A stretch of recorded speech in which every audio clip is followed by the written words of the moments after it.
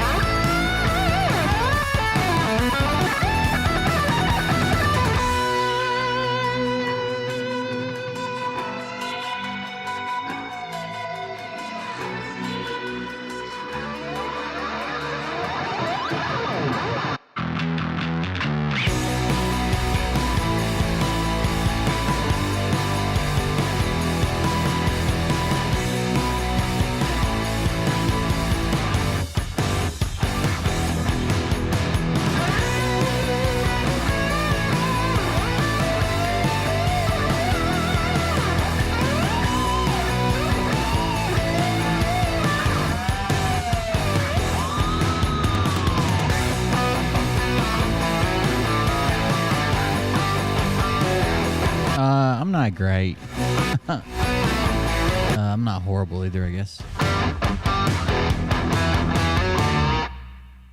Got some poison oak or sumac or some shit on my arm, so that's great. What you think about when you're born into a fire? Let 'em burn, let 'em. The water's back on at the campground. The well guy came out today and replaced the pump, the whole pump. So that's good. And I worked on a water heater for a couple hours. They tell us lies and fade away, fade away. We feel betrayed. We were raised to lose the race. Wake it through back. Kick only, guys. When you see this, make sure you come to Kick. As soon as the intro's over, I'm going to cut everything else loose, and we are on Kick only for Friday, Saturday, Sunday. Went over Phil Godlewski's latest. There's the live stream. Beat the odds, beat the big house. And all the lies within. The brains are bigger than the doubt. We've been thinking for ourselves. Never let the truth fade away. And there's a huge parcel of land for sale right now in my county. It's like stupid expensive, but land's never for sale here. Burn away. I'd buy it up if I could. That's for sure. I think it's like 70 acres. It's crazy.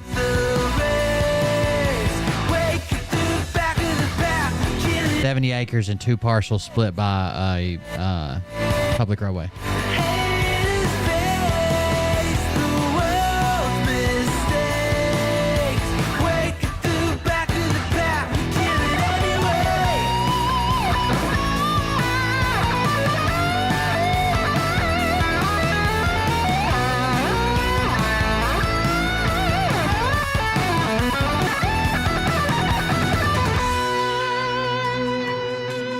Make the meat hammer compound. That's right.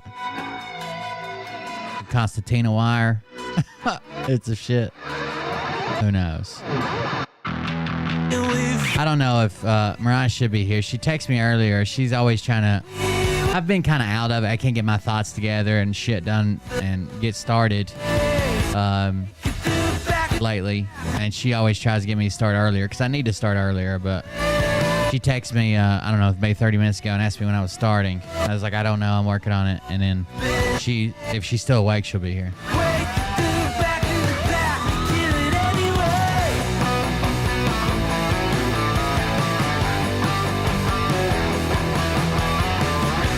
I don't know what you mean by near you, but I can't. You told me that the other night. I couldn't find it. It's Mariah says she's watching now, but she'll be in chat in a few minutes. What I'm thinking about doing is my sister's at a point in her life where she's single now and or divorced or whatever you want to say, but all of her kids are basically. She's got 2 kids that are adults that are on their own and got a good life for themselves. And she's got one that's 16, you know, fixing to finish up high school in a couple years and go off to college. So what I'm trying to do is I would like to go in with my sister and buy a big enough piece to where even if I had a house that needed like some fixing up on it, that'd be great for my sister. But a big enough piece to where we have our own areas and never really see each other, even though we live kind of on the same family compound. Unless we want to see each other, you know what I mean? Like not on top. I don't want to be on top of each other. And then have her a place, and then move my camper there and build me a place. Hopefully, eventually, but we'll see. It has to be close enough to the schools and close enough to her job. She works in this county, so I'm not trying to move her far away from her job, and I'm not trying to move the kids to a different school district. But anyways, let's roll the intro so we can cut off everything else. Kick only tonight. Hey daddies, it's me, the Linda Binda from TikTok. I wanted to make this video because I wanted to thank you for watching Cold Beer Confessionals with Will Bird. I think that's just incredible. I've watched a few episodes and I'm just like very intrigued. But you know what I'm most intrigued in is Big Daddy's meat stick. I heard that it's very thick, like a good old German sausage. You know, Linda and her coochie loves that. Oh, never mind. Let's not go there. Anyways, I hope you have a good show and enjoy it as you can. There's a lot of weird things that go on, especially when it comes from the realm of Linda Bindaland. So, enjoy the show. Thanks for watching. Peace out. Welcome, everybody. I'm Will Bird, and this is the Cold Beer Confessional. Thank you for joining us. We're on Kick Only tonight, Friday, Saturday, Sunday. Let me change the cameras around. Friday, Saturday, Sunday, we're on Kick Only. So if that's something you're interested in, go to kick.com/coldbeerconfessional, kick.com/coldbeerconfessional. If you're watching anywhere else, you're about to lose it. We're going over Phil Godlewski's latest video that he did. I'm going to cut loose all the other platforms, but there will be a replay on YouTube if for some reason you don't want to come to Kick. But Twitch, YouTube, Facebook, Rumble are all shutting off. Friday, Saturday, Sunday, we do Kick Only. And every other day, I'm everywhere else. Okay? So, see you, big girl. Thanks for stopping in to say hey. So that's completely up to you what you want to do. But Kick is fine.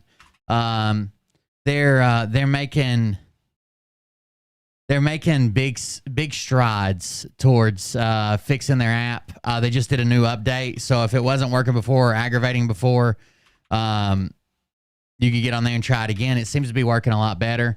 If you don't have an account, you can just watch. If you do have an account, you're more than welcome to comment, follow, subscribe, whatever you want to do over on Kick. But you'll have to be there to watch the live show. So let me do that. First of all, Facebook, see over on Kick. And then we'll cut loose, let's see, Rumble next.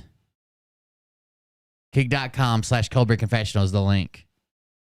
And then Twitch, kick.com/coldbeerconfessional. Come join us. And then YouTube, I have to make private for the replay to work tomorrow. I haven't been posting replays on YouTube just because they've just been kind of like hangout shows, not doing a whole lot. I don't know. I've been down, depressed. Yeah, that's a pretty good ways away from where I live, but I see the address. And then I haven't been posting replays, but I will post this one tomorrow. Okay. This replay will be posted tomorrow. If you're not a Kick user, I'll put it up. So thank you for joining us on YouTube. We'll see you on the replay tomorrow, or we'll see you live tonight on Kick.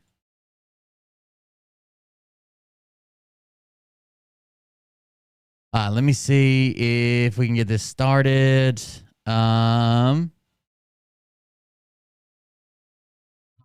First of all, if you're not a TikTok user, please, if you do have TikTok, go check this out again. But I will let you guys go ahead and check on the mushrooms. I made a video about it today. All I did was the agar. I'm thinking I got a mushroom grow bag that's getting really close to like being ready to fruit.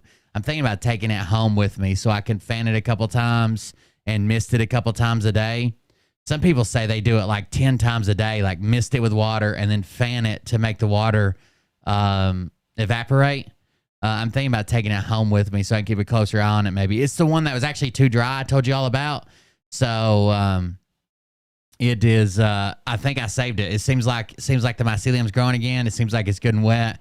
I should have been paying more attention to it, but I was just trying to leave it alone because I felt like I handled it too much. Anyways, the agar plates are really taking off. Here they are. Oh, I don't know what that music is, but it's probably copywritten. So day 5 with agar plates, and let's check them out. Maybe. Stuck, put way too many drops on it, but look at that. That's a lot of growth. That's a lot from, this is the one that kind of like shot out. It's probably got like 20 drops on it, way too much. And you can see how much growth it's had.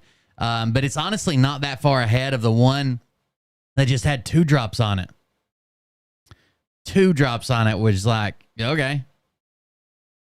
Everybody got, what, 30, 40% of the plate covered? Look at that corner.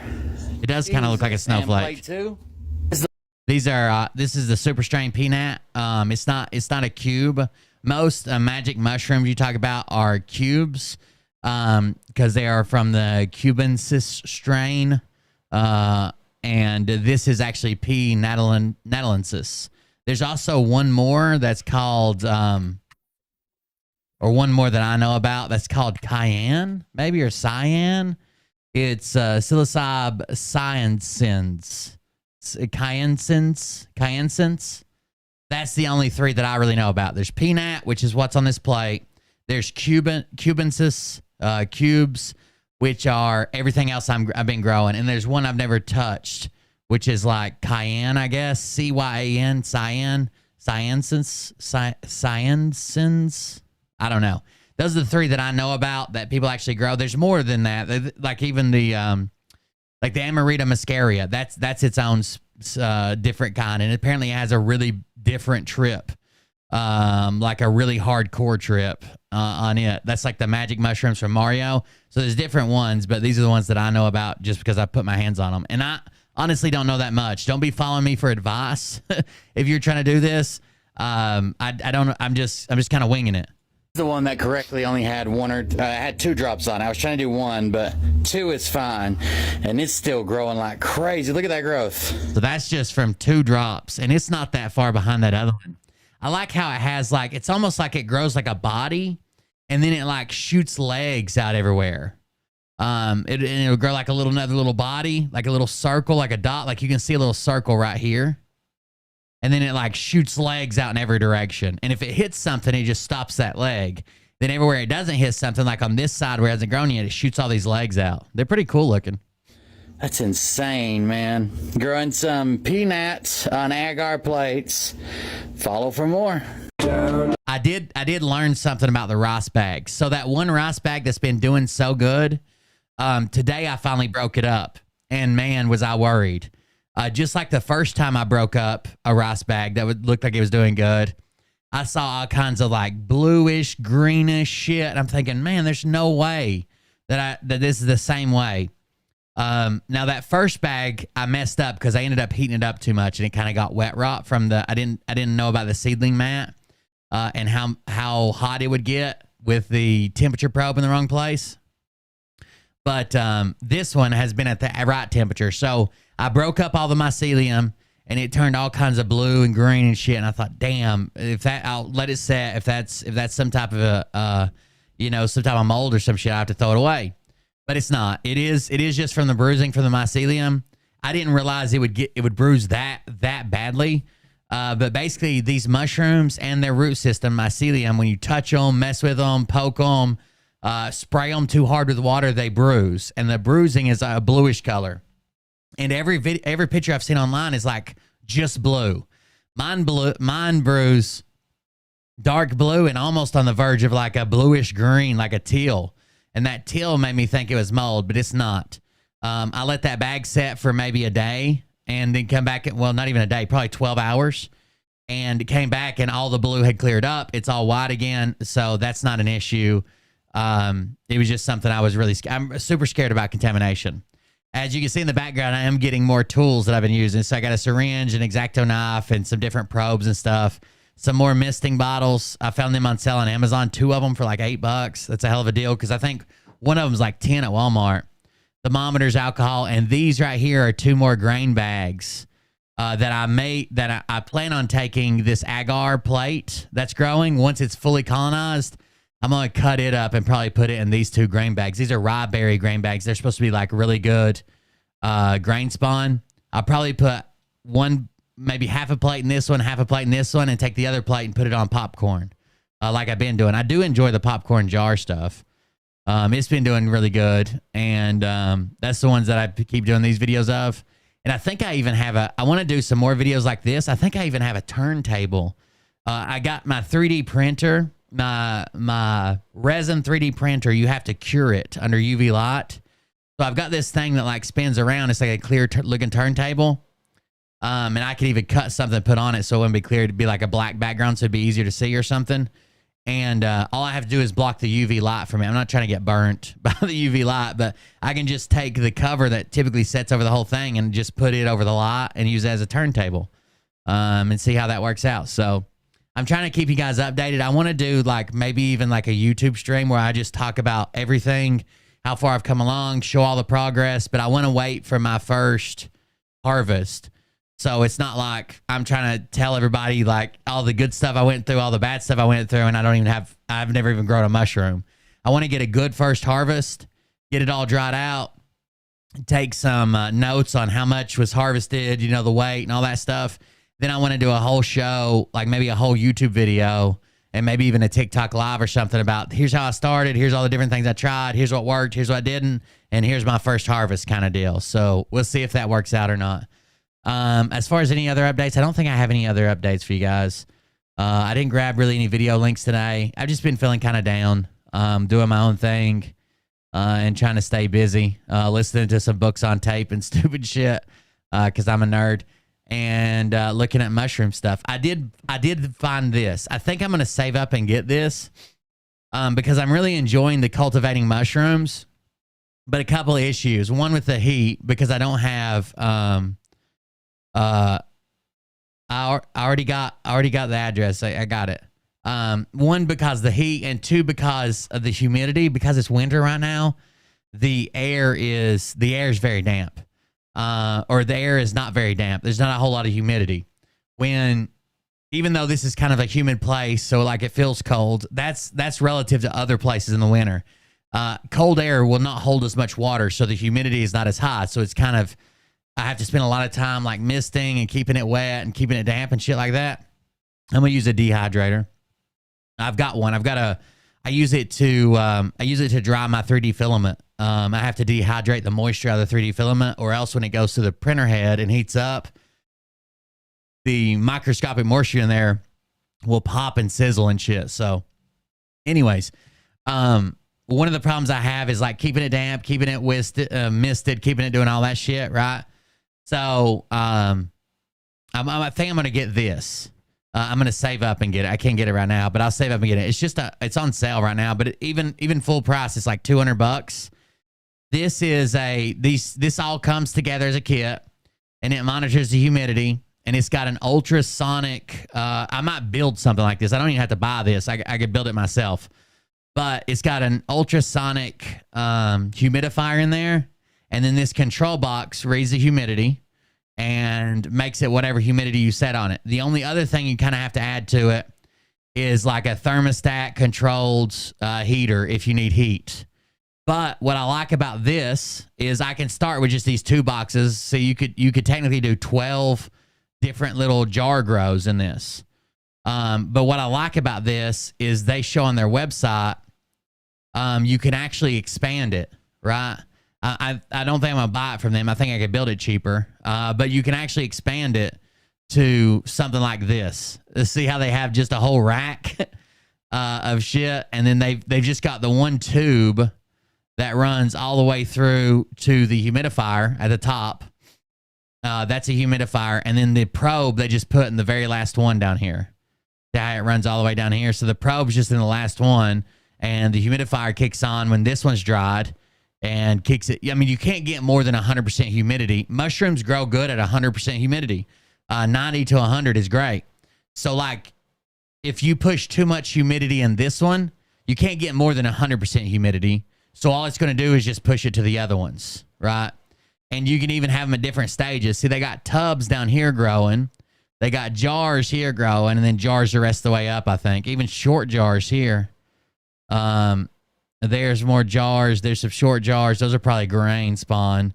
They got jars all the way down to tubs that they're doing it in. So you can expand it with this rack. All I've basically got to do, I mean, there's all these parts are off the shelf. They even tell you in their instructions, like, we'll show you how to expand this with off the shelf parts. So really, the only part I won't have is like this box that controls the humidity.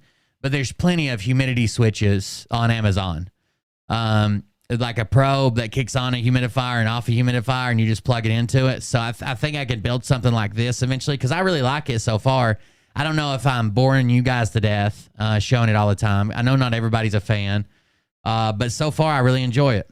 I have really enjoyed like growing it and watching it. The problem is I'm not going to be here to mist it 30 times a day during the winter because the air is dry. And I already had an issue where I wasn't paying enough attention to it, where one of them dried out. So I'm thinking about just buying and getting this, or I'm sorry, building one of these, something like this. And yeah, they've got these have lights built in them on a timer for 12 hours on, 12 hours off. There's a couple different companies that build different kits like this, but I think this one's kind of like the best setup. If you get one of these baker's racks, right, it basically takes up one shelf, and then you can expand it as much as you want to. Get a power strip, baker's rack, and then the humidifier, and you're ready to go. The way they're growing these, like this would be how I'm growing it, kind of like the popcorn to a tray kind of deal. But you can also do this thing where you put them in a jar, a wide mouth jar that you can dump them out of, and you get it all going in the jar. And then when it's ready for mushroom time, you just kind of turn the jar over and plop them out. And then you get the mushrooms going. So that's called like I think it's called PF Tech, but it's like birthing a jar. Like you birth the cake out of the jar, and then you just kind of grow it out of, it'll still be the shape of a jar, even though there's no jar around it. And the mushrooms will just grow out of that, which is kind of what they do here. It's more, if you have the room for it, it's more economical to spread it out into a bigger substrate, right? The problem is, like we talked about the other day, is if one of your little jar things gets a mold or something in it, you just throw the jar away. If I take that jar of mycelium and spread it to 4 tubs and it had some type of mold in it, then I got to throw 4 fucking tubs away.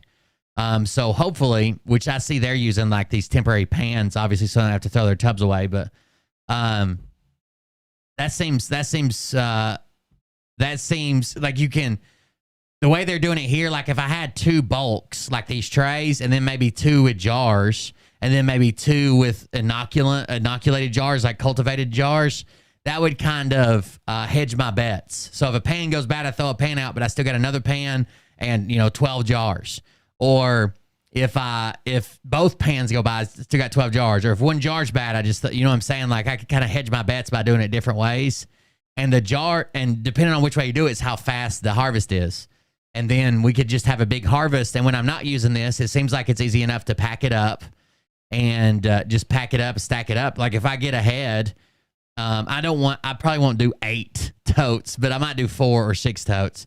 But once I get ahead, I can just pack all this up and set it on the shelf until, you know, I need some more, and then I'll grow some more. Hell, I'll start growing gourmet mushrooms and selling them to fucking motherfuckers. But I want to start with just something like this. Simple. 2 little totes, a little humidifier, and I'm going to have a little heater too to make sure the temperature stays right. And there you go. I did jars. Probably 2 out of every 10 would get some sort of contamination. Yeah, I try to be super sterile, like gloves and alcohol, washing up and flame sterilize and stuff that everybody recommends. And I did get that wet rot one time. I think that was because I overheated the bags. It wasn't like bacterial. It was just like where I cooked the rice and it turned into mush. And then the mycelium got so wet, it was like dying and shit. Anyways, yeah, I think contamination is basically everywhere. So no matter how safe you are, even like professional growers, like people that work at like a company that grows it, they get a certain percentage of contamination. So I think you just got to kind of bank on it. You're not going to ever not have contamination for, like, if you do this for a while. Even if your first 10 are successful, that 11th one, you could have, you know, some type of contam. Because even the professionals do it. Anyways, that's the mushroom updates. I think that's what I'm going to try to do. We'll see. And I'll keep you guys updated. I honestly hope that content, because as long as I don't say anything about psilocybin or magic mushrooms, if I just talk about mushrooms in general as if I'm talking about gourmet mushrooms, hopefully it's monetizable. Oh, shit. She gonna be like, damn, shit, my God. Tron Funkin' Blows. Thank you very much. 5 6-packs. I appreciate that. Thank you for the donation and support. If you want to support the show, if you like what we're doing, want to continue to see it 7 days a week, you can support the show at coldbeer.fund. Coldbeer.fund has all my links, including Buy Me a Coffee, join our Patreon for extra content, Gun and Bomber, and Dono Clip. Even if we don't do anything else this week, we will be doing Patreon shows because I owe you guys at least that much to my patrons. But we might be cutting back the stream schedule some. We'll have to see what's going on. But we'll still do Patreon shows no matter what, because that's a gigantic part of my support from you guys, and I don't want to leave you guys without shows. So for what you paid for, I've done that enough. Anyways, let's hop into this fill video while we got time to do it. The video is titled Remember. It says Remember, and it's for November 5th at 7 p.m. Before we start the video, though, let's go to his page because he's typed out some wild shit. So if we go up to where I left off last time, which was him being an idiot about spelling everything with a PH, he makes some interesting posts here. So he starts sharing some Q posts. Let's see, where does it start? Okay, up here. That's from, hold on just a second.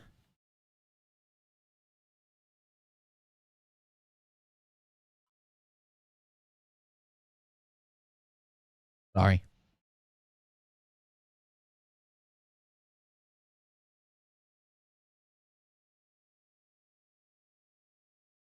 All right, back to Phil. Sorry, I had to pull something up. All right, so he shares that weird post with that boogie whatever song or whatever. Then he says, look closely, listen even closer while he plays this. Whatever that song is, and he shows this picture of just a bunch of fucking junk. All right. And then he says, look closely, listen even closer, goldquiz.com. Then he shares a news article from the Epoch Times. I'm not a big fan of the Epoch Times. But anyways, they lean hard right, and they share headlines like catchy. They're almost like clickbait. Okay. Once you read the story, a lot of times the headline doesn't even make sense anymore. But they share a headline that says nearly 1 in 3 COVID-19 recipients suffered neurological side effects.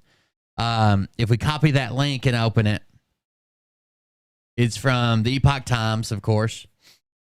And, oh shit, nope, that's not what I meant to do.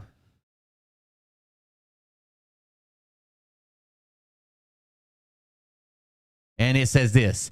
The people included in this study suffered from headaches, tremors. Oh shit, I'm going to have to steal it too.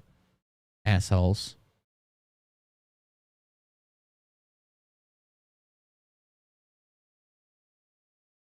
I'm working on stealing a copy of the, okay. The people included in the study suffered from headaches, tremors, muscle spasms, insomnia, sleepiness, vertigo, and difficulty in concentration. Almost a third of individuals who received COVID-19 vaccines suffered from neurological complications, including tremors, insomnia, and muscle spasms, according to a recent study published in the journal Vaccines. The study analyzed 19,096 people who received COVID-19 vaccines in Italy in July of 2021, of which, and this, first of all, this is in Italy, out of which 15,368 had taken the Pfizer vaccine, 2,077 had taken the Moderna vaccine, and 1,651 had taken the AstraZeneca version. While both Pfizer and Moderna are mRNA vaccines, AstraZeneca being an adenovirus, uses virus vaccine, uses different mechanisms to trigger the immune response. But the study found that 31.2% of vaccinated individuals develop post-vaccination neurological complications, particularly among those injected with the AstraZeneca jab. Different vaccines had a different neurological risk profile.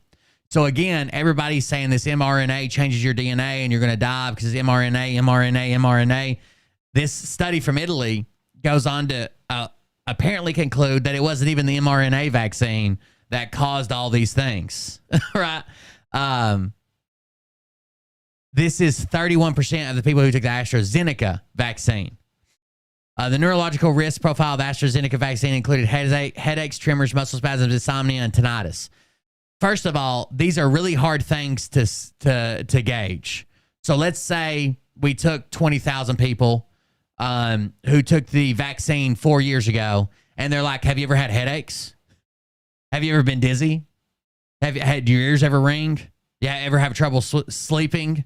Like, this is something that you could convince a lot of people. This isn't like death. This isn't like loss of a limb. This isn't like fucking Bell's palsy. These are like, who in the chat has headaches? You know what I'm saying? Like, this is something really hard to study because people want to contribute stuff to stuff that's happened. You could have just your blood pressure from sitting around could have went through the fucking roof. By the way, a lot of people suffered this just from the lockdowns. The lockdowns weren't good for your health. A lot of people become alcoholics. A lot of people had mental health crises. A lot of people, you know what I'm saying? So this is really hard. This is really hard to study, first of all, and to make these conclusions that it has to do with a vaccine. That's not what the study finds. The study finds that this many people took the vaccine, whatever vaccine they took, and of those people, this many people have headaches or insomnia or whatever, right? Since the vaccine. Are those two things tied together? Maybe. But there's also a lot of reasons that they might not be tied together, right? You could have had any number of things happen to you in the last 3 years that caused you to do any of this, right? That headaches or ringing of the ears or not being able to sleep, insomnia. Anyways, a feeling of numbness or itching on the skin, double vision, vertigo, taste and smell alterations. Taste and smell alterations were a big deal with just getting COVID. Even people like me, I think I had COVID and just didn't know it. I got a pretty decent immune system. Like I've had issue with my taste and smell since the COVID time. And since I was kind of like feeling under the weather, it wasn't a big deal to me. I wasn't fucking wheezing. The one time I thought I was going to die was before COVID was even announced. It was in October or November.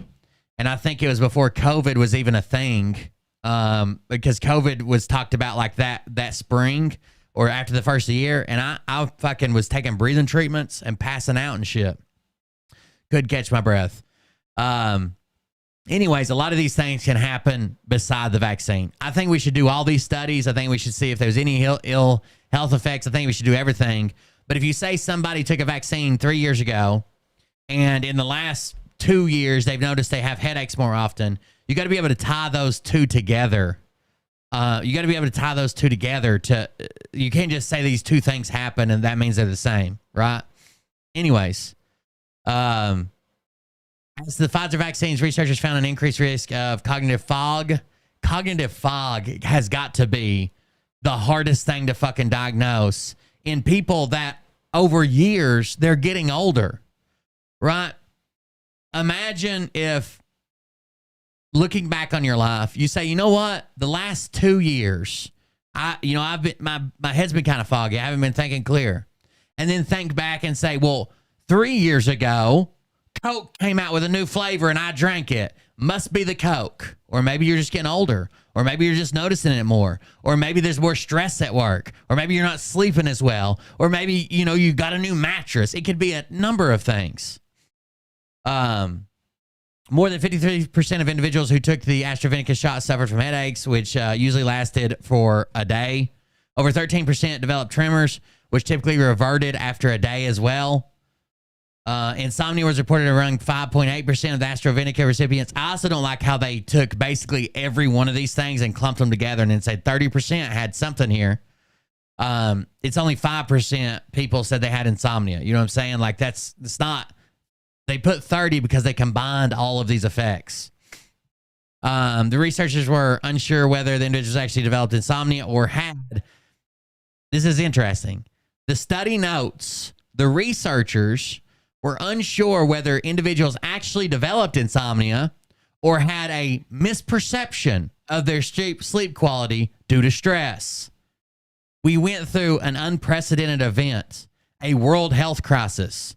I'm sure a lot of things changed regardless of whether you took it or not. Tinnitus was reported by 2.7% of the people who took the AstraZeneca shot. Tinnitus is a condition in which the individual hears ringing or other noises which are not caused by an external sound. All these complications had a higher risk of occurring after taking the first dose of the vaccine. The study speculated that combinations related to the AstraZeneca vaccine are attributed to two factors. Firstly, the nature of the vaccine, which is modified adenovirus vector that results in significant and persistent systemic immune activation. Secondly, individual vulnerability related to a predisposing biology. And then it goes on to talk about the rest of them. I'm not going to read all this. But there you go. I think it's very misleading that the Epoch Times is just like 30% of people who took the vaccine have neurological side effects. Yeah, kind of, maybe. But we don't even know that it's related to the vaccine. All we know is in the last 3 years, they've had some weird shit happen, and they also happen to have taken the vaccine.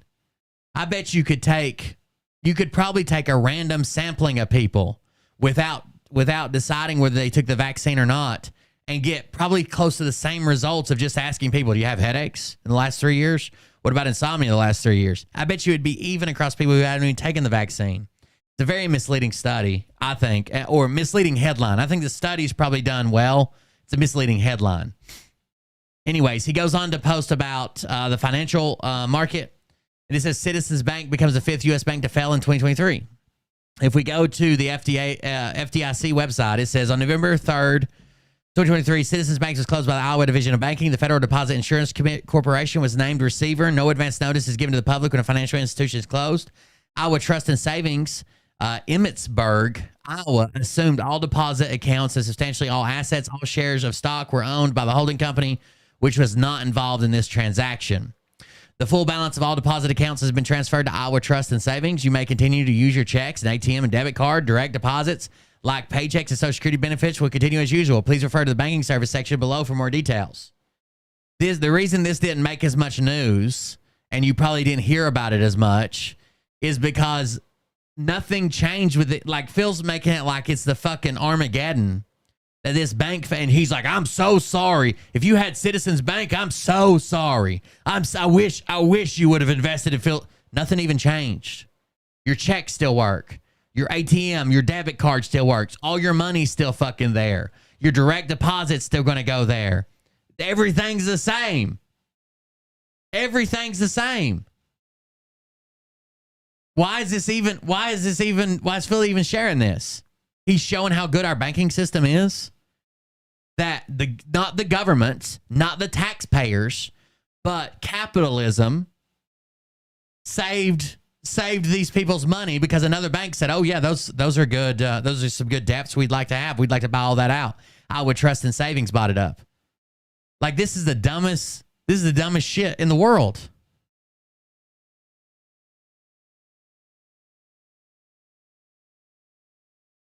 Shut the fuck up. Don't tell me not to be dumb. You're the one reading into the fucking hype and hysteria. Suck my dick. How about that? Don't be dumb. Anyways, this is showing that our banking system is strong and resilient and took care of itself. Bill then says, do you think this is over? Greenback Boogie, goldquiz.com. You are running out of time.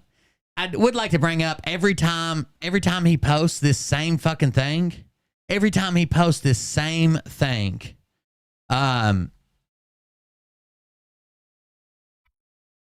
he always says it's the last time.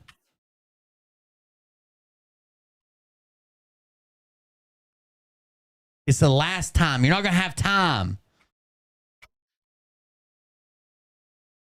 You're not going to have time to get in. You're not going to make it. You're not going to do it. This is the last time you can invest with me. But then, for some reason, there's always a next time. There's always another time. There's always one more time. How many times has he posted and said, well, the guys, this is probably going to be the last time I'm going to say it. This is the last time I'm going to say it. This is it. Last time you're going to get from me. I can't say it anymore. This is the last time. But there's always another time. How can there be all these last times? How can there be all these last times for you to get invested with Gold Quiz? For you to get invested with him? It can't always be the last time. You're just barely getting in. You're just barely getting in before the buzzer. He said it's the last time for at least 2 years. Obviously, it's not the last time. I don't know why people are still signing up for his stupid shit. But we're going to see he's making a ton of money off of it. He goes on to post that says, if you were a customer of Citizens Bank, I'm so sorry. But don't say I didn't warn you. More to come. Have you been paying attention? Have you been paying close enough attention? Dominoes, tick, tick, boom. GNB, BGY, run them. Goldquiz.com. And again, if you're a customer of Citizens Bank, nothing happened. Your debit card works. Your checks work. Your full balance is in your accounts, all the accounts you had.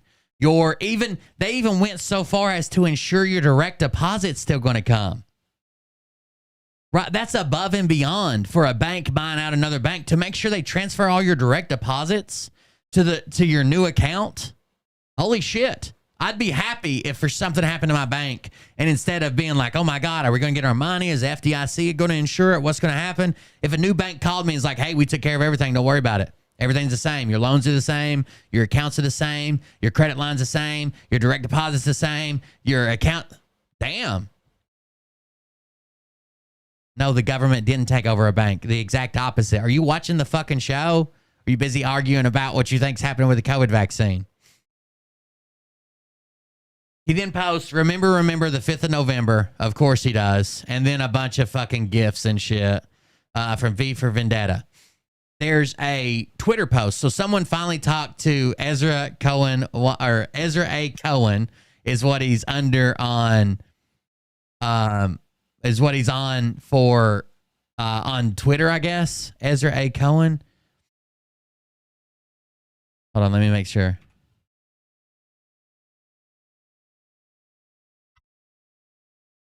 Ezra A. Cohen, right? Is that his Twitter handle or his True Social?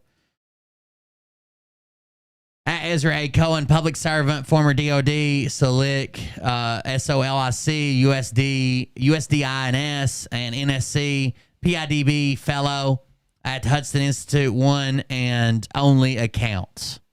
So this is his account verified on Twitter.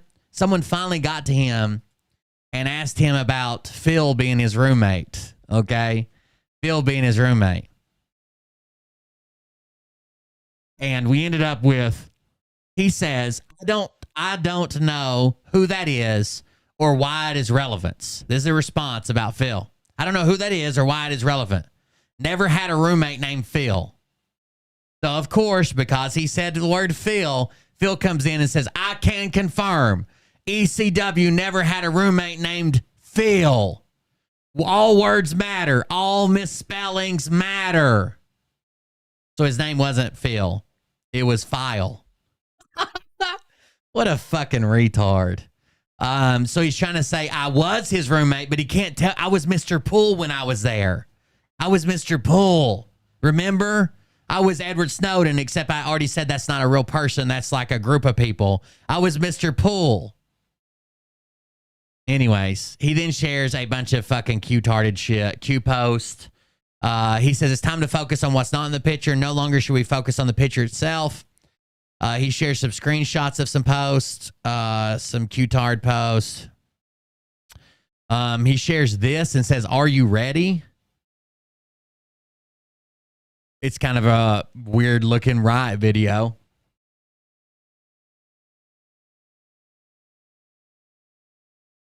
I honestly think this was from back during like the Black Lives Matter Antifa shit.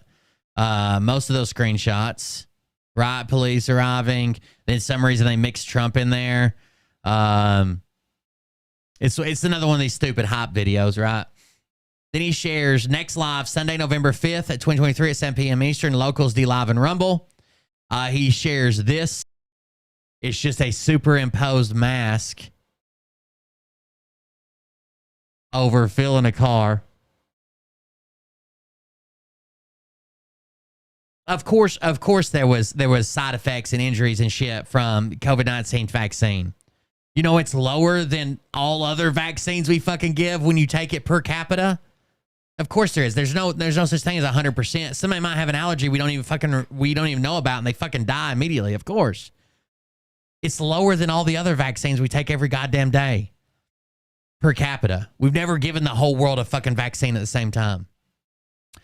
He shares where we go one, we go all. A little Q logo here.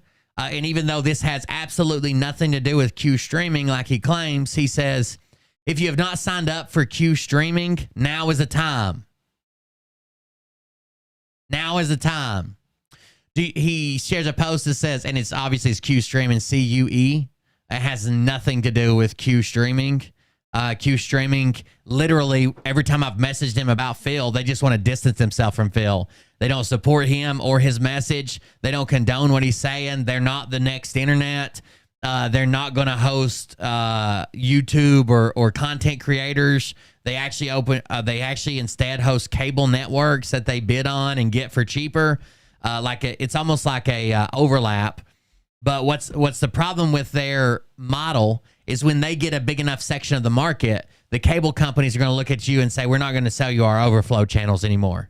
We're not going to do it. We're not going to sell you our overflow channels anymore. It's not worth it for us. It's not worth it for us. Phil posts, do you remember? Because I remember you. Who has the receipts? Who knows where the bodies are buried? No such agency. Records scrubbed. Doesn't change the past. Your powers have lapsed. The final countdown. Because Phil's a fucking retard and still trying to say that he's in. All right, look, you're not going to peddle that shit here. So either fucking stop or leave. One of the two. Or I'll help you out. They're going to peddle that shit here. You're not going to just fucking say, myocarditis. Do you know the fucking numbers? You're not going to peddle that shit in my chat. It's twice now. Fucking stop or leave. One of the two. If you have not signed up for Q streaming, now is the time. He then says, please do not forget you get $6 every month for anyone you enroll with your Q streaming link. You also get $4 per month for every person your first level enrollments enroll themselves. So if you enroll somebody, you get $6 for them. All right, ban that dumb bitch. Like, I'm done. I'm not looking up a goddamn thing you say. Why would you come in here and profess something if you want me to fucking look it up, you dumb cunt? You don't even know what the fuck you're talking about, or I wouldn't have to look nobody up. Anyways, back to it. So for the first people you sign up, you get $6. They pay, what is it, $59 or $60 a month? The first person you sign up, you get $6. If those first people sign somebody up, you get $4. And I think it falls off after that. I think it falls off after that. I don't think you get anything from like the third level. It's just your first level and your second level, I think. I'm not positive. I just looked into it. At least they don't promote or tell you the amount. If they are giving out money for like third, fourth, fifth level, they don't say the amount. Because when I've looked into this, because Phil was doing it, they only shared information about their first level and second level. So like your first level enrollees and people they enroll. They didn't share anything about people that the second level enrolls. And then Phil says, do you think I'm kidding? Are you worried about Q not paying you? Think again. Help me help you. Help yourself. Help others. Now is the time. PhilQQ.myQstreaming.com/apply. And it says that, it says, welcome Phil Godlewski. Signed in, got a profile picture. And it says, sponsored by Blacked Out, a personal site URL, Blacked Out, application to enroll. Phil QQ. So he added the Q in there to make it look like it has something to do with like QAnon. Because he put Phil Q as his name. And then it's q.myqstreaming.com/apply. Level 1 active subscribers, Blacked Out. Level 2 active subscribers, Blacked Out. Which is kind of weird. I don't even know why he would black these things out. Because if his money's right, he probably edited it and didn't want to change the fucking numbers up here. But it says that his November earnings month to date is $3,500. Commissions earned last month, $32,522. In September, he earned $17,000. In August, he earned $15,000. And in July, he earned $17,000. But somehow he's now earned $32,000 this month, or last month. It says withhold up to $59.99 of commissions for my monthly bill. He's got his latest subscribers, 10 most recent subscribers here. And it says lifetime earned $107,000. Lifetime payments, $31,968. So that's the lifetime earnings versus how much has already been paid out. 107,990 minus 32522 minus 3,500. 71968. So this all adds up. If you take 71968 plus 32,522 plus the 3,500 he's earned today, it all adds up to 107,990. So this is him sharing his back end report saying that he earns $107,000. He's earned $107,000 through Q streaming, 32,522 of that in October, and then you can see the months before that, and he's already earned $3,500 this month, apparently. I haven't had time to go through this to see if any of it's real, but that's what he shared. He then shares a video of Trump, and it says Trump on the importance of 2024 elections. And they had very strong identification. And they had a winner and they had a loser. At 10 o'clock in the evening, everyone went home. The winner was happy. The loser was unhappy. There were no disputes. Same day voting, paper ballots. You know, they make a special paper. A special paper. They make a special paper. They make a special paper that's almost impossible to forge. It's great. Wonderful to forge. It's almost impossible to forge. Impossible to forge. Impossible to forge. I didn't see it, Truther. Watermark. This is all a lie, though. I mean, states handle their own ballots, so no federal agency came in and put watermarks. Some states before have had like security devices and watermarks in them. It seems like it's kind of fallen out of style because of how you have to register and you have to be on the registration for your vote to count, and that's all verified in the back end. It seems like it's kind of fallen out of style. Can you put a watermark on a ballot? Absolutely. Did the federal government put a watermark on a ballot? No. Watermark. It's almost impossible to forge. Paper ballots. Watermark.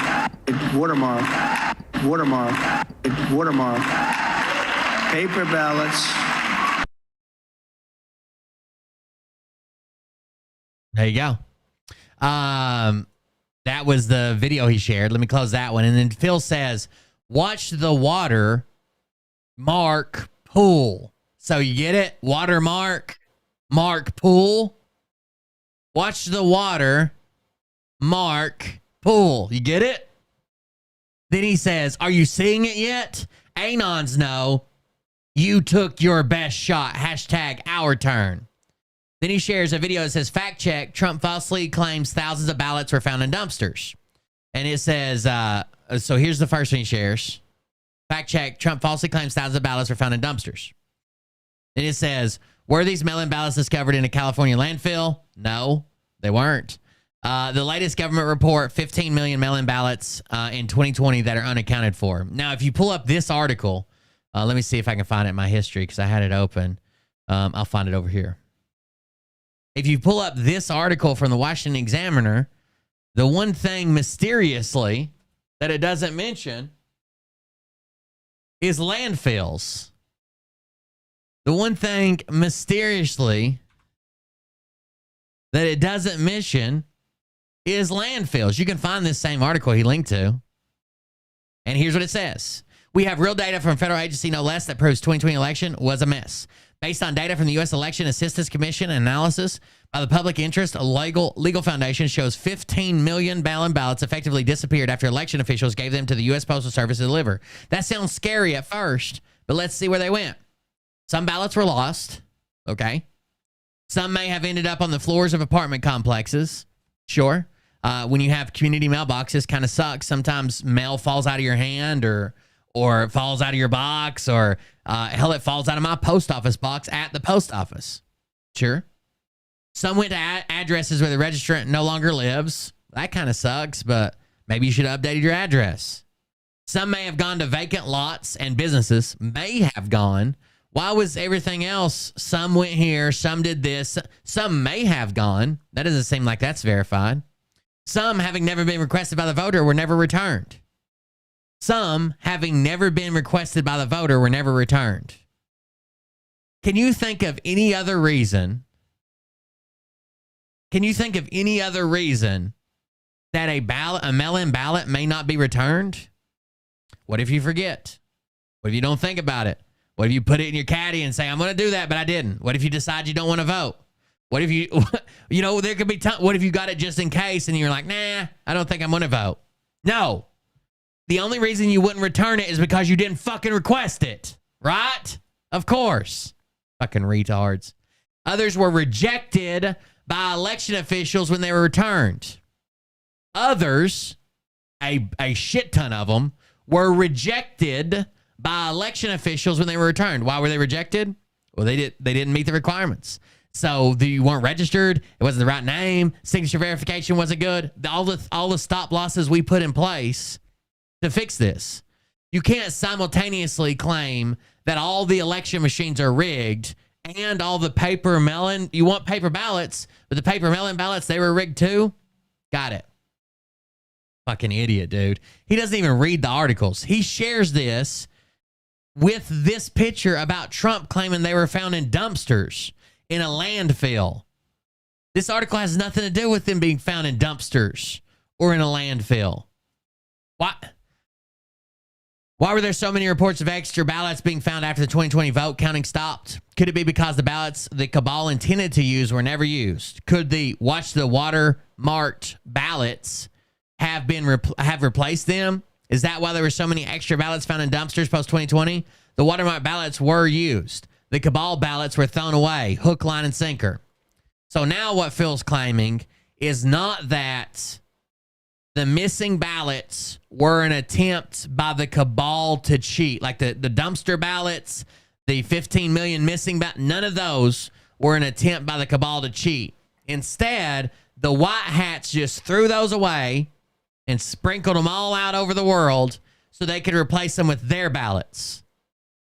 But if that's true, and we use the white hat ballots, and Trump still lost, and all the bad, fraudulent bullshit ballots were thrown out, how do you explain that he still fucking lost, Phil?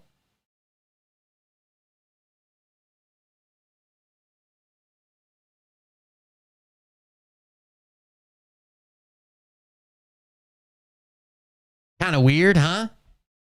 If they threw out the ballots they were cheating with, and we replaced them with good white hat watermark ballots, how do you explain the count then, Phil? Doesn't make much sense. He then shares his official TikTok, which we've got to look at quickly, with no content, no followers, no likes, no bio. I guess I'm blocked by him. Let's see. I'm assuming I'm blocked by him. He's got to have stuff on there, right? He must have pre-blocked me. I've never even knew he had a fucking TikTok. I guess I'm pre-blocked. Yeah, there we go. I'm pre-blocked. He's afraid I'm going to hurt him on TikTok because I actually have a following on TikTok closer to his. Right? He doesn't have everybody convinced yet. I got it. So I'm pre-blocked on TikTok. Make sure you go ask him why I'm fucking pre-blocked. Even though we've never engaged. I didn't even know he had a fucking account. That's kind of interesting, but whatever. He then says, this is my TikTok. No other TikTok channel belongs to me. There were so many spoofs. Now, here's his next argument about the watermarked ballots. He says, if mainstream media basically, thank you, TR. I do see it now. I'll grab it in just a second. Thank you for sending it to me. I haven't clicked on it yet, but I see you sent a picture. His next argument about watermarked ballots is that because we can't believe anything the mainstream media says, and because every possible outlet has asked, are ballots watermarked? And the answer is no, then that actually means the answer is yes. Right? Why not? It says mainstream media fact checkers say that the ballots were not watermarked. What does that tell you? And then he shares this. And it shows this clearly fake photo. And it says, it's from All America. It says, turn out the ballots in Arizona were watermarked. After all, here's a photo posted by Rep. Vernon Jones holding one of the ballots up to a black lot. And then someone says, where did he post this? Because he never posted it. He never posted. If this was a post by some type of official, then you would have screenshot the official posting it. And he shares this as an image from Lead Stories. It says, fact check, this photo does not show ballots in the Maricopa County race. If we go on, he shares this image. Snopes, myth, theory, fact checking, Snopes. Then this image. No. Did President Trump issue secret watermarks on ballots? No. False. U.S. federal government did not watermark ballots for 2020 election. False. Fact check, false QAnon claim that Trump watermarked mail-in ballots. Fact check, QAnon watermark ballots conspiracy theory is still false. PolitiFact, no, Judicial Watch did not publish a bogus story about the watermark ballots. So there was even fake websites going up that claimed to be Judicial Watch that were saying that, Judicial Watch found out they were watermarked. There's a bunch of fucking fuckery going on that I think was more than just a bunch of Q-tards running around. I think it had to do with foreign countries trying to get us against each other, trying to spark an insurrection and a fucking riot and potentially a coup or overthrow the government. It had a bunch of backing behind it. Phil says, such mainstream media extremes to debunk a false story. Why not just ignore it? The truth is coming out. We never just ignore it. Think of a time where there's ever been a claim that the veracity of that claim is not known. Like some people believe it's false and some people believe it's true, right? It's up in the air. Has there ever been a time that something like that has happened, a nationwide news story like that has happened, and no one addressed it? People are just like, let it go, it'll go away. Nope, we don't have to talk about that. Nope, nobody's going to talk about that. Is it true? I don't know. We're not talking about it. You can't both say, Phil claims all the time, the mainstream media is not showing you the real news. They're not talking about it because it's really happening. But then he also comes on and says, why don't they just ignore it? Why don't they just ignore it? They just go, if it's just a conspiracy theory, why don't they just ignore it? But when they do ignore it, then he says, why is the mainstream media talking about this? Why? Because they're dirty, they're corrupt, the white hats, the black hats. You can't have it both ways, Phil, you fucking retard. And then we got Louis Gomer from Texas having a senile moment. One more thing. Sunday, I think the person who called Louis Gomer was either Sidney Powell, which means we'll probably hear about this in the Georgia case, or someone underneath Sidney Powell. Because the person who made a lot of this shit up was Tori Says. Tori Says made a lot of this Seidel server shit up, and she was Sidney Powell's Kraken. When Sidney Powell said release the Kraken, what she really meant was release this grifter who's been busted by our hometown, went to court, been busted again and again for grifting off people. Let's believe her because she is the Kraken. Share one more thing. Sunday, I had... Make sure if you have an account, I'm not going to lie to you and say that your viewer number doesn't count. You do, even without an account on every platform. But if you do have an account, follow the channel. I'd appreciate it. Information from some of our former intel people that there was extremely compelling evidence that could be gleaned from Seidel. That's SCYTL. That's a company headquartered in Barcelona. There's actually a better clip of this where he says, well, I was recently told about a what's he say, a server farm that was raided in Germany last night. That's the better clip. That was responsible. And he's on national news saying it. All the information from all the machines and whatnot. There is no Seidel server farm. There was no firefight between the FBI and the CIA and the NSA and the PSA and the PBR or whatever the fuck it's supposed to. It didn't happen. Headquarters had moved to Frankfurt. You know Frankfurt, where Merkel in Germany has said the day after the election that Trump needed to go ahead and concede. Well, most world leaders said he needed to go ahead and concede. They're going through bankruptcy, but that information as to how many votes were switched from Republican for Democrat would have been easily established from the information. Remember, Mike Lindell was going to get this information too. He didn't seem to have it. That Seidel gathered, and what were the votes going in, and which ones were changed going out. And he said, "Can you send me exactly the information we need to gather?" And so I got that information and sent it in the wee hours Monday morning. And before he would have had a chance to, he sent a real raw news article. Make a request to get any of that information. It turns out I don't know the truth. Thank you, Truth the Roast. There was a German tweet in German saying that on Monday, U.S. Army forces went into Seidel and grabbed their server. This legitimately, I know everybody's tired of hearing Russia, but this German account in Germany that tweeted this was literally almost a brand new account that was like 3 or 4 days old that tweeted this out and was traced back to a Russian troll farm. Whether you believe they just did it for lols to, just to laugh in the background, or they legitimately did it to sow dissent within the American people, it was 100% traced back to Russia. There's some that believe I may have said Germany, but a Russian troll farm that manipulated all this. Thank you, True the Roast. I appreciate it. We appreciate ends. seeing you in chat. I was wondering, I guess you said you just finally made an account. It's a little disturbing. I see you everywhere, but I didn't see you come in here much. Didn't have an account yet. How corrupt the government has gotten with the whole. Thanks for making an account for us. The framing of Mike Flynn. There's actually some good shows on here. Others, Carter Page, Papadopoulos. So this is a desperate time for our country when those that are entrusted. There you go. That's what he shares. By the way, I know a lot of people don't like Destiny. That's fine. You don't have to like Destiny or his political views. He's a center leftist, I guess. He's not as crazy as like when you think about the left, but he's not right wing either.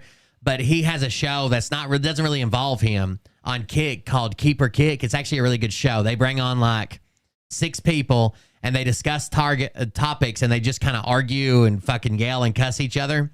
And then at the end of each round, the audience gets to vote to keep somebody on or kick them off.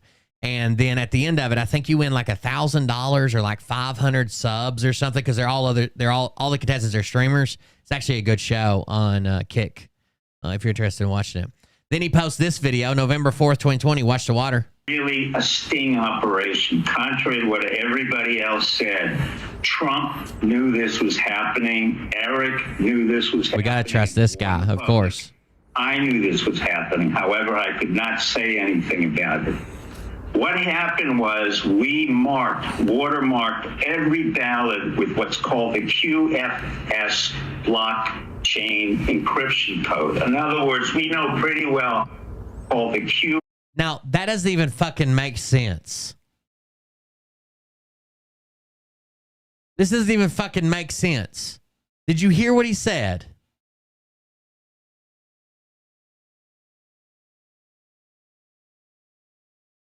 Did you hear what he fucking said? I would go on if they'd invite me for sure. Marked every ballot with what's called the QFS blockchain encryption code. In other words, we know pretty well called the QFS. How do you watermark something with a blockchain hash?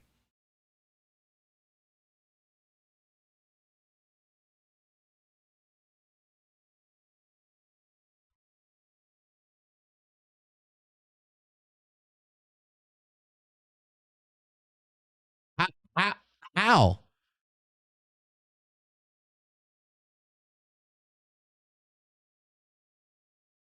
How would you mark something with a 256-bit blockchain hash, which is just random numbers and generators that have been ran through a coding system?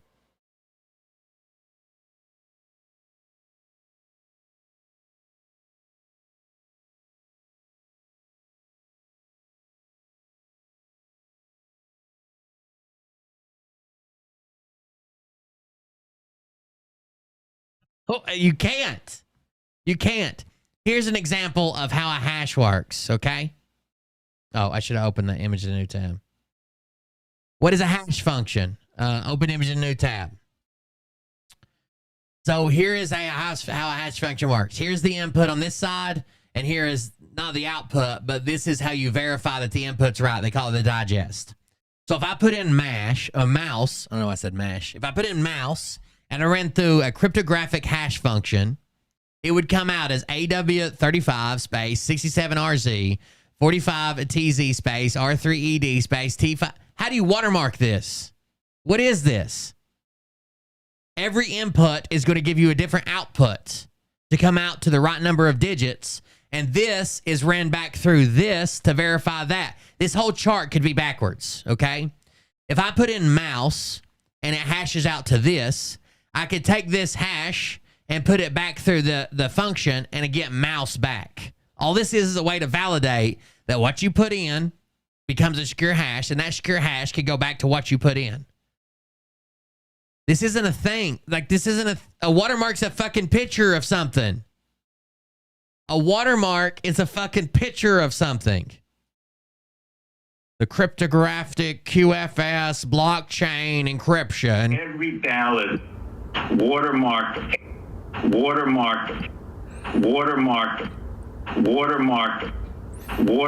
That's right, down with mainstream media. What's called the QFS should have been a dead giveaway. Blockchain encryption code. In other words, we know. Oh, we haven't said this in a long time.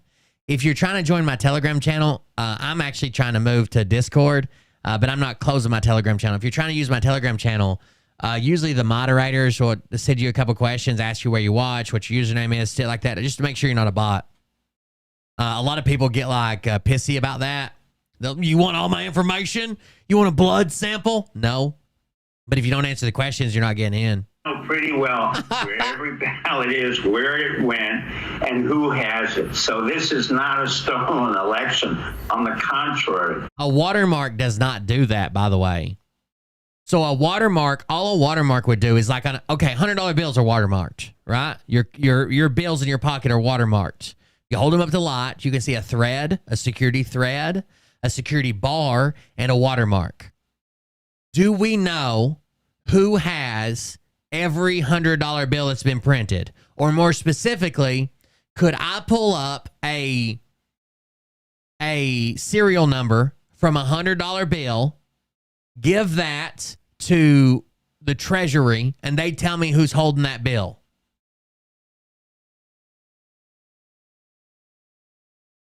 Could we do that?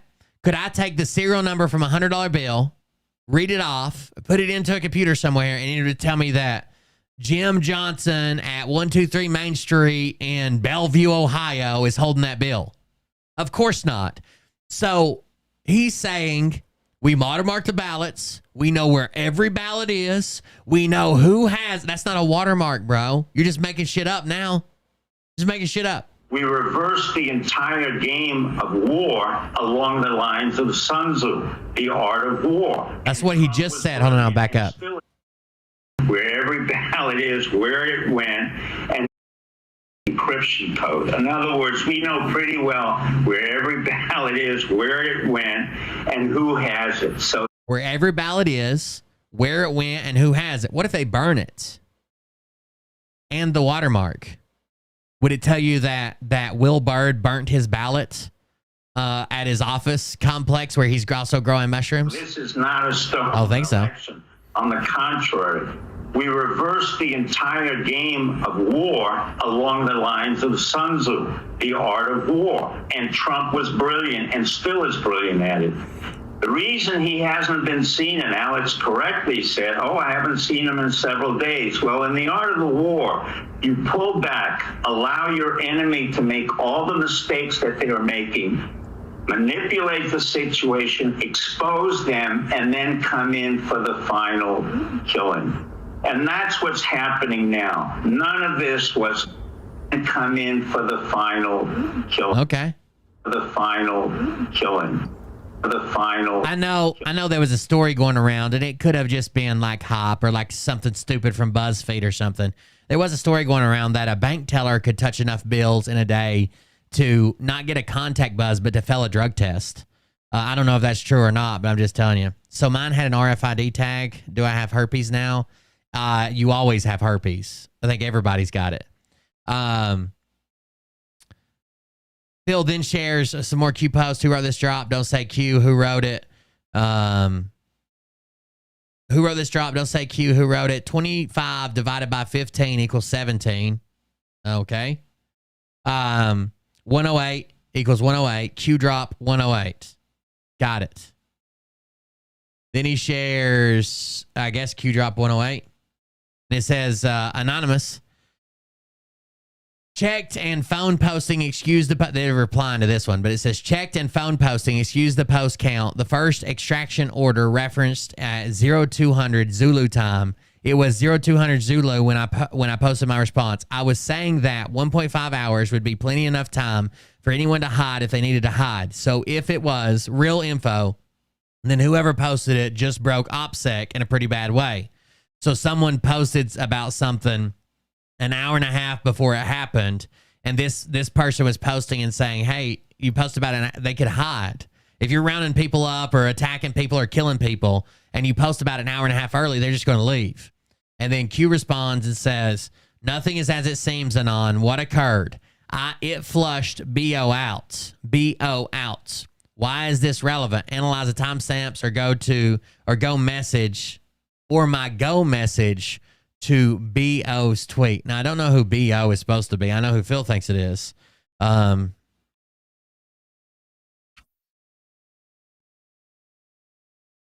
then it says it flushed BO out. Whose initials are BO? Oh, Barack Obama, I guess. Then it says, Phil shares a picture of Barack Obama, and it says, this man is responsible for atrocities that your mind cannot even fathom. Who exposed him? Don't say Q. Who was it? Then he says this. Then he shows this picture, Edward Snowden. But the reason it's confusing is because it says, we haven't forgot about you, B.O., Barack Obama. But this is Edward Snowden, and it's like he's talking to him. Like, this is all weird. Phil just makes shit up on the fly. Another QAnon post that says, graphic confirmed Q. It then has some type of hash, and it says 0800 12 o'clock 116 TP pub Phil _B _O extract _conf 0200 Zulu. That was the post they were originally referencing. Then he shares, of course, another gold quiz link, the show from tonight that we're getting ready to watch. Then a bunch of forwarded messages. I'm going to read all these forwarded messages at once. And it says, who started making messages on YouTube as anonymous? I don't know what you're talking about. These are all forwarded messages supposedly from his audience. Outstanding live at Phil Godlewski. Awesome news, Phil. Thank you so much. We love you, Phil. Awesome live tonight, Phil. We love you back. My husband even listened with me tonight. The best live yet. Thanks, Phil. Woohoo. Best live I've seen today. Best news ever. Great live. Hope one day at Phil Godlewski, we will all be able to help others like you have. You have given so many people hope for a better life. Thank you. Wow. The greatest live. Thank you so much, Phil. You are appreciated and loved. Thank you for all that you do. Where we go one, we go all. Then Phil says, so if you didn't watch the live, you should probably check out the replay. And I've always been one to follow Phil's orders, so here we are, the replay. All right, now you're all caught up. Sorry about that. I'm winded now. Let me show this picture. And it says, just another Wednesday night, baseball game, pizza in Pimp My Rides. Oh, this is that one that Phil was dancing on, right? In the swimming pool. He did like a champagne fucking lap dance for this guy. Phil says pliability. It says Riverside Lady Vox. This creepy motherfucker hanging out here. Then it's got him standing beside Phil's car, clearly blocking his erection he has later with the mirror. Beside another car. Why do these grown-ass men keep dressing like this? The fuck's wrong? Oh, God. Oh, God, are you just happy to see me, bro? What the fuck is this third leg? Dude. What the fuck? It looks like Carrie's missing toes tucked in there. Does Phil swing? Or maybe he doesn't swing. Do they have an open relationship? And that's why Carrie doesn't care that he cheats all the time?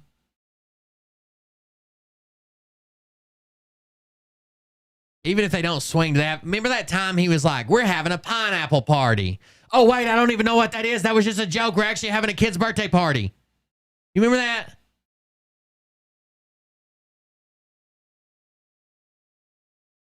I mean, it wouldn't surprise me a bit if you said, you know, Phil's taking so many dicks, if they were sticking out instead of going in, he'd look like a goddamn porcupine. That wouldn't surprise me a bit. But is that why Carrie doesn't care that he cheats all the fucking time? Or is it just because she's finally in the money? She seems like she's been searching for somebody to be her ATM for a while, and she finally found one, maybe? Or do they actually fucking swing and cheat and none of that matter? They're open, I guess.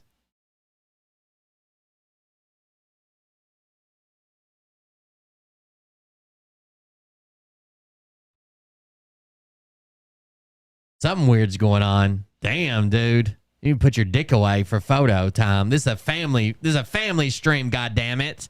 Now we have to sit here and look at your erect dick. Anyways, we got to watch the replay. Phil told us to. Caught the aftermath of the count. Yeah, they kind of look surprised, don't they? They do kind of look like, oh, you just walked in on us. Sorry. Can I see? I came over so I can see your car. Can you show me your car, please? That fucking cross-eyed motherfucker. I can't tell who the hell he's looking at. It's like all the fucking blood went to his hard dick and he is fucking can't control his eyes anymore. They just wandering around. Jesus Christ. Every time with this camera. If you're wondering why his audio is so bad, I don't even think he has a microphone on. Woo! Had a little bit of fun there on locals for a bit. Oh, you guys can't hear me very well yet. How about now? Any good? Where are we at with the mic? Is it that he had his arm in her vag, or that the pull from her gigantic vagina would suck anything in that close? Test. How we going? That $2,000 mic, that's right. Bill said, I got the best mic that money could buy. I got the best plug-in system that money could buy. It's a $2,000 mic, guys. It's not the mic. I'm replacing it with a $300 mic. I'm replacing my $2,000 mic, the best mic that money can buy, with a $300 mic I got off Amazon. Cool. Makes sense. Test. Ooh, that's too loud, huh? Test. Too loud. Test. I got these little light indicators here. And like they tell me, woo! We're dancing today. We were dancing on locals. You guys that aren't on locals, you miss a show. You miss a complete pre-show. Like, good? Sound good? Yay, good. All right. How we doing over there on locals? Echoing, can't hear me. Yeah, what else is new? Bad sound, horrible, static. Okay.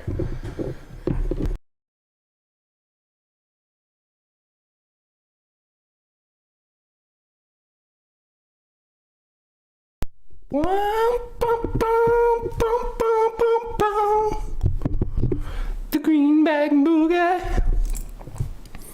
Better? Good. I'll speed him up in a minute. Okay. Woo! We got a show today. We got a show. Something's wrong, though. Something's wrong with the... Yeah. I sped him up. It's okay. It's aiming too high. Something's wrong. It's usually about right there. There we go. Okay. So, we got a Greenback Boogie November 5th today. Hell of a day today. No, I didn't want to... By the way, in case you're wondering what he's going to say, I can kind of guess it because I found Teresa, the Trek with Teresa, as well as her Teresa Griffith, the Bo Show, which is her personal account. And it says something is happening. And if we click on the comments here, let them load, and we're going to change them to all comments. This is what we get. Come on, Cindy Slate, what's happening? Cindy Slate, the happy day is in progress, which means we should be able to touch it and enjoy it by next week. I'll get confirmation very soon, but it is definitely in progress at this moment. Teresa Griffith, praise God, says Cindy. And then Kathy S. Minger Minch Rawson says, Teresa Griffith, let us know. And if we scroll down just a little bit, she says, just got my second confirmation. Number 3 will come tomorrow. I'm quite sure. But there's another one here somewhere. She said, I got confirmation from... Let's see if I can find it again. Stay tuned. The happy days in progress. Proof next week. Now I'm listening to Trump. Phil Godlewski on Rumble. That's what Bob Dylan's saying. Yeah, we always obscure. Where's the other one at? She said, oh, just got confirmation number 5. Still waiting for the call to me. There's one of these comments that says that she got confirmation from, is it here? I'll try if I get the call. I'm not going to be able to, but I'll do a post for sure. Someone said, did you listen to Phil tonight? And they asked her to do a live. Can you do a trek? I might need help on Monday if you're available. Let me know. There's one on here that says, I just got confirmation from the Dragon family. I just got confirmation from the the Chinese elder Dragon family. Maybe it's this one. That Nasara Gassara has started. That's their claim. I want to tub like that. I can't remember where that. Let us know. Thank you. It's nice hearing your updates. Clarification. I'm preparing for the new day post. I'm not gone anywhere until the day arrives. Maybe a moment. I'm trying to get all my ducks in advance. No. Preparing for the new day.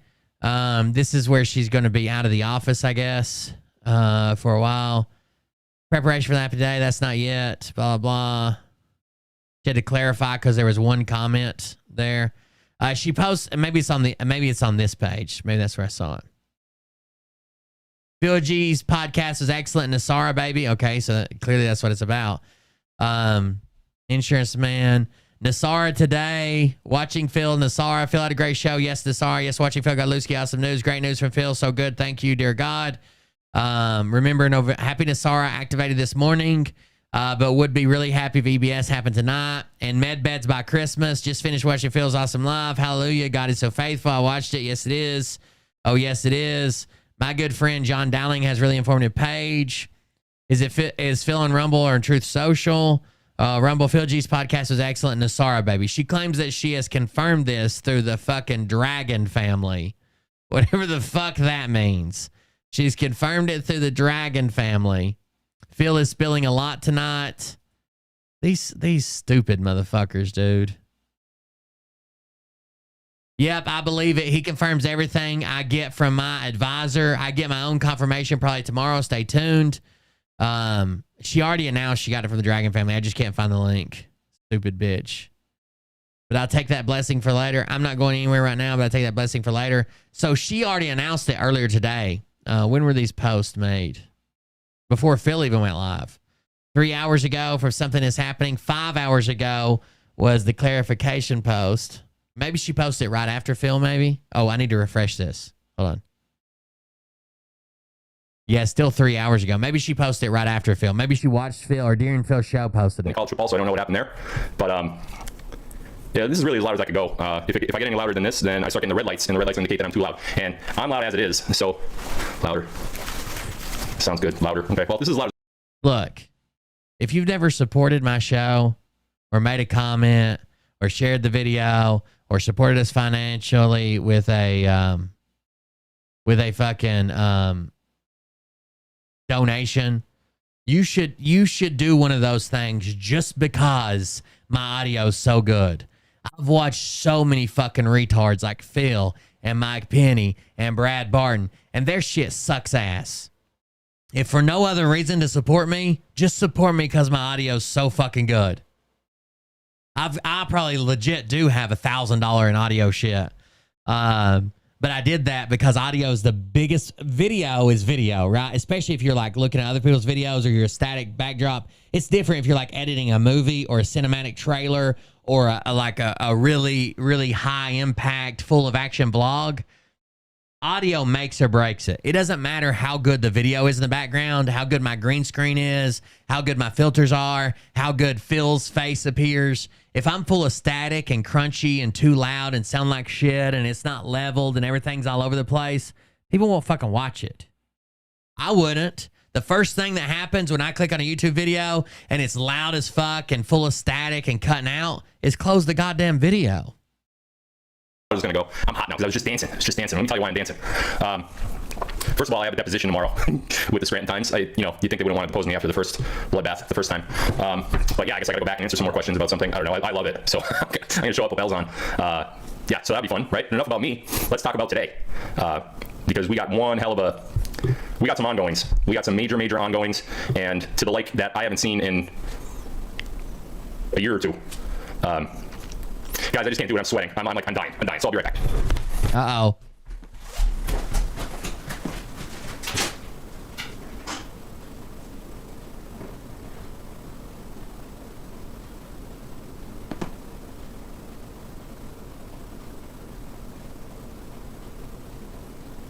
Okay. Apparently we're taking a sweat break. What's he gonna do? Some more cocaine? I used to make those excuses when I did coke and fucking meth and shit. I'd be like, oh my God, I just sweated because I've been thinking so hard. And then I started wiggling because I felt like a good time to wiggle. And I wiggled so much I'm sweaty. It was just I was dancing. We're getting another bump, baby. All me and the local crew. But a lot of them were dancing too. We got a really large audience tonight. Let me tell you why tonight's an important night for every single person, whether you're watching right now, live, or if you're watching on the replay sometime tomorrow on the 6th or any day thereafter. Today is November 5th. Theoretically, 1 year from now, there are supposed to be elections for the presidency of the United States. However, I'm here to tell you tonight that that's not going to happen. And I'm actually going to tell you why that's not going to happen too. In addition to telling you why that's not going to happen, I'm also going to give you an update on the financial sector, so to speak, of the United States and the world. First and foremost, it is incredibly important right now, if you haven't already, and I know a lot of you have, we got thousands of people on Q streaming already, but if you are not yet on Q streaming, it is vitally important that you get on Q. I will put my, I didn't even write a description down below, did I forget to do that? Or no, I think I did, didn't I? Yeah, I did. So I didn't put it in the description, but I will put it in the description on the replay, and I'll also put the link on my Telegram channel. Vitally important to get on Q. I don't know how to say this any better than just coming right out and saying it, but we are what could be days away from one of the most important events in the history of mankind. And when I say that, I don't necessarily refer to Donald Trump coming back in office, although that's going to happen too, and we'll talk about that tonight. But I talk about, when I say that, I talk about a large, widespread reset. And not the reset they wanted, like a ball, the reset we wanted. And we're going to talk about all that tonight. First and foremost, I want y'all to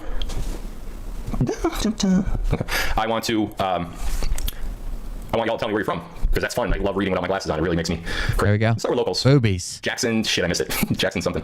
Arkansas, Idaho, Louisville, Texas, Louisville, Texas. Thank you. Corpus Christi, Texas. Thank you, Denny. 60. Radis, Georgia, Minnesota, North Carolina, Texas. I thought it said Dennis. That's my dad's Colorado, name. Cincinnati, Jupiter, Florida, Idaho. Dublin, Georgia. Wow, this is really moving fast. Puerto Rico, New Johnsonville, Tennessee, Connecticut, Myrtle Beach, Clearwater, Florida, Los Angeles, State College, Pennsylvania. Rankin, Texas, Boston College, Harrisburg, Pennsylvania, Albany, New York, New Enterprise, Pennsylvania. We'll head over to Rumble. Wow. Lahaina, Hawaii. Favorite place on earth. London, UK, Belgium, Massachusetts, Slap Out of Alabama, Denmark. Wow, you're all over tonight.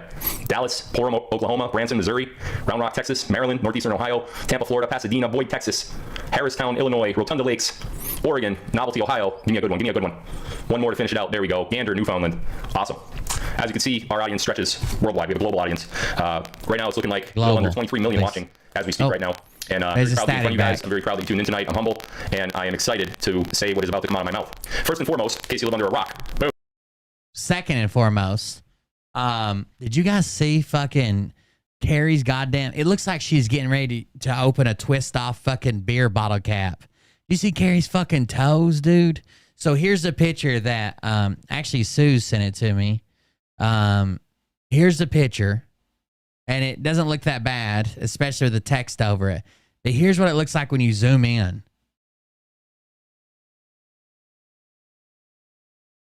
What are those? What are those? He'll make a new excuse, is exactly what it'll do. He'll say, oh, it did happen. It really did happen, but they can't announce it yet because Biden's hasn't been taken care of. Remember, I told you Biden's got to go down first, this, that, and the other. That's why we haven't had an EBS. That's why we haven't done this. And Russia decided they're not going to threaten Israel. And China decided they're not going to step in and threaten the United States. And he always has an excuse that he's always right. And he's just, when he needs to play like he's Q, he does it. When he needs to say, look, I'm just reporting what other people tell me, he does it. When he needs to say, I know everything, he does it. When he needs to say, I know as little as you guys, he does it. This is unedited. What the fuck is the gap right there? Does that not look like she's getting ready to grab the top of a fucking twist off? Maybe not even twist off. Maybe a fucking pop top. And she's gonna rip that shit apart. Look at that goddamn toe gap. Look at Phil's fucked up ingrown toe over here. That motherfucker's purple. First of all, and the tiniest little toenail on it. But hell, all of that could fit in this fucking snaggle toes over here. God damn.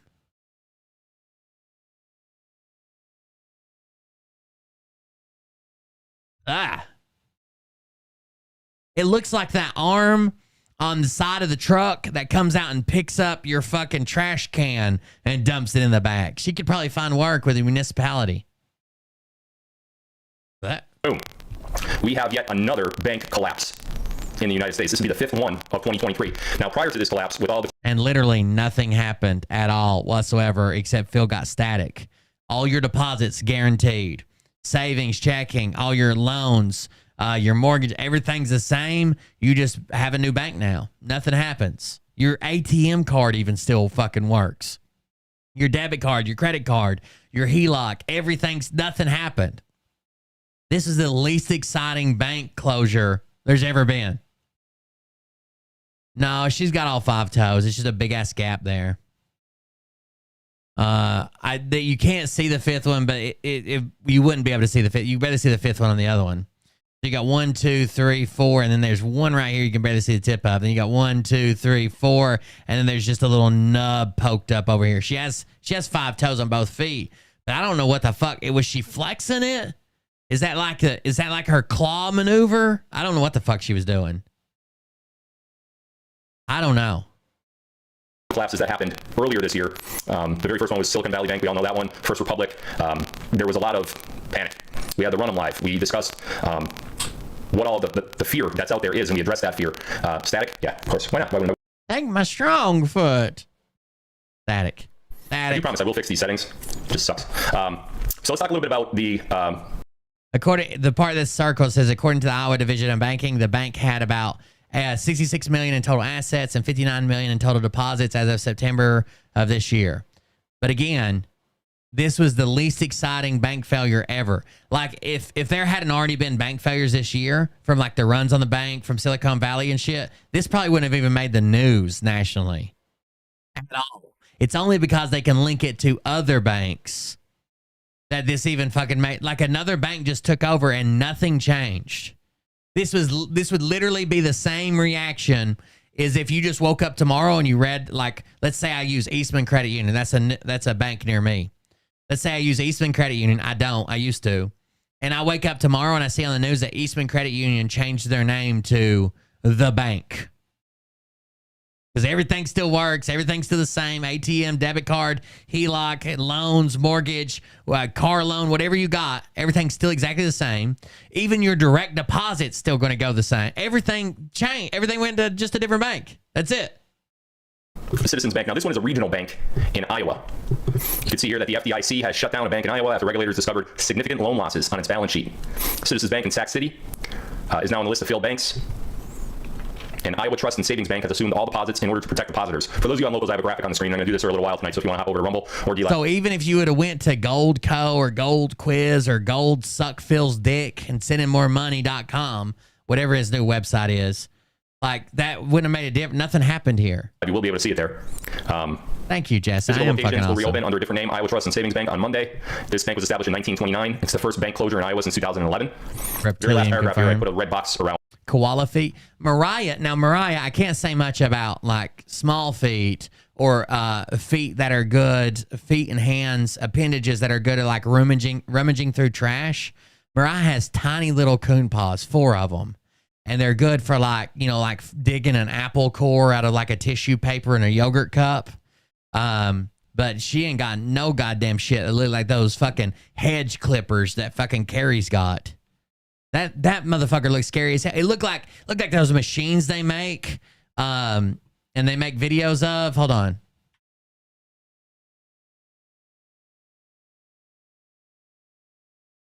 I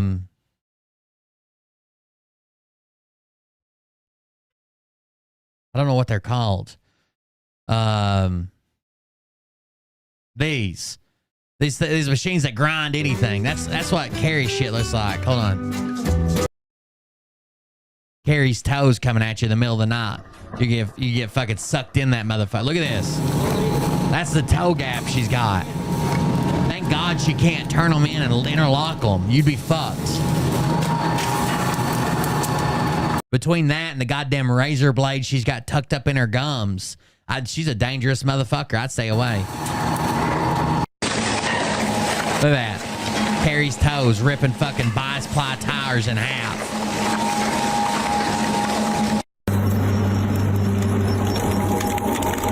Not even Play-Doh's safe. You kidding me? Anyways. According to the Iowa Division of Banking, the bank had about $66 million in total assets and $59 million in total deposits. As of September of this year, it's over $100 million. Lost. Gone. All the assets gone. $59 million in deposits. $59 million in deposits. Another one bites the dust.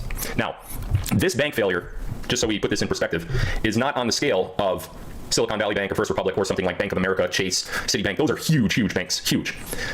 The problem, and the thing that makes this bank failure worse than any of those other banks that I mentioned, is this is what's called a regional bank. Now, here's the problem with a regional bank. Those are the banks that you use. Those are the banks that are local. Those are the banks that are not. That's not a problem. Are you kidding me? Fucking, if a gigantic fucking bank fails, you're saying that's worse than a regional bank because some people in that region used it? Bullshit. Think of Bank of America and how many people use it no matter where you fucking live. A regional bank is nowhere near as bad as like a national fucking bank or one of the banks that the government considers like one of the core infrastructure banks. This is retarded, Phil. Not part of the big banking conglomerates. This is a scare like Bank of America, tactic. Citibank, and Chase. No sound? What the fuck is going on here? Rumble is working, no sound. Go to Rumble, sound, no sound. This is just really, really, oh, I know why. The green I know why. There we go. Sorry about that, guys. Better now on locals, right? This was the bank that had to fall for Nassar Gassar to come in. Yeah. Sorry, it's just so stupid. I know. Anyway, a regional bank is even worse than those bigger banks because those are the banks in your neck of the woods. Those are the banks that you use. People in Iowa. Those are the banks that the people in Iowa used. Citizens Bank. Now, it's not the big Citizens that you know about, the big green Citizens. This is just a smaller local bank in Iowa. Most of Iowa use it. Now, there is another bank that's taking over blah, blah, blah for Citizens, blah, blah, blah. They're eating the bad, that blah, blah, blah. Here comes the FDIC to the rescue. Yeah, right. Good luck getting your money back. Good luck getting that $59 million back. Not going to happen. What? You've already got it. It never even went anywhere. Everything still worked. Like, you could go to the ATM and pull it all out right now. So, kind of weird you missed that part of the article. even after you read it aloud to your stream. Talk to the people at SVB. Talk to the people at First Republic. Talk to the people that lost all their deposits earlier this year. They didn't get their money back yet. They got up to their The only difference between like let's say you have, your hometown bank and Bank of America buys it out. The only difference is the FDIC stepped in and said, well, you aren't managing this right, so we're going to shut it down and sell it to somebody else, and someone else bought it. If Bank of America just come in and bought your local bank, it wouldn't have FDIC oversight. So probably not only is there no issues with like changeover, getting your cash, cashing your checks, direct deposit, where's my money, I'm going to have it, does my ATM card work? But this is probably even safer because the FDIC oversaw it all because they're the one that shut down the bank. This is probably even a better deal than just your bank changing names. If your bank changes names or your small bank sells out to Capital One and it's not like a conflict of interest for like a monopoly, the FDIC doesn't even fucking look into that. They're just like, oh, they bought another bank. Okay. They could be hiding all kinds of shit on the books. The FDIC oversaw this transaction. This is probably even safer than anything. Like just your bank changing names or a big bank buying a small bank. This is probably even safer. Even though it kind of come from shitty reasons, right? They had significant losses on the books that they didn't seem to be handling appropriately. 250,000, and that's it. And that's only some of them. This financial crisis is way bigger. And I would say it's probably less than 1% of Phil's audience, probably way less than 1% of Phil's audience that even has more than $250,000 in the bank. I mean, I would say if I had to guess, there's probably less than 1% of my audience has 250 grand in the bank. Like not like, it just went in the bank or I just fucking won the lottery, but like regularly has $250,000 or more in the bank and is not using that to pay bills. It's just in their savings. Way scarier than anything our country has ever seen, and that's including the Great Depression. That's including the mortgage crisis. I know there's one person that I would consider very wealthy that watches the show, but that's about it. Yeah. 2009. This is the cat's meow. This is the biggest thing that's happened in the United States ever. Now, let's talk a little bit more about regional banks. There was an article posted. Let me put it on the screen here. This was from March, I believe. Yep, March 19th of earlier this year. Let's make it a little bit bigger. U.S. banking crisis. Close to 190 banks could collapse, according to the study. First line, last week, First Republic Bank became the third bank to collapse, the second largest bank failure in U.S. history after Washington Mutual collapsed in 2008 amongst the financial crisis. Let me tell you something. Those 190 banks that this article is referring to, guess who was on that list? Citizens Bank. And guess who else is about to collapse as well? The rest of them. This is a big deal, ladies and gentlemen. Big. Guess which one's going to collapse next? The rest of them.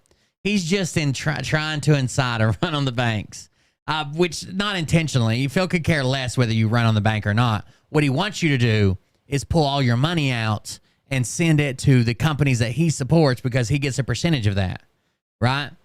Of course, he wants you to send the minimum to join Goldco is $50,000, and he makes 6% off that. He makes $3,000 off that right off the bat. And he doesn't touch it.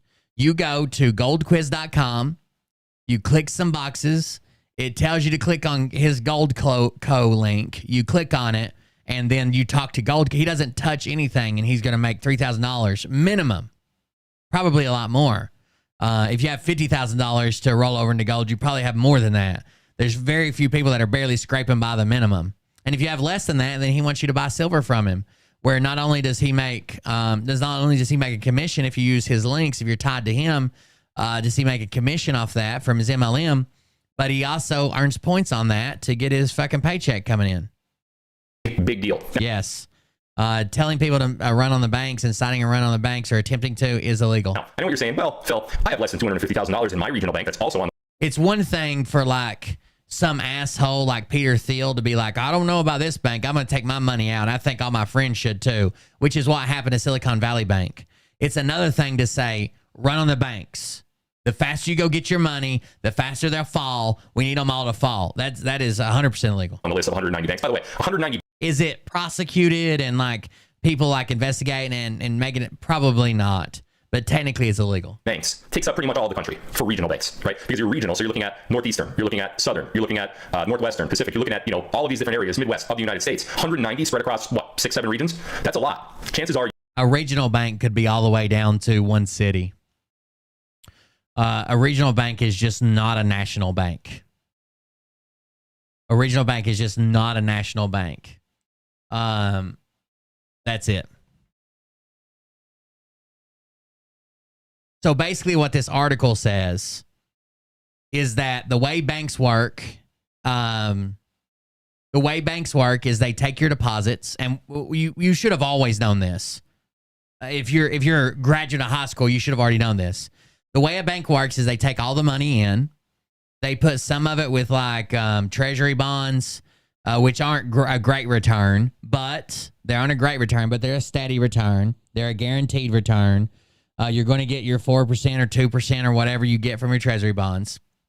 Then they take more because they only hold so much. Then they take more of that money. They give it out as home loans. They give it out as mortgages and car loans. It's not technically in cash, but they transfer it through other banks. They buy people's debts that people are making payments on, shit like that. They don't hold 100% of the money that every person that uses the bank puts in there. That would be silly, and they wouldn't make any money being a bank that way.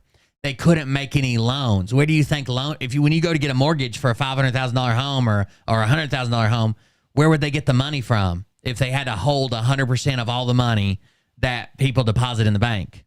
So basically what this article says, if 50% of the uninsured depositors, which means uninsured depositors are people that have multiple weird accounts, not just a primary checking and savings, but they have weird accounts that don't qualify for the insurance, or they have over $250,000. If half the high rollers in these banks took out all their money, the bank would fall. Yeah, of course they would. We're talking about people that have over $250,000 in the bank. So maybe they have millions in the bank. If half of those people took out their money or withdraw it all at once, then the bank would fail. Sure, because the bank doesn't have the money. They have it loaned out on mortgages and car loans and HELOCs and all this stuff. Plus, they've got a bunch tied up in the Treasury Department, which technically they could sell their treasury bonds early, but they won't get the money, the 4%, 3%, whatever, and they'll probably lose money selling those treasury bonds earlier, because treasury bonds are not made to be sold instantly for liquidity. They're made for like long-term stable growth.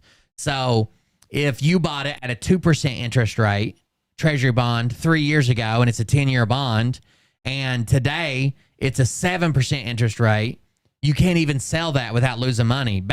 Other banks don't want to buy it because they can go buy a brand new one from the Treasury, a bond for 7%, and you're trying to sell them a 3-year-old 2%. They don't want it. So you're going to have to lose money on those, and they have to get that money liquid to pay these depositors. This is why we don't run on banks. This is why runs on banks destroy banks. So if half of the people in the $250,000 and up club withdrew from a bank all at once, the bank would fail. Sure, that makes sense. Like this article's nothing new. your money right now is in one of them. Now, you may say, okay, well, big deal. The FDIC got me.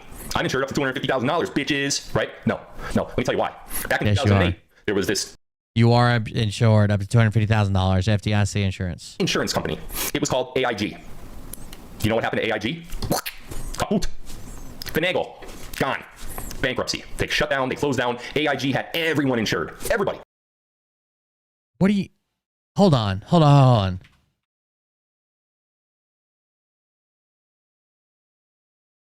AIG is not a federal... It's not a federal... AIG is just an insurance company.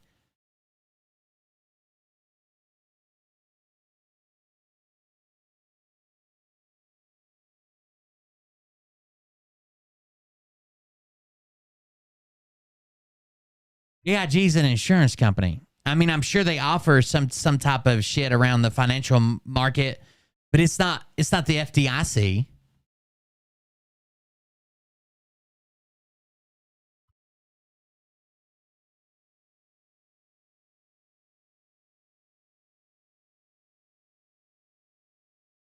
Hold on just a second.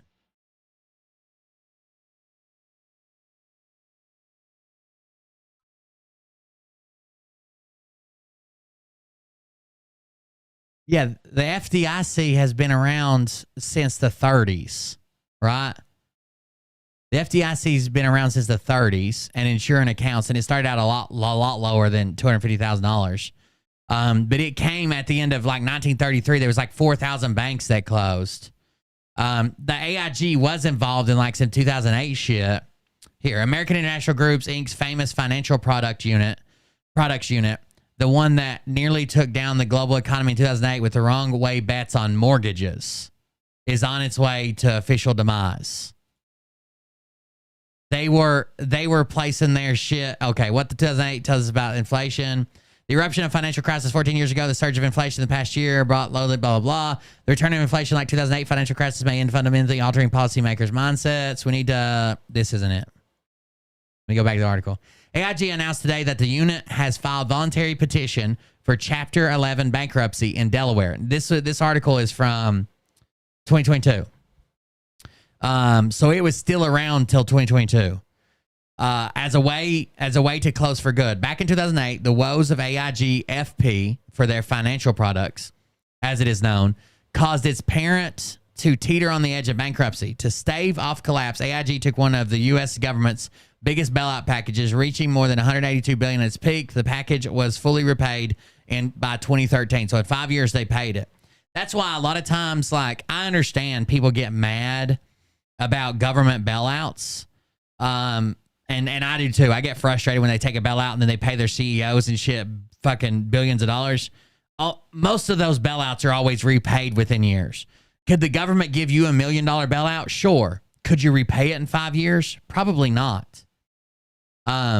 Specifically, the debt stems from emergency loans received by AIG from the U.S. Federal Reserve in 2008. AIG extended a portion of the bailout money to the unit in the form of intercompany loans to satisfy AIG FP's obligation to counterparties. The bankruptcy filing states some of those were repaid to AIG. Let me see. Here.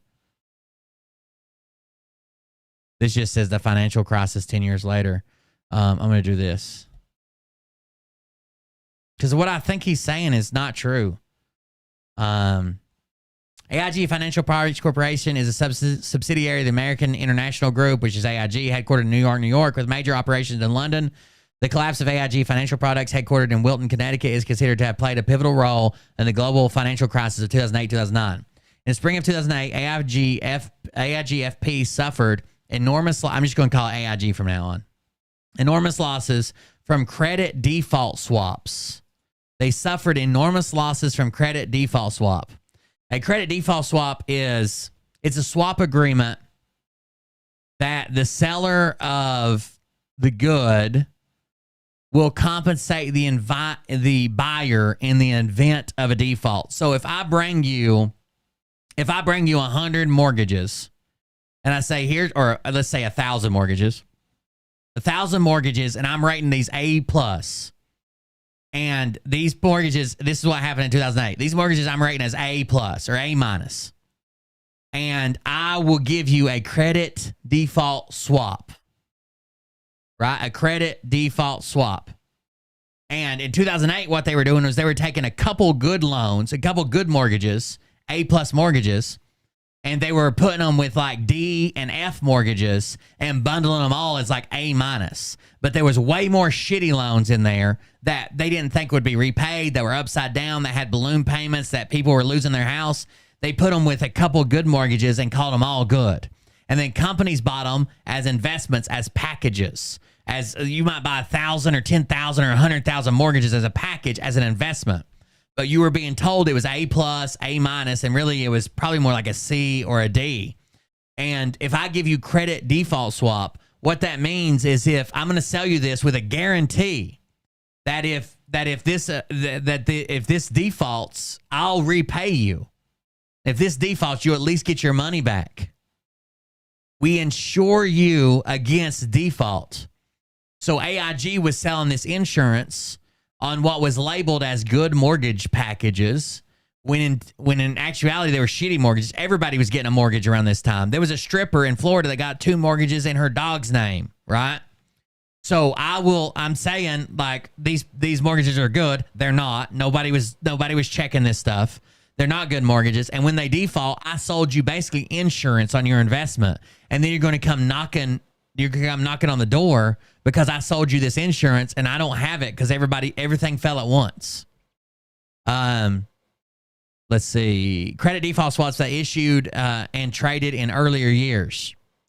Company officials issued the swaps believing they would have to pay out few, if any of them. But as the financial crisis worsened during early 2008, many companies began to default on their debt, forcing AIG to assume losses for far greater than anticipated. Because it all fell at once, they couldn't. But this is not the same as the FDIC, okay? The FDIC insures you. And the way it insures you and your money is saying, hey, we trust banks. We're going to keep banks running good. We're going to check on these banks, and we got laws in place to where you don't have to be afraid to use a bank. So we will insure you up to this amount. That way you're not afraid to use the bank. What AIG did is they went to companies, hedge fund managers, and companies, investment companies, and said, oh, yeah, we'll sell you these packages. And they're like, well, I don't know. I might lose money. And they're like, you won't lose money. We'll guarantee it if you do. And thought they'd never have to pay out. The FDIC knows 100% they're going to have to pay out sometime, right? These are not the same. These are not the same things. One is a capitalistic company that fucking over-leverages himself and over-promised to people. The other one's the government stepping in and saying, hey, we're going to make sure that we have a strong banking institute. Since everything that happened in the Great Depression, we're going to make sure by guaranteeing this, by telling people that you're good, and they've made good on their promises so far. The FDIC has come in and even the first one, the first bank that failed, the first big bank, I can't remember the name of it. Even they came in and said, okay, we're insuring everything, even above $250,000. We're still getting you. We got you, right? These are not the same. Comparing AIG, this would be like comparing. This would be like saying, oh, you trust the police force to come when you call them? Silicon Valley, thank you. You trust your local police force to come when you dial 911? Well, what about this security company in Somali that their job was to take care of Somalis, and then when they called, no one answered the phone? These are not the same things. Now, if you want to say, oh, you trust 911 to call when you, to answer when you call and come, or the cops, well, look at this small town in Texas or big town in Texas, whatever, where they didn't respond and they just shut the phone line off. That would be an apt comparison, but I'm not comparing a publicly funded police station to private security guards in Africa. Those are not the same things, Phil. So I'm not comparing the FDIC to a financial institution, AIG, that was part of the ball game, making money on all this shit. They were in it as bad as everybody else was, and that's why they were making bank. And because they thought it was too big to fail, that's why they went ahead and insured all this shit. They never thought it would collapse. But FDIC is only here because we think that there could be another time when something like this happens. I don't know. It's so backwards. Stock market guys, all the big banks, and they went under. What do you think the FDIC is? The FDIC is just the Federal Reserve's insurance wing. That's all it is. Do we know what the condition of the Federal Reserve is right now? Of course we do. Of course we do. Keep raising rates. They're completely bankrupt. Completely. They got no money at all. Wait, didn't you say the Federal Reserve was done and over and didn't exist anymore? Now they're raising rates?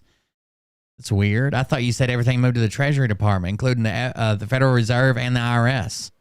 That's why they're trying to siphon money through Congress in the form of aid for Ukraine or aid for now Israel. Or he can't. Because the cabal just doesn't have any more money.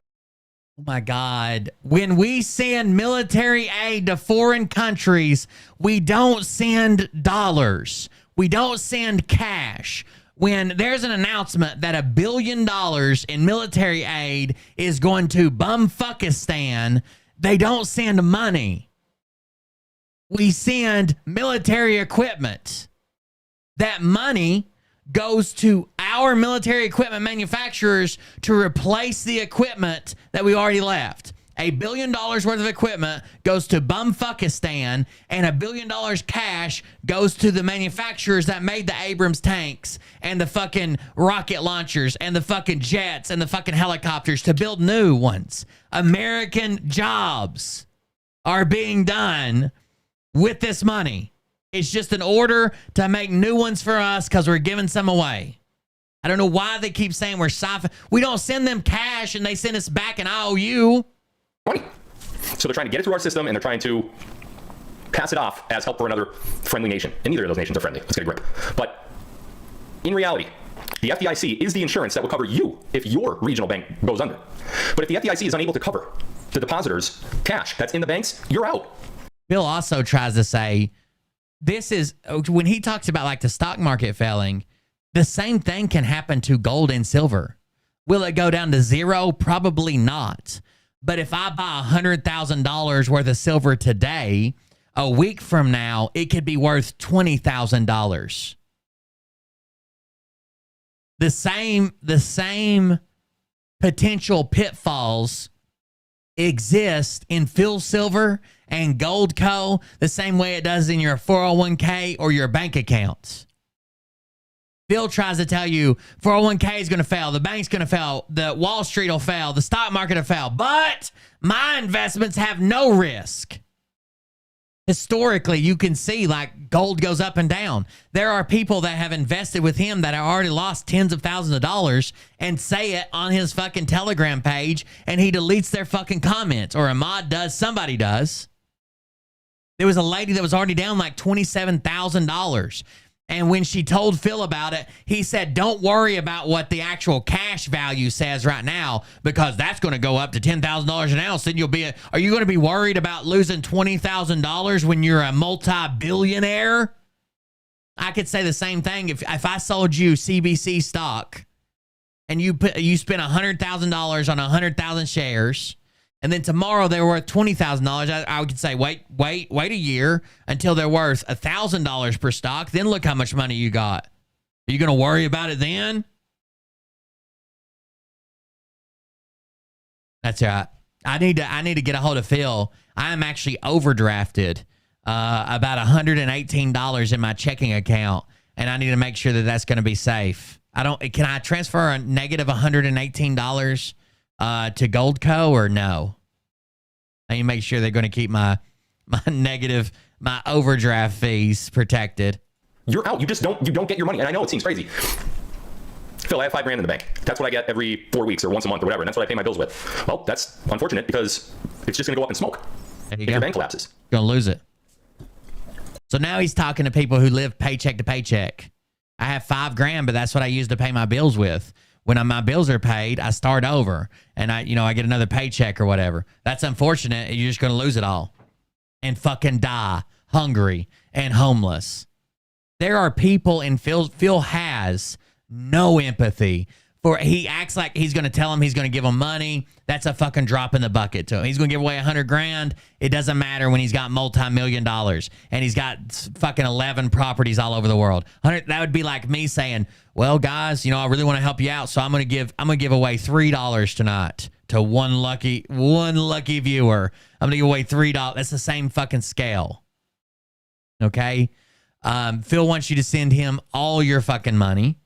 He has no empathy. There are people in his chat literally debating that, and I'm sure this helped them not pay their mortgage. Whether or not, Mariah sent me the message, well, I'll read it to you. Whether or not they should pay their mortgage because they were convinced that Phil was saying Nassar was coming soon, and then the mortgages wouldn't exist.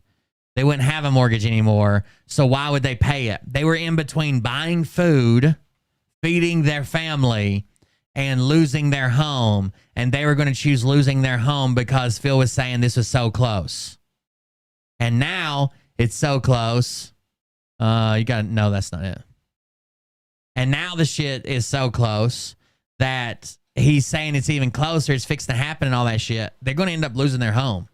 It's not happening. Here it is. Free bird forever. I'm at the point where paying the mortgage will wipe me out completely and take me into financial devastation. The thought has crossed my mind to just not pay it in anticipation of Nasara. Now, Phil's going to tell him tonight that Nasara started, basically. So, in anticipation has now become because Phil said Nasara started. Being announced in the next few months. Foreclosures don't happen for months and months. The question is, do I take the risk of Nasara not happening in the next few months and fall behind on the mortgage? They will lose their home. I'm telling you, they will lose their home. In a market as tight as it is right now, with houses as in demand as they are right now, they will fucking foreclose on you quick as shit and sell your house again and not look back. I was thinking that if nothing happens within the next 2 weeks, I will try to pay my mortgage. But something did happen. Phil did a live and told him that Nasara started. These people are going to take Phil's live stream tonight, and it's going to cause them to lose their home. But if something happens like a crash or EBS, it would be okay to assume Nasara is coming and my house is safe. It literally is coming down to me feeding my pets and keeping the heat going versus paying the fraudulent cabal. And now Phil again is telling them tonight that it started. That's what this person's waiting for. And they will lose their home. Do not listen to Phil. Pay your mortgage. Pay your taxes. Those motherfuckers are going to come after you. Let me tell you something, guys. Today marks an enormous occasion that will be remembered, which is why I titled tonight's live, Remember. What happened today publicly with Citizens Bank, but even more so behind the scenes, has been the most significant event that I have seen happen behind the scenes in the last year or two. The finalization of Nasara. Think on that for just a second. I'll be right back. I gotta grab something right quick. But I can tell you, the finalization of Nasara. Douchebag happens to see this particular show. You don't have the fork and balls to call out the people on this planet by name and tell them exactly who they are and tell them the rest of the world who they are. You don't have the fork and balls. You don't have the balls. Okay, Scott. Here we go, I think I started some shit. Listen off, it's about to get lit. Get the place in the best, you know that stage is set. You better buckle up, cause you ain't seen none yet. Here we go, I think I started some shit. Listen off, it's about to get lit. Get the place in the best, you know that stage is set. You better buckle up, cause you ain't seen none yet. And they say that I'm a lunatic. Well, listen, bitch, I came equipped with a quick wit and a 6th sense for the stupid shit. Where my true believers? Y'all need Jesus. Praise the Lord, head to the extreme. All these false fucking prophets who profit off of gossip. Worshipping drums, cocking, begging for a throat deposit. Swinging fucking meat hammers like fool in a thong. He's strapped to the shaft, eating his chest like he's King Kong. Starving for attention, I'ma make your gut burst. I'll be your huckleberry, I can quench that thirst. Baby eating lizard people, alien sex. What? Sorry, I'm back. Fucking Flint on his desk. A retard in a I forgot I had the fan and heat running on my mushrooms. Superpowers. And it was time to cut them off about 10 minutes ago, but that's not a big deal, but I had to turn it off. You know that stage is set. You better and put it up. All right, back to it. Here we go, I think I started some shit. Piss him off, it's about to get lit. Get the place in the best. All right, here we go. The finalization of Nasara. Something that we've all been waiting for what now? 13 years? 12 years? The finalization of Nasara has happened today. The reevaluation of currency of all countries worldwide has happened today, November 5th, 2023. It is done. It is done. It is over. Reevaluation has happened, and what you are about to see over the next several weeks is bank failure after bank failure after bank failure after bank failure. It is going to be a landslide of banks. Face first in the dirt. Finagle. Finagle? Today is the day, the first day of what did you our just life. say? Finagle. Kaput. Today is the day, the first day of the rest of our life. Finagle. Kaput. I don't think that's a word for done or finished. Is it? The finagle is like to get something by almost like scamming, like finagle your way, or to like fish something through, or do it in an like an unprecedented or maybe even dishonest manner. What do you mean finagle? That's not, you didn't get it. That's not. Banks. Yeah, like to finagle a wire around. An unconventional or sometimes dishonest. If you're using it for like finagle their way into like $1 million, it's usually like a dishonest means. Face first in the dirt. Weird. Finagle. Yeah, you can use it to manipulate. That's right. Today is the day, the first day of the rest of our life. Now, your obvious next question will be, well, I don't see any debt forgiveness. I don't see any of this. I don't see any of that. No. A landslide of bank failure after bank failure, reevaluation has happened. And what you are about to see over the next several weeks is bank failure after bank failure after bank failure after bank failure. It is going. I wonder if all these grifters, like I'm 100% certain they don't have legitimate sources. But I wonder if they have kind of like bullshit sources, or if they have a website they all look at to get the latest drops, or they have a guy that emails them, and like the same guy may email the same people. Like I know Brad Barton one time was using that crazy doctor who got fired for like scamming a bunch of people or some shit in his newsletter for as intel. But I wonder if like Phil and like this Tressie Trex woman has the same one or whatever. Going to be a landslide of banks. Finito, face first yes. in the dirt. Finagle. Kaput. He's trying. He meant finito for sure. Today is the day, the first day of the rest of our life. Now, Scranton Times for the win. Your obvious next question will be, well, I don't see any debt forgiveness. I don't see any of this. I don't see any of that. All right, sit tight. The announcement's coming, but there are things that have to happen before it. But I can tell you with 100% certainty that it is done. It is done. And it happened this morning. Why on November 5th? Was the gunpowder treason part of it? Was a year till the election part of it? Who knows? I don't know why they chose today. I really don't give a shit to you. I wish it was last November 5th, right? But we're playing with the House's money now. We've never more been at the precipice of. They still don't explain this except for that Phil knows a guy who claims to be. Phil claims that he's a military commander, a general, but he actually claims to work for the UN, who wrote a check to forgive all of the United States debt. And that check, they're going to let the debt default, and they're going to use that check to give everybody money or some shit. And when he was called out that there's no way that could give everybody $1 million, he's like, well, there's enough money. We pay off the debt to give every person in America $1 million. And people are like, no, there's not. It's not even fucking close, dude. You're off by orders of magnitude. He's like, I didn't say dollars. How can you give somebody $1 million? Even if it's $1 million worth of gold, it's still $1 million. Unless you're just going to give them like $30 worth of gold each and then say it's worth $1 million. I guess. Does that help anybody?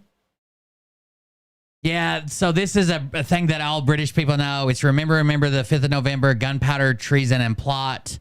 I see no reason why the gunpowder treason should ever be forgot. Guy Fawkes, 'twas his intent to blow up the king in Parliament. Fucking 70 barrels of powder below. 70 barrels of powder below.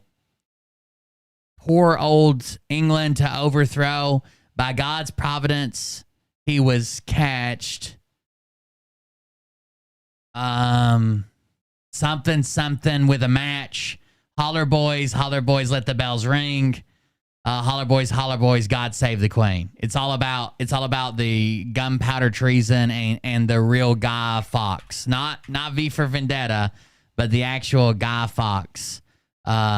Who's also like Guido Fawkes or whatever his name was. Resetting our lives. Now, I want to review real quickly. We'll spend about 5 or 10 minutes on this, and that's it. And then we're going to get into the other stuff because the other stuff's good too.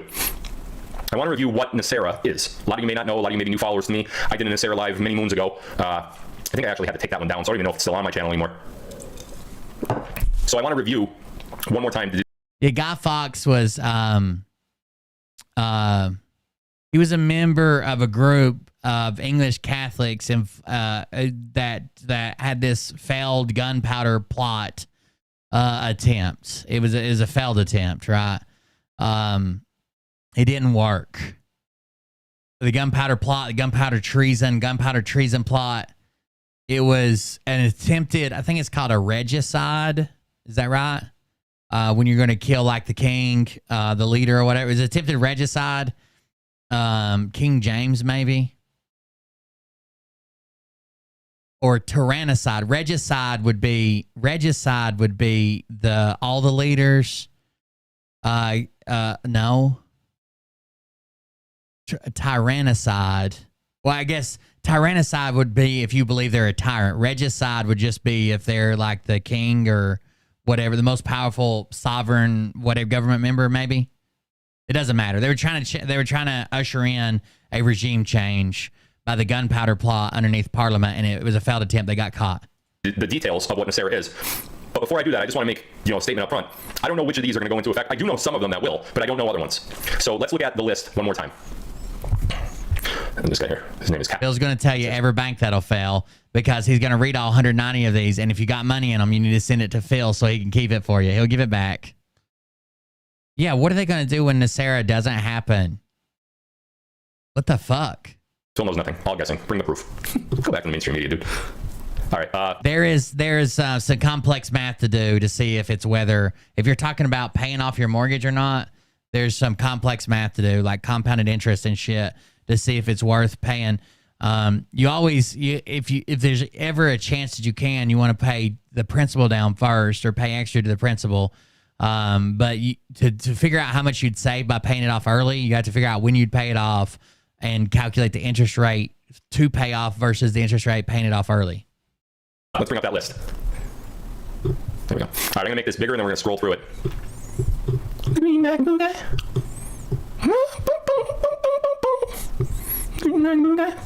Here we go. Start right up top.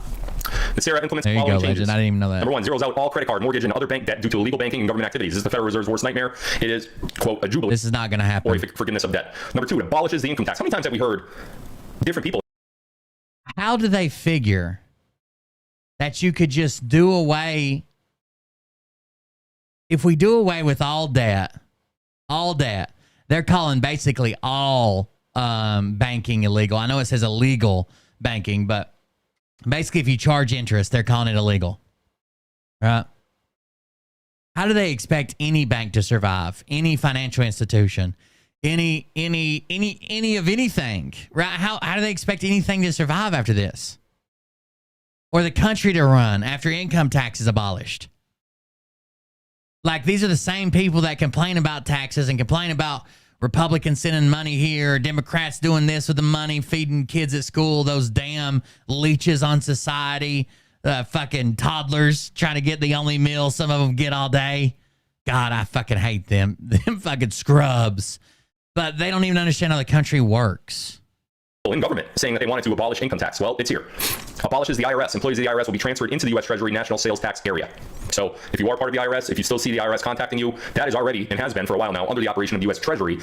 If I believe this, and a lot of people often pop up, I think they're full of shit, because often they'll say, I work at a bank and we just got training on the new currency or this or that. And they got to be full of shit, because if they really believe this and they worked at a bank, they would have left already. They're not going to have a fucking job. And not necessarily a part of the IRS itself. But this will be official and officially announced once the announcement is made. Now, don't frown upon the next thing until we talk it through. It creates a 14% flat rate, non-essential, new items only sales tax revenue for the government. In other words, food and medicine will not be taxed, nor will used items such as old homes. By the way, Tennessee has no income tax as a state. I mean, still pay federal, but no income tax as a state. But our sales tax is high at 10%. So that would mean I would be paying almost a quarter of every purchase I made in federal and state sales tax. Okay, so 14%, you look at that and like, whoa, hold on a minute. 24%. We're paying 6, we're paying 7, depends on what state you're in. It's only on new, non-essential items, okay? Food is essential. You need it to live, right? Your medicine is essential, as it says. You need it to live. Clothing is essential. There's probably going to be some sort of amount that you're able...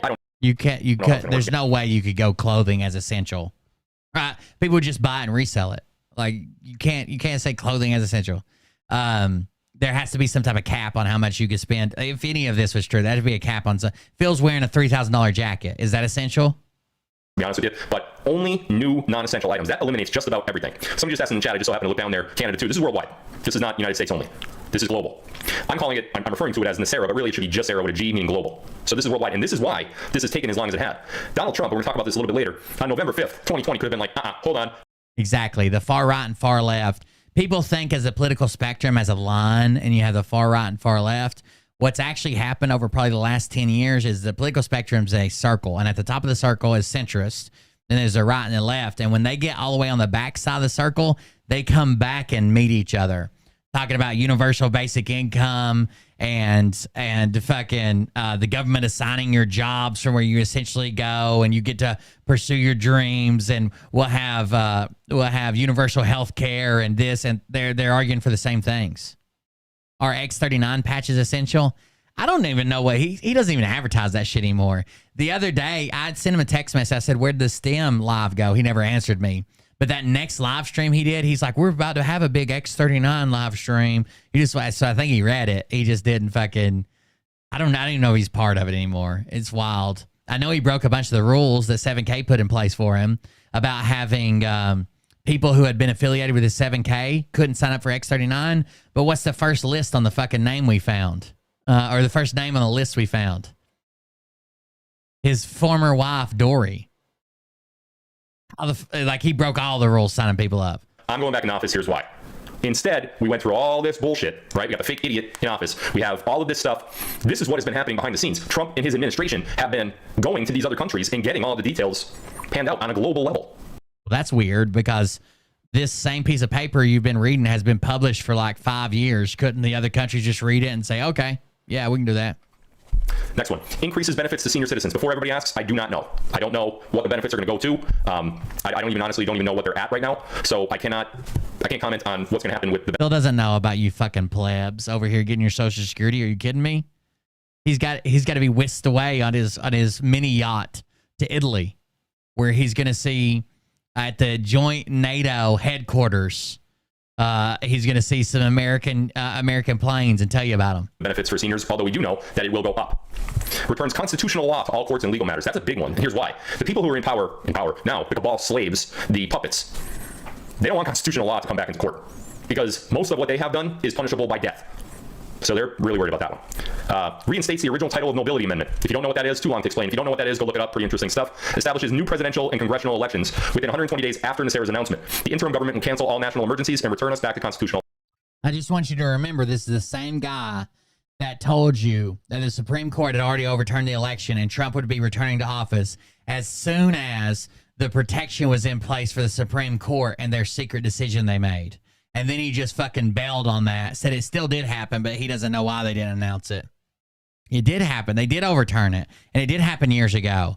It was this case right here, with the Brunson brothers. Oh, that was all denied. Yeah, that's just what they're showing you guys. It did happen. They just didn't announce it for some reason. So if he's now telling you Nassara happened and they're going to announce it next week, just going by his track record, there haven't been a whole lot of announcements coming. Oh, wow. So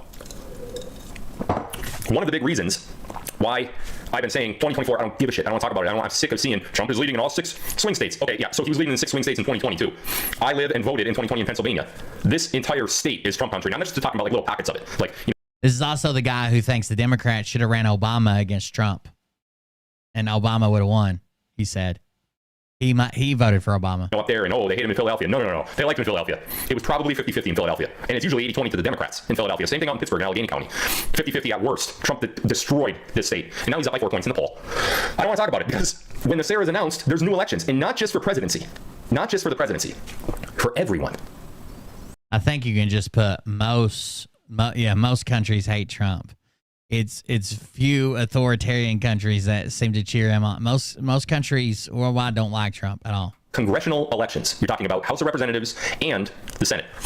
You want to know why it didn't matter if Jim Jordan got Speaker? You want to know why this guy is in there now? Even though you predicted that Jim Jordan would be Speaker, and then you just said that was misinformation. If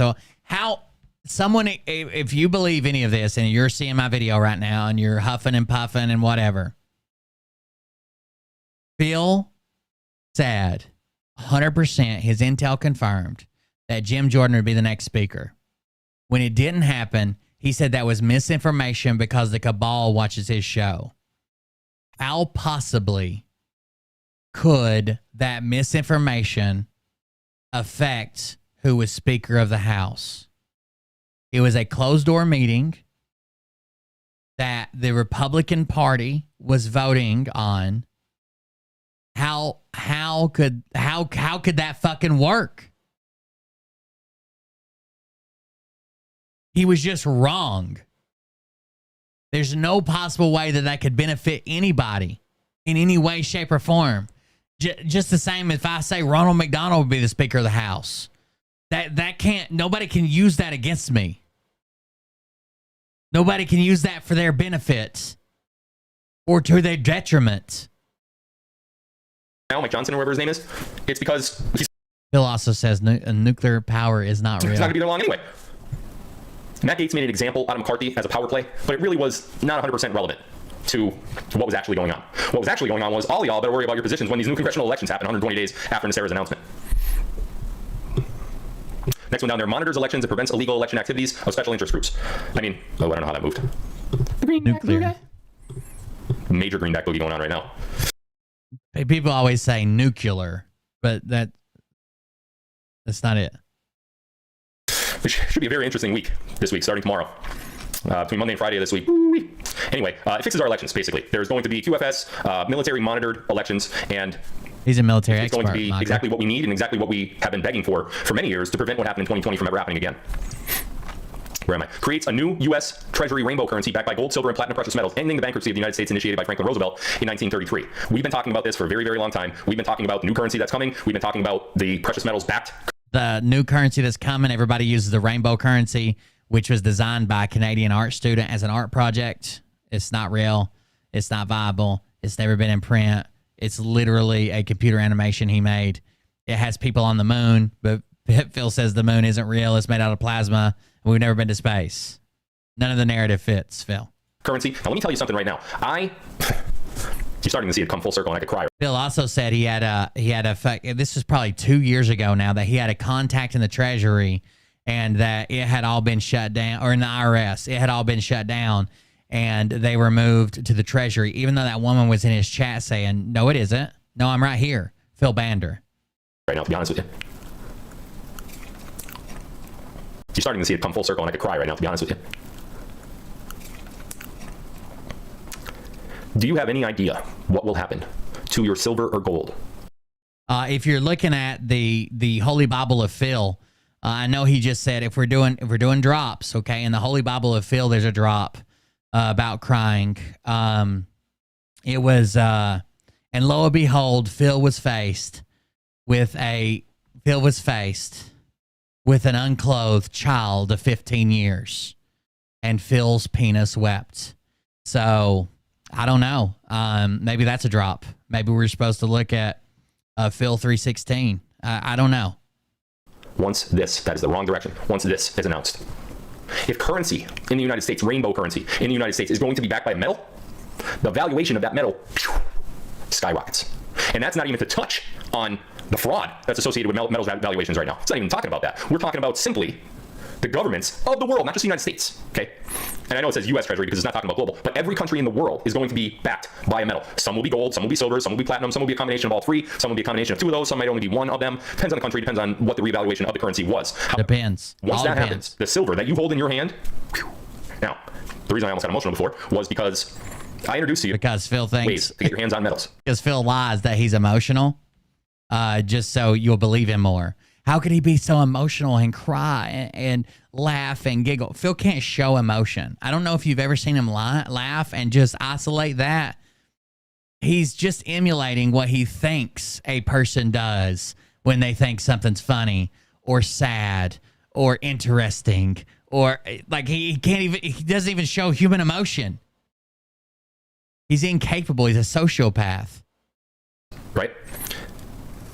The stock market this week, I can't even imagine what's going to happen to the stock market this week. Now, if only Citizens in Iowa is the bank that goes down this week, great. But if there's others that also go down, the stock market is in a lot of trouble.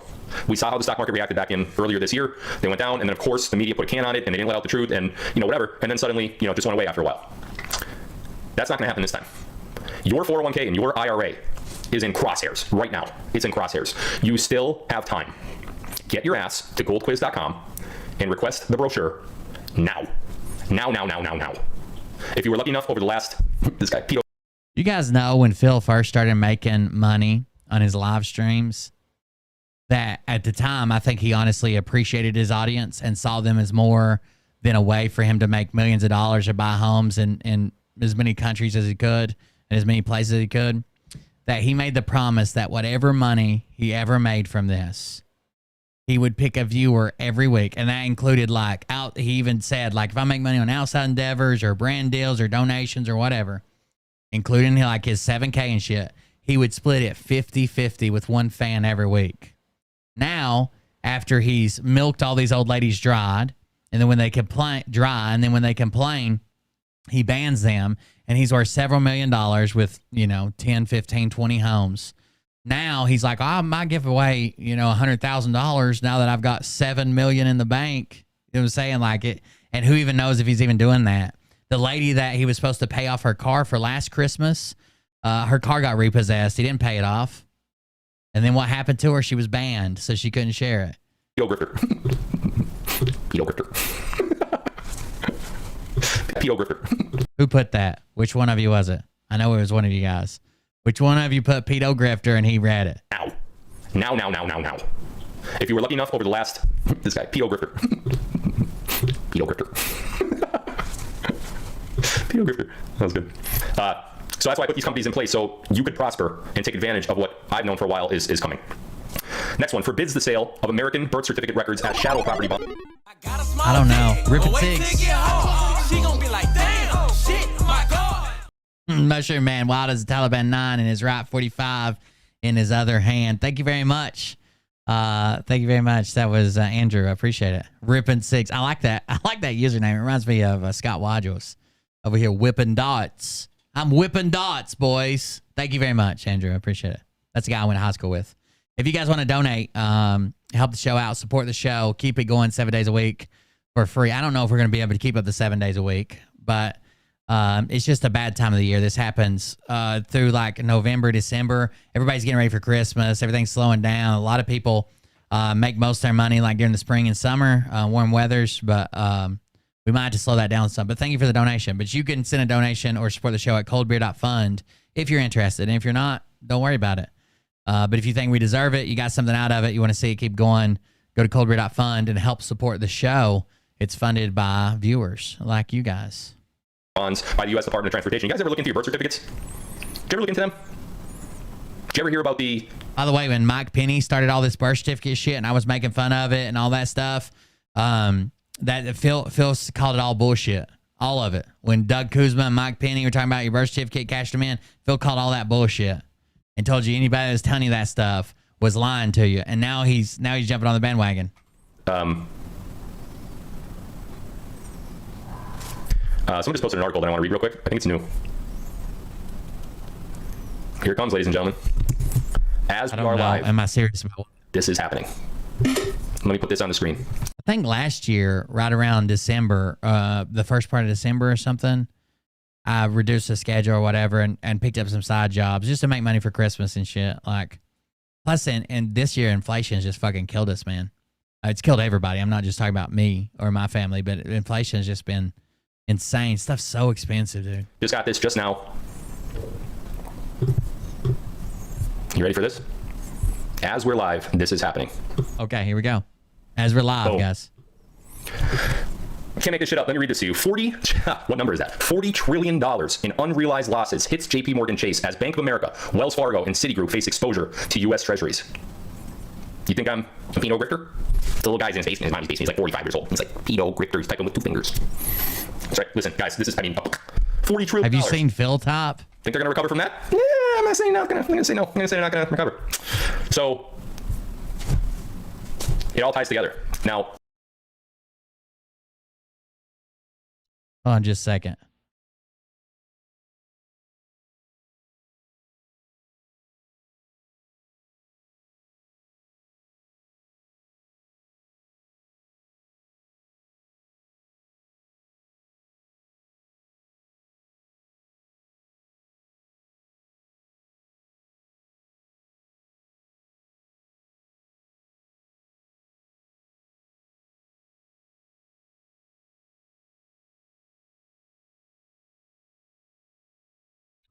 So this is the daily, I guess you call it the daily hold, I guess.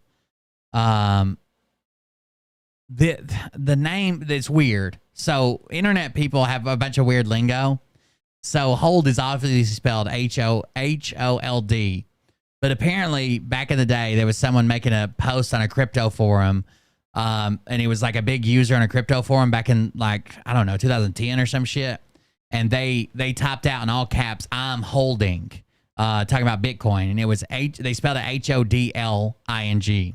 And since then, the people on these internet forums and boards around crypto and weird investment bros and shit have used that misspelling H-O-D-L. And it means to basically to hold, right? Like you're holding for the moon or hold on for dear life. Some people say it means, but it was actually all attributed to a misspelling, right? H-O-D-L.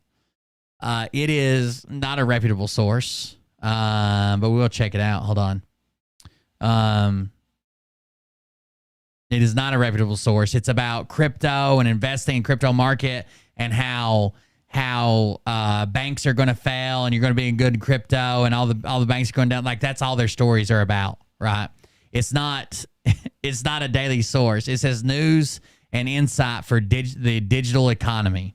So if we open up there, that's where you just started the article from. If we open up their most recent news stories, it says altcoins. Crypto strategist predicts rallies for Ethereum and 3 ETH-based altcoins. Here are his targets. Next story. Last time this happened, Bitcoin exploded, according to Glassnode co-founders. Here's what they mean. Regulations. DOJ announces plan to control $54 million in crypto allegedly obtained in a illegal narcotics scheme. Blockchain. Brian Armstrong says on-chain is the new online as Coinbase beats expectations in revenue. Altcoins. Here's a reasonable Solana price target for the next bull run, according to ex-Goldman Sachs executive Raoul Pal. Dan Moorhead predicts stock market crash, says crypto to outshine equities, real estate, bonds. Like this is all about buying crypto and getting away from the bank. And banks are going to fail and crypto is going to be king. That's what this whole website is geared towards. And then the story comes out. It's actually not live while, I wonder if he shows this. Did he just say while we're live here? Hold on. So it does say that it's been updated. This article was actually written on October 3rd. The first time it came out. Hold on, let's see if I can find it. It looks like it's been updated November 3rd. Okay, here we go. You must have some type of alert on it. $40 trillion in unrealized losses hits JP Morgan Chase as Bank of America, Wells Fargo, and Citigroup face exposure to U.S. Treasuries report. JP Morgan Chase has quietly revealed tens of billions of dollars in losses on securities, according to a new report on company's overall balance sheet. The banking giant is now stuck with roughly $40 billion in unrealized bond losses as of Q3 this year, which is 20% rise over the previous quarter. So all their losses went up. This is just their losses, not overall losses, like they lost all this money. This is just losses that they didn't expect for Q3, and it's only up by 20%. Okay? It's not a big deal. The new, it's 40 billion. Yeah, you're right. I just said trillion because Phil said trillion. Let's see. Hundreds, thousands, millions, billions, 40 billion. The new numbers were located in a footnote of the firm's third quarter financial supplement and were higher than expected, $34 billion loss. The news follows a quarterly report from Bank of America revealing it now has a total of $131.6 billion in unrealized losses. Although Wells Fargo and Citigroup have also reported third quarter earnings, they have yet to reveal the latest stats on their own unrealized losses. In Q2, by the way, they're way, way, way up in earnings, more than $40 billion. The dangers of unrealized losses came into focus earlier this year amid the collapse of Silicon Valley Bank.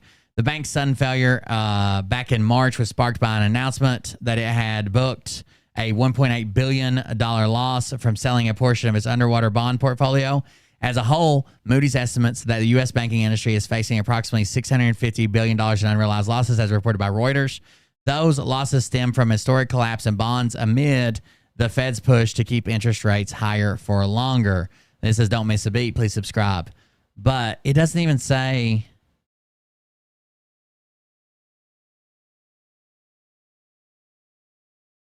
I'm trying to search some phrases here and see if I can find a legitimate source.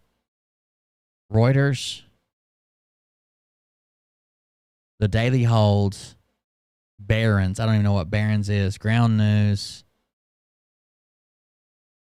See what Ground News says about. I think Ground News rates it, which way it leans and shit. All articles. There's one article from Ground News. There's no left, right, center, right. There's one news article with this in it. Read with caution. This story is only being covered by one news source online. They have not been evaluated for good reporting practices by independent media monitoring agencies.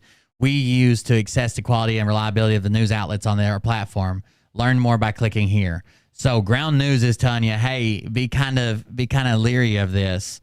JP Morgan, hold on. Let's do this. If I can.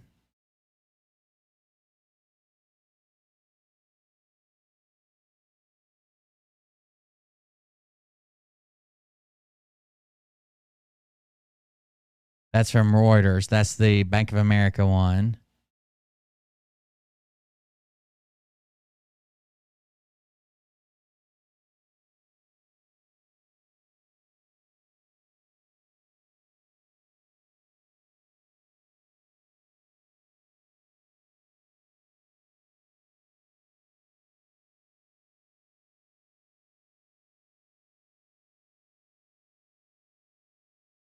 So unrealized losses on securities and investments, like a security would be like a treasury bond,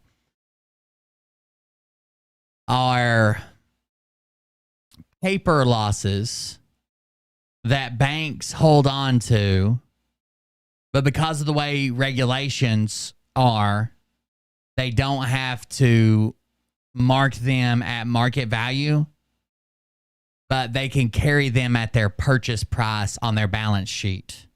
Okay? So it's kind of like losses that you wouldn't see in like a one-page report, but if you dig deeper, you can see it as a loss.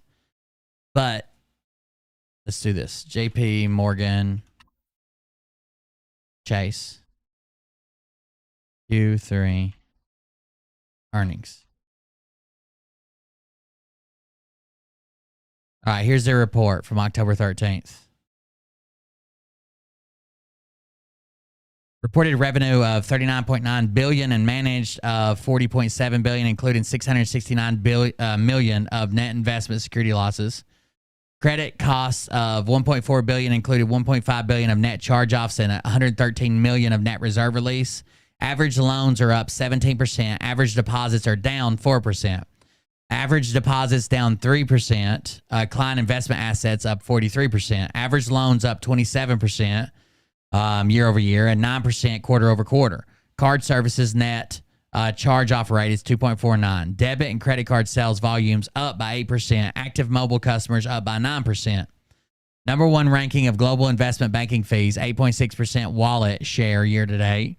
Total markets revenue of $6.6 billion, down 3%, with fixed income markets up 1% and equity markets down 10%.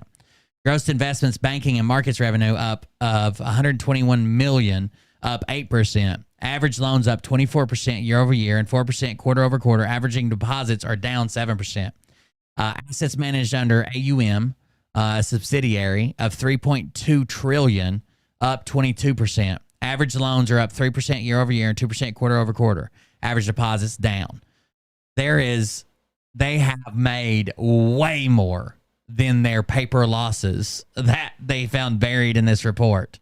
They have that's just the 6 fucking like subsidiary like branches and companies they own. That was just their headline reports. Like they have made trillions of dollars this quarter. And we're worried about $40 billion in paper losses? Right, until they get rid of it.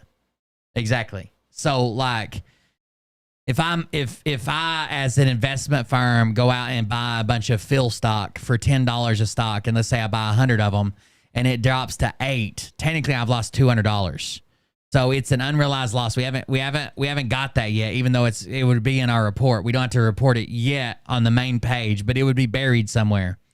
because I haven't sold it. I really don't lose it until I sell it. And they're really not going to lose it until they sell their treasury bonds, which treasury bonds, they're not losing money on treasury bonds unless they sell them, which they haven't because it's unrealized losses. It's money that they basically could have made by the interest. So it's going to be hard to explain. Let's say I buy a treasury bond today for a week, okay?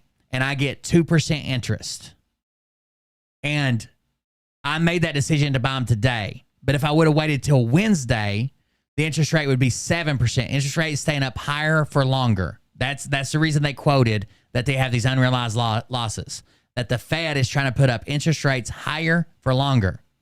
And because technically I could have bought those Wednesday and made 7% interest instead of 2% interest, that depending on when I buy and sell those, it's going to show as an unrealized loss because I didn't buy more at a different time versus when I bought them earlier or later and missed out on the higher interest rates for longer. They're not losing money on treasury bonds. $40 trillion. Think they're going to recover from that? Yeah. They're just not making as much as they could on treasury bonds. I'm going to say no. I'm going to say they're not going to recover. So it all ties together. Now, chances are these banks, Wells, Citi, Chase, Citizens, knew what was about to happen today. Was that billion? I'm sorry, I know I said trillion. I didn't count the zero. My eyes are bad. I don't have good eyesight. These are my glasses, by the way, and I'm not wearing them. Because here's why. Let me tell you why I'm not wearing them. I want to wear a hat because my hair is yucky, and that's not going to fly. See? With the hat. It's because of how I wear the hat. Like, if it were more like this, it might work. But then I might look like QAnon John. I know he likes to change his name to different things because he doesn't want to be associated with QAnon anymore. But anyway. He's just mad because he called you out? It's not going to fly. See, with the hat. It's because of how I wear the hat. Like, if it were more like this, it might work. But then I might look like QAnon John. I know he likes to change his name to different things because he doesn't want to be associated with QAnon anymore. But yeah, the problem with Barron's being a reputable source is all they're doing is reporting the story from the Daily Hold. They didn't actually do the story themselves. Barron's didn't. They're just reporting that the Daily Hold is reporting this. Anyway, so yeah, I can't wear my glasses and wear a hat, and I don't want my yucky hair to be exposed. Your yucky hair? What hair? Billion. It was billion, not trillion, but whatever. $40 billion. I believe that those banks. I would not trust banking advice from any place that literally all they do is predict that this is like trusting banking advice from Phil, right? All they do is predict that it's going to fail. Crypto is going to be king. And if you're not invested in crypto, you're just an idiot that's living in, 2020 instead of 2023 because all the banks are going to fail. And that's all they talk about all day long. The same way that I don't take right-wing news sources or left-wing news sources without looking at the other side and seeing what they're calling it or what they're saying about it. It doesn't make any fucking sense to just the Daily Hold, and they're the only people publishing this article about a bank in trouble. Banks and other banks were aware of what was happening this morning, and they are panicking. If he got hair plugs, we would probably notice. I don't think so. I think he may have darkened it at one point, but I watched, the only reason I know this because I watched a guy on TikTok. I shave my head. I can't get hair plugs, but I watched a guy on TikTok who got them, and he was talking about how like it scabbed over and the shit he had to put on there and the conditioner he had to use and like this bag he had to keep on it, and he had to sleep sitting up for like the first week because he couldn't rub it on his pillow or the hair would fall out. It was crazy. I think we would notice. He definitely couldn't wear a hat if he just got hair plugs. Wrote themselves big bonuses and got I'm talking about CEOs and the board members, whatever, and got the hell out of there. It was happening this morning, and they are panicking. I believe, anyway, billion. It was billion, not trillion, but whatever. $40 billion. I believe that those banks and other banks were aware of what was happening this morning, and they are panicking. All banks are aware of what happened, so they all wrote themselves bonuses and then got the hell out of there. I don't think that would make his audience very happy. Don't they want to see these bankers who write themselves bonuses and then fucking dip when your money's on the line? Don't we want to see them come to justice? I don't think it's a good thing that they wrote themselves bonuses and just left. Is it? Wrote themselves big bonuses and got I'm talking about CEOs and the board members, whatever, and got the hell out of there. Here we are. Next one down on the list there, initiates new U.S. Treasury bank system in alignment with constitutional law. So, in other words, we're going to have a brand new banking system across the entire country, if not across the entire world. I'm sure it's going to be different for different countries, but along the same principle as what will be happening in the United States. Somebody just said in the chat, MrCooper.com, they are a mortgage company. They are currently under a cyber attack. I don't think so. I don't think they're under a cyber attack. Phil, you look like Eminem if Eminem didn't always look like he has a broomstick stuck up his ass. Thanks. I don't know. I don't know. Greenback boogie. Shoot boogie. Give you a piece of pie if you like. Greenback boogie. A greenback is boogieing, all right. Boogieing into oblivion. Next one. Oh, my favorite one. My favorite one. Eliminates the Federal Reserve System. During the transition period, the Federal Reserve will be allowed to operate side by side of the U.S. Treasury for 1 year in order to remove all Federal Reserve notes from the money supply. So, the cash that I've been telling you to get the hell out of the bank and store in your house somewhere in a safe or whatever, just put enough in your bank to do your transactions and that's it, right?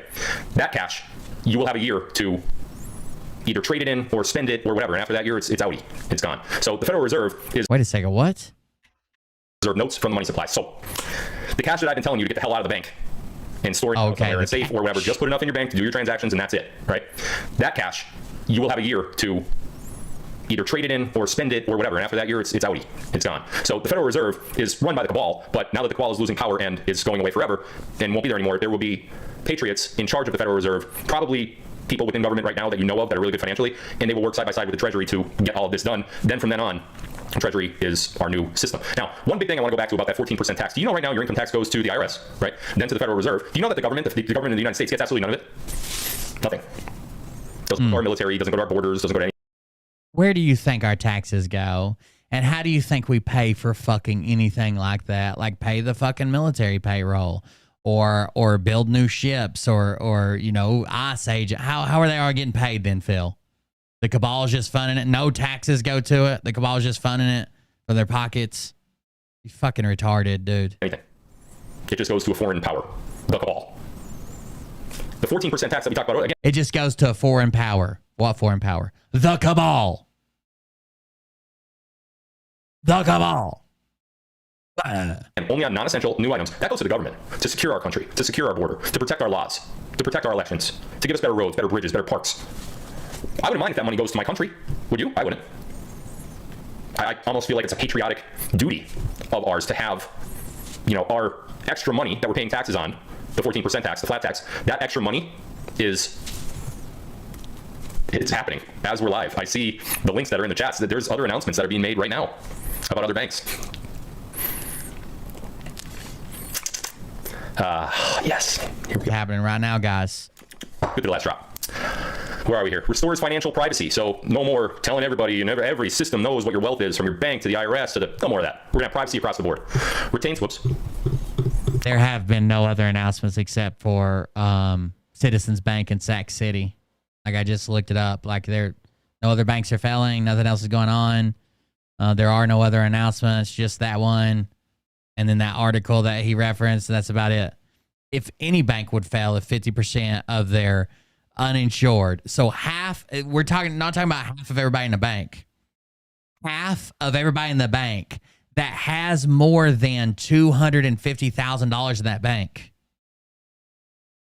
of course the bank would fail. That was the stupidest article, the stupidest. That was the dumbest article to fucking share. What? Of course it would fucking fail. Come on, so dumb. Retains all judges and attorneys in constitutional law. So all judges and all attorneys will go, retrains all judges and attorneys. They will all learn constitutional law. So if you're an attorney right now or a judge, there's just going to be a short training period, nothing major, of how constitutional law works. There are currently attorneys that are out there that know constitutional law, but those that's all I can hear is his nose fucking sounds like that dumb bitch we's listening to play the therapy flute or whatever she's playing the other day. That don't will. Ceases is another really big one. Ceases all aggressive U.S. military actions worldwide. No more wars, ladies and gentlemen. And if your country starts a war, you are out. You are out of Gesera. That's it. No second chances, no questions. Excuse me. If you're going to have aggressive military action in our world, you're not going to take part in the system. That's it. No more wars, no more death, no more anything. That'll work, right? Because we all just agree that we're not going to fight anymore. Are living in peace. That's always worked. I mean, if you go back through human history, war is a recent thing, right? The dirty Jews got us all fighting each other, right? Like I can't think of a time in like ancient history to now that there's been war and fighting and people disagreeing. It just seems so weird. Why did we just start it suddenly? What was the first war? Vietnam or something like that? I can't remember. establishes peace throughout the world, as we just discussed, releases enormous sums of money for humanitarian purposes. Enormous sums of money. Like what, 21 trillion? I mean, I'm just making that number up. I have no idea where I could have got that number from, but 21 trillion, it just kind of popped into my head randomly. I didn't really get it from anywhere. I just thought of it just now. 21 trillion? I still don't quite grasp how someone is paying up. First of all, that's a check to pay off the U.S. national debt. The very first part we got to look at is actually 33 trillion. But he claims this was written at a different time. But if it's to pay off the national debt, how are they just giving it to people? Like, you can't take it and pay off the 21 trillion in national debt and take it and give it to everybody. The same 21 trillion? What is that? What does that mean? The green MacBook guy. Literally, I just thought 21 trillion. And maybe that might be the amount that gets released for humanitarian projects. 21 trillion will go a real long way worldwide. Think about how much money that is. Like $999 billion. Yeah, it's sped up. I can't stand him slow. It's nose whistles too much. Right? Times 21. Crazy, right? So much money. And the 21 trillion is actually only part that we talked about a couple lives ago. Now you know why I talked about it. That was only part. It's actually 33 trillion that was available. So enormous sums of money. I'm going to guess that that's what that means. That's not what he said in his previous live. He said that it was 21 trillion because at the time the U.S. debt was at 21 trillion and there was some extra left over. And that the 1.8 trillion that was left over could give everybody $1 million. Then when he was called out, that math was off by fucking multiple orders of magnitude. Thousands of times off. He was like, I didn't say dollars. Well, yeah, that's exactly what you said. Enables the release of over 6,000 patents of suppressed technologies that are being withheld from the public under the guise of national security, including free energy devices, anti-gravity, and sonic healing machines. You guys... Why would we need anti-gravity if there's no space? Might refer to sonic healing machines as something else. Anybody want to guess? Who's going to be the first one? Let's see. It's going to be locals because they don't have delay. Who's it? I'll give you a shout out. Kiss the Rain. Lori J. T. You were close, but no cigar. Kiss the Rain. Medbeds. You guys like calling them medbeds? I'll call them medbeds too. It's fine. Sonic healing machines. Anti-gravity is... That's not a thing. There is no gravity. We're all density. But what they mean by anti-gravity is fusion. Fusion and fission. Look at his face, first of all. That's a good place to freeze it. But what they mean by anti-gravity is fusion and fission. That's what they mean by anti-gravity.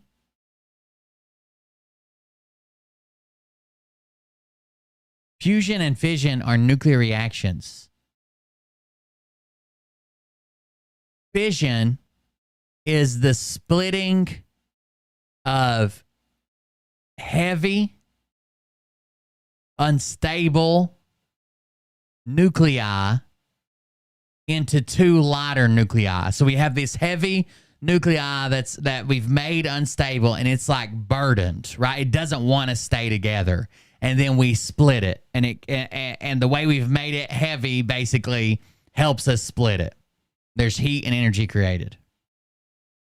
Fusion is the opposite, where two light nuclei that want to be attracted to each other, we use a process to make them combine and make a bunch of energy and heat. None of that has anything to do with gravity. Zero. Sonic healing machines is basically more of the stupid vibration, sonic vibrations, and this vibration therapy can flex muscles, stimulate organ tissue to grow, and all that. It's all a lie, but that's what sonic technology is, or sonic healing, allegedly. He's wrong everywhere. Hovering. Do you know that you could... I'm not going to get into that right now. But every one of us have a very special, unique talent. And you don't even know about it. You will. We can all fly. Talent. Phil's going to tell us we can all fly. You know that you could... Gravity is... Sonic healing machines. Anti-gravity is... That's not a thing. There is no gravity. We're all density. But what they mean by anti-gravity is fusion. Fusion and fission. Hovering. Fusion and fission. Hovering.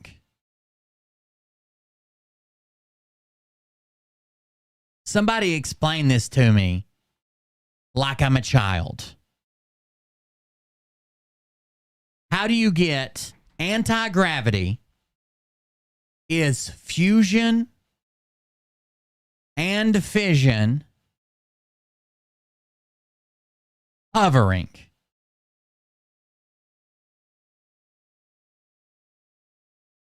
Fission is what we use in nuclear power plants. Fusion, we cannot control. Like once it starts, it just keeps going. Fission, when we split heavy atoms or heavy nuclei, we use in nuclear power plants. We can control that. We can meter it back. We can slow it down. We can stop it. Fusion, we cannot. It's not used to produce power. Fusion actually creates less radioactive isotopes and material and shit. And could probably be like an unlimited power supply, but it's not easily. I'm not saying we can't control it at all. It's not easily controlled. They are pretty fucking hard to stay on top of. It's a lot. It would be a lot less safe if we did it. But what does that have to do with hovering? Do you know they mean element? That's it's fine. Sonic healing machines. Anti-gravity that's not a thing. There is no gravity. We're all density. But what they mean by anti-gravity is fusion. Fusion and fission. Hovering. Do you know that you could... I'm not going to get into that right now. But so now he's going to say everybody has a special power to hover? Is that what he's saying? Every one of us have a very special, unique talent. And you don't even know about it. You will. We can all hover? I like flying drones. I'll hover. Energy devices, I've been screaming that energy is free for years and years. You guys heard me talk about it. And one of the biggest frauds, other than NASA and the lie on about Earth, one of the biggest frauds ever is paying utility bills, electricity bills, energy bills, heating bills. There's no need for it. Think about how much money you've paid on your electric bill over the course of your life. Now multiply that by hundreds of millions. It's way more complicated than that. So like when you're talking about fusion, a lot of times you're talking about like hydrogen isotopes, and you put them under extreme pressure and extreme heat, and you can cause those to fuse together. You can also do like tritium, hydrogen 3, hydrogen 2, extreme pressure and heat, and they produce a neutron and another helium isotope and energy, a lot of energy, like times more energy, like several times more energy than you get out of fission. The problem is it's kind of very hard to control, right? I don't understand what I'm so confused with hover. Did you know that you guys? Well, I'm not going to tell you about it, but did you guys know that there's something very special you could do like hover? Billions of people worldwide. Billions of people worldwide. I'm blown away. That like Phil doesn't often knock me back on my heels because he said so many dumb things. But he thinks that fusion and fission, there is no gravity. It's density. But fusion and fission mean hover. And everybody can hover. One of the biggest frauds, other than NASA and the lie on about Earth, one of the biggest frauds ever is paying utility bills, electricity bills, energy bills, heating bills. There's no need for it. Think about how much money you've paid on your electric bill over the course of your life. Now multiply that by guys are special, unique talent. But what they mean by anti-gravity is fusion and fission, hovering. Do you know that you could? I'm not going to get into that right now. But every one of us have a very special, unique. I would like Phil to do his next live stream with a white chalkboard or with a chalkboard and some white chalk, and show me basic fusion or fission and what's produced and what happens step by step. It should take him no more than each one like four fucking sections, and show me what happens. Unique talent. And you don't even know about it. You will. Free energy devices. I used to refuel nuclear power plants, like change out the fuel rods. And that's when I learned about all this shit, just because I was curious. But I don't. I had chemistry and stuff in high school, I guess. But I just, it blows my mind that not only does he not have a basic understanding of what it is, he just tries to play it up. I mean, I'm sure the grandmas don't know what it is either, because he's got a retired like nuclear engineer or some shit. But he's just like, they're talking about hovering. Did you know you can hover? If you just fizz and fuse, you can just hover. Everybody, I'm not going to tell you about it right now, but everybody can. And screaming that energy is free for years and years. You guys heard me talk about it. And one of the biggest frauds other than NASA. If you're this smart, you're Edward Snowden, you know all about this, you know the energy's free, and you've even done classes on it for your live stream. Show us where you're picking up this free energy and powering your house, Phil. Go flip the fucking breaker and then show us your free energy antenna. And you know the lie on balance a chemical. Oh God! About Earth, one of the biggest frauds ever is paying utility bills, electricity bills, energy bills, heating bills. There's no need for it. Think about how much money you paid on your electric bill over the course of your life. Now multiply that by hundreds of millions of people worldwide, billions of people worldwide. All of that money. Crazy. So that's a rundown of the Sarah. Okay. We got it. And again, there were a lot of bullet points there, as we just went over. I don't necessarily know which of them. God, his thin fucking Uncle Bad Touch beard he's got going on. Them is going to be implemented, or which of them is going to be tweaked a little bit. I just know that we're here. We've arrived. We are here. Our time of enslavement. There were a lot of bullet points there, as we just went over. I don't necessarily know which of them is going to be implemented, or which of them is going to be tweaked a little bit. I just know that we're here. We've arrived. We are here. Our time of... Yeah, you go to coldbreed.fund and support the show if you want to keep it going or whatever. This is a bad time of the year for donations. I might try to set up a sponsor stream or something. I don't know that we'd make a whole lot, but at least it'd be something coming in. But yeah, we'll probably end up maybe cutting back the schedule. I got to pick up an odd job or something just to get ready for Christmas and everything that's coming. But yeah, you're more than welcome if you don't want to. That's cool. It's not a big deal. The show's free. Most shows are free, except for the Patreon shows. Enslavement of humanity is over. Might not be today, but what happened today is an enormous step to making that a reality. Maybe he's just upset that his wife's fucking jagged-ass razor blade mouth has fused together, all snaggled up. It's like all solid cartilage or something. Bone? I don't know what the fuck it is. Does his one eye open more than the other every time I pause it? Got a lazy eye? And I couldn't be happier. I could not be happier. I could not be happier right now. It happened. It's happening. We've arrived. I don't necessarily know which.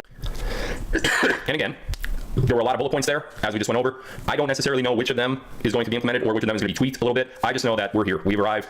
We are. So again, his statement right now is there's a lot of stuff in those bullet points. I don't know which ones are going to be just like they're printed and which ones are going to be tweaked, but they are happening right now. We're here. We've arrived. It's happening. So he can't come back and say, well, what I meant was that won't be kicked in until 6 months from now when the EBS and this is aligned and the fucking rotation of Venus and what the fuck ever. We're here right now. Right now. Here. Our time of enslavement of humanity is over. Might not be today, but what happened today is an enormous step.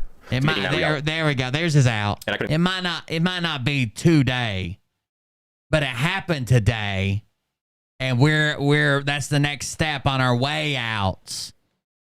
I couldn't be happier. I could not be happier. Long time coming, right? Now, let's talk about something else. You guys are gonna have to tell me if you could hear this once I play it, because I don't know. So I don't know if not. Well, you just tell me when I put it on the screen. You let me know if you can hear it. Okay, here we go. Well, I know they can't fucking see it over on Locals where they pay money to see it. Sounds good. I've got my audio boosted so much y'all probably can't hear it. I can't. No sound? Okay, got it. This is gonna be I think he's on drugs so, of some give me 1 sort. second here. Let me reformat this. If I had to guess.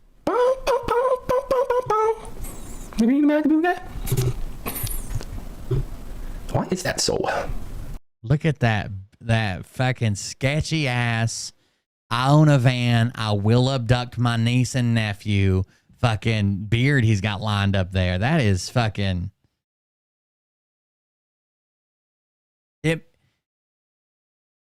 It's like if Amber Alert was a person. I've never seen anything like it. Oh, I got an idea. It'll be way easier to do it that way. All right. I'll put that on. Then we're gonna do this. Then we're gonna do this. Move this guy over here. Should be able to hear it pretty good now. Here we go. Oh, he's putting his microphone in front of his speaker. This should be good. He put a microphone over at my speaker. Because I can't figure out how to play my audio. Well, what do you think I am, Edward Snowden? Had very strong identification, and they had a winner and they had a loser. At 10 o'clock in the evening, everyone went home. The winner was happy, the loser was unhappy. There were no disputes.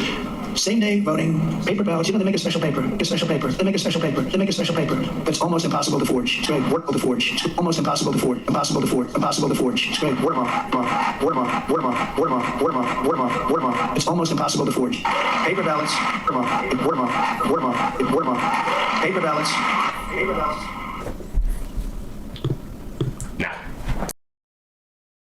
I wonder if we can do this. Hold on.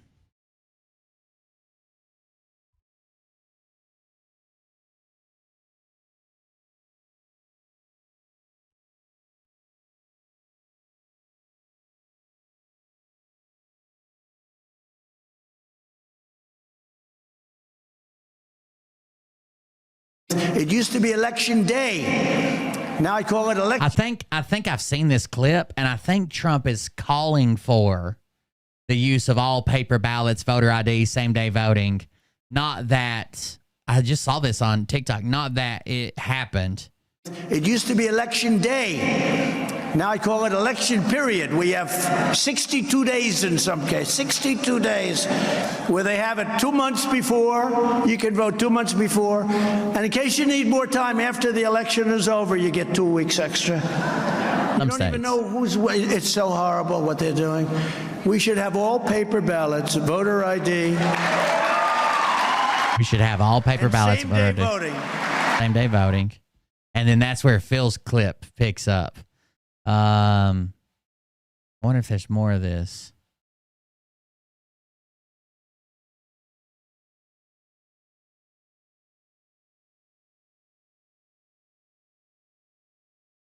This was what? The Florida Freedom Summit? Is that what it was called? Damn, can I open this transcript? What happened in Israel with the gross and the... Might have to skip through here.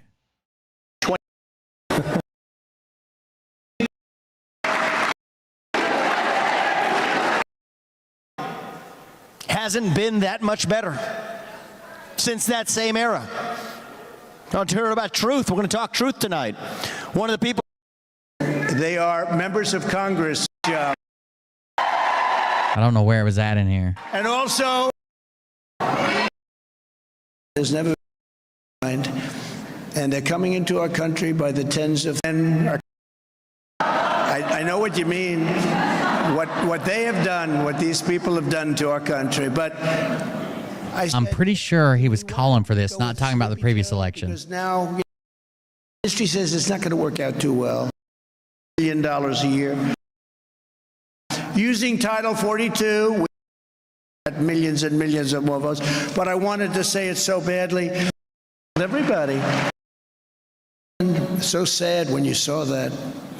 Then the disease spreads all over our country, and it's coming. We will stop, and we did.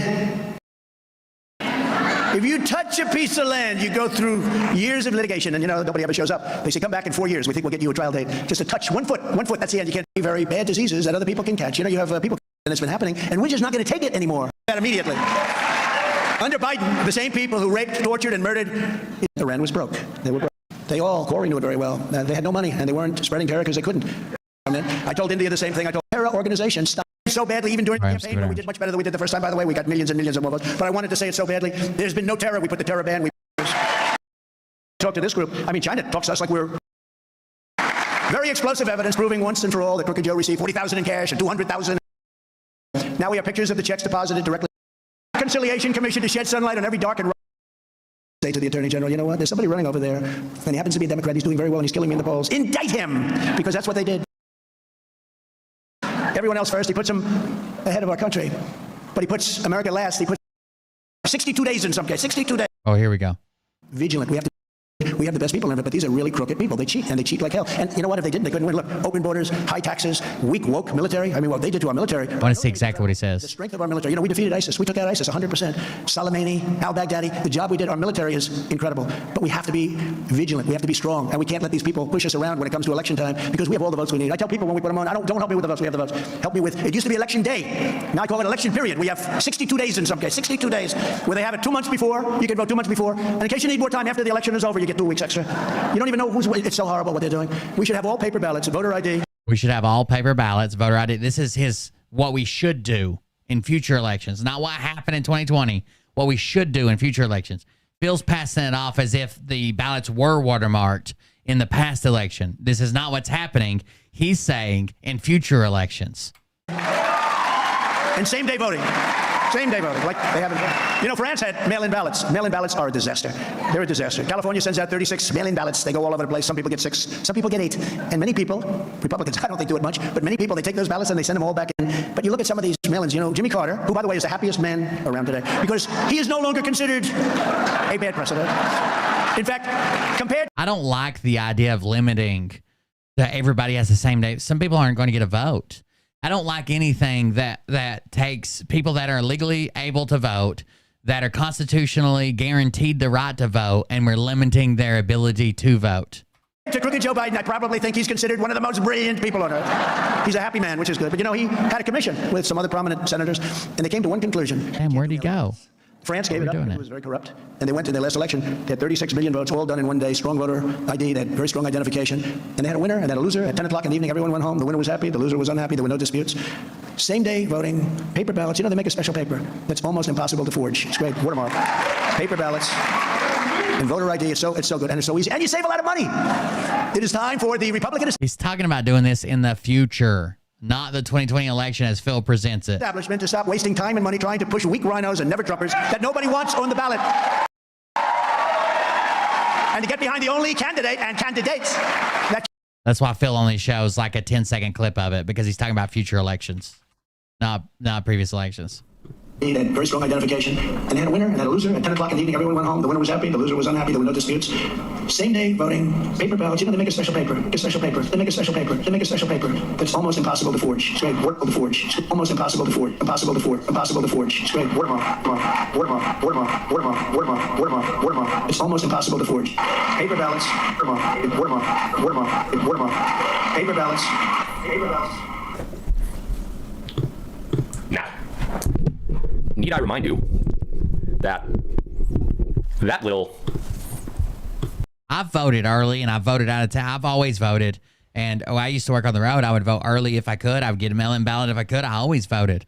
And that would limit my votes. I mean, I worked sometimes. I have to vote in Tennessee, and sometimes I'd be in Southern California working. You know what I mean? Like, how the fuck am I supposed to get home on one day, same day voting? I can't believe he said it. I can't believe he said it. And this is recent, by the way. This was from Kiss Me, Florida. This was just yesterday or a couple days ago, I think. I know it was within... I can't believe he said it. And this is recent, by the way. This was from Kiss Me, Florida. This was just yesterday or a couple days ago, I think. Kiss Me, Florida? I know it was within the last week. But... Is that what he just said? When he's from Kiss Me, Florida, this was just... Kiss Me, Florida? I can't believe he said it. I can't believe he said it. And this is recent, by the way. This was from Kiss Me, Florida. This was just yesterday or a couple days ago. Kiss Me, Florida. This is from Kiss Me, Florida, from just a couple days ago. Any of my fans from Kiss Me, Florida? I think. I know it was within the last week. But when he said it, Trump does this. I know you guys don't study body language, but I did for a very, very long time. And I want you to see something. I'm going to put it back on the screen. You're not going to be able to hear it, but don't worry about that. I just want you to look at the look on his face. Actually, what he does with his eyes after he says watermark. Okay? Watch his eyes. Ready?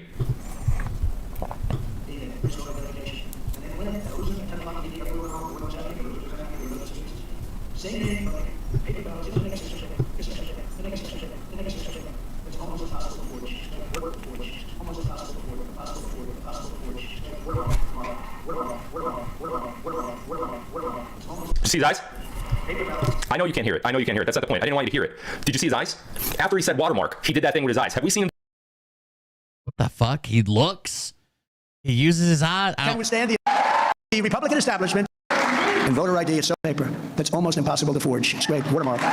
Paper ballots. And voter ID is so good. He did it again right there. So are we just? Is it voter ID? Is that the secret code? That's almost impossible to forge. It's great. Watermark. Paper ballots. And voter ID is so. There it is. Oh God, is this another com? He looks up sometimes. It's so good and it's so easy, and you save a lot of money. Did it again. Save money. It is time for the It's my money and I want it now. Paper ballots. Do that thing with his eyes before? We sure have. We sure have. There was a press conference in the White House where one of the reporters asked him, President Trump, do you really believe in this Q nonsense, whatever, where you are taking down the world cabal? And when they said cabal, he looked right over at the camera and stared at the camera for a solid second or two. He just did the same thing right there. Same thing. His eyes. He wasn't looking at the camp. He was looking over there somewhere, Phil. Go up. His eyes look out. After he says watermark, he looks up. That is a tell, ladies and gentlemen. I don't know if you ever played poker. They talk about a poker face. And they talk about having a tell. That's a tell. That is Trump's tell. That is something, I can tell you beyond a shadow of a doubt, that is something that he was not supposed to say. You know how Trump goes ad lib a lot? That he was predicting in the future we would use watermarked ballots. During his rallies and he doesn't always read from the prompter like these other idiots always do. Trump just talks. And sometimes he goes off on huge, tangents. It's great to watch. But that is one of his tells. I have watched it for years and years, and you don't put static. And we're back. Let me just fix locals real quick. It's me, Flow Rider. Okay, should we go locals now too? Go locals. Locals? Yay. Good. Okay. Rumble, how we doing? Good on Rumble. No more static. Good. Okay. If you don't believe me, go back and look. Trump has that thing. He will be talking to someone and his eyes will be squinted. He squints a lot. His eyes will be squinted like this, and then and he wasn't necessarily looking at anybody when he did it, but he wasn't supposed to say it. He wasn't supposed to say that. Pause real quick for a sponsor, Tack Right. That's right. My first flow step won a gold digging woman. Money, cash flow, all big faced honeys. Right on the floor, got them D boys running.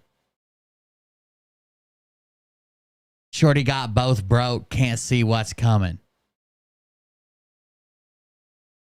That is Kiss Me, Flow Rider. Tack Right is back with their night vision goggles. These are military grade goggles. They are designed a certain specific way that they have the ability to give you the same type of vision that military goggles actually give. If you're looking for a Christmas gift for there is no fucking way that you would have the same type vision that the military fucking uses. Are you fucking shitting me? Phil sells his fucking whatever for they're like $300 or some shit. You know, a pair of like PVS 14s costs like $34,000 for like the set that we had 12 years ago. Somebody, we promoted Tack Right on the show many times. People are thrilled with the products. Mini Chainsaw was one. The goggles are back in stock. They're not going to last until Christmas. I can tell you that right now. Come December, these things are going to be sold out. You're going to be wishing that you got them. So get to tackrightphil.com. The link is in the description down below, and you will have an opportunity to buy these for your loved ones for Christmas. Okay, moving on. That's not counting the millions of dollars they invested developing them 40 years ago. I want to continue to talk about Watermark. We'll get into that in a second. But I want to keep talking about Watermark. Watermark because pool. That was... Where does water go? In a pool. What does Mark mean? Somebody's name. Mark in the pool. Or Mark Pool. Not the only... They call me that because I'm wet. Let me pull it up here. Time that we've heard of Watermark. Okay? We have heard this before. 1 second here. Get you stuck on my elevator. Get it up on my elevator. Check it out. All right, ready? Here we go. Let's listen to this information from this gentleman. By the way, this guy is a psychiatrist, and he has appeared on InfoWars many times. This video may actually be from InfoWars, but this was a day after the 2020 election fraud. Let's take a... You know what they say? Righty-tighty, lefty feels a fucking retard.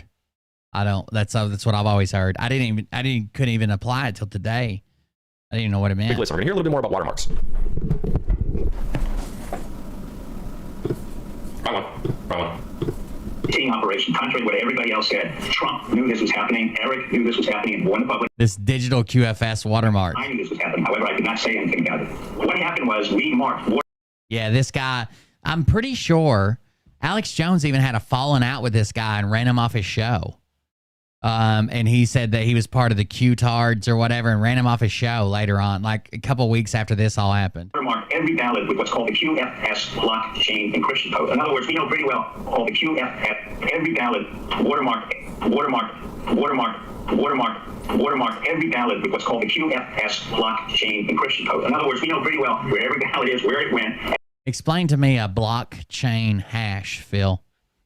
I know you got hung up on trip codes and how to access the dark web that you and all your anons use. And when you saw that .onion website, you said it was a com because there's no such thing as .onion. We use .com, and since com is missing, that means this is a com for me.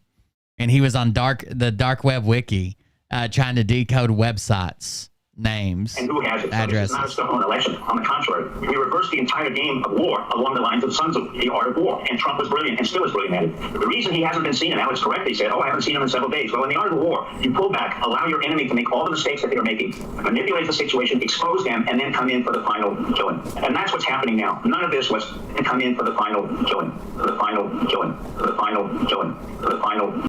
Hawaii Steve on the Alex Jones show. It came out and gave this report, so we should all trust it? I don't know. And that's what's happening now. None of this was unexpected. All of this was expected. All of this is exactly. Cat can do.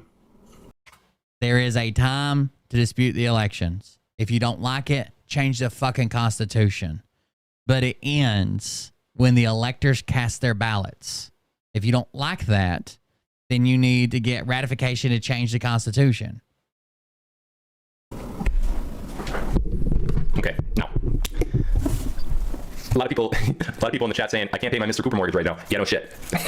You think that Citizens and Iowa is the only bank that's gonna have these issues? Mr. Cooper is one of those regional banks. Let's see what happens. Anyway, Mr. Steve here is basically saying that, well, settle down. I knew that this is crooked. There we go. Sorry about that. Don't want to give anybody dyslexia. I can never say that word. And that's not what dyslexia is anyway. So why did I even say it? Greenback boo guy. Boo guy. Mr. Cooper is I'm pretty sure it's out of Texas or Louisiana or something. It's like a mortgage lender. I've heard about it, but it used to be called something else. Nation Star Bank or some shit. Taking another piece of pie for your wife. Doing another one sign in my mind. Making over something. I'm live. Okay, forgot about that. Sometimes I just get this mood where I just want to greenback boo guy. No, sure, boo guy. Anyway, Mr. Steve is saying that the ballots were watermarked, and it's funny. Yeah, he said enough of this stuff so many times. Like when I fucking embarrassed him over what is a trip code, and he's like, I just get Ron Watkins to sign me into Q's account and post like that. Trip code's like two-factor authentication, Will. Okay. He could have learned some of this, and it wouldn't even take 5 minutes of his fucking time. Donald Trump just said that a couple days ago. Interesting. Anyway, and they had that look. He gave that tell. Anyhow, if the ballots were watermarked, Phil, Steve, Trump, and we knew this going in, then why didn't we just stop him? Well, we could have. We could have stopped him. Trump could have got back in office, no problem. No problem at all. You know what would happen, though? We wouldn't have exposed the deep state. We wouldn't have got rid of the deep state. We wouldn't have took down the cabal once and for all. We would have just won the election, and then immediately after Trump was gone, it would have happened again 4 years later in 2020. Can she not prescribe him something for his retardation? That is not a big deal, ladies and gentlemen. That is a band-aid. We're stuck with it. To a sliced carotid artery. It's not going to do anything. It might buy you a few more seconds, and that's it, if that.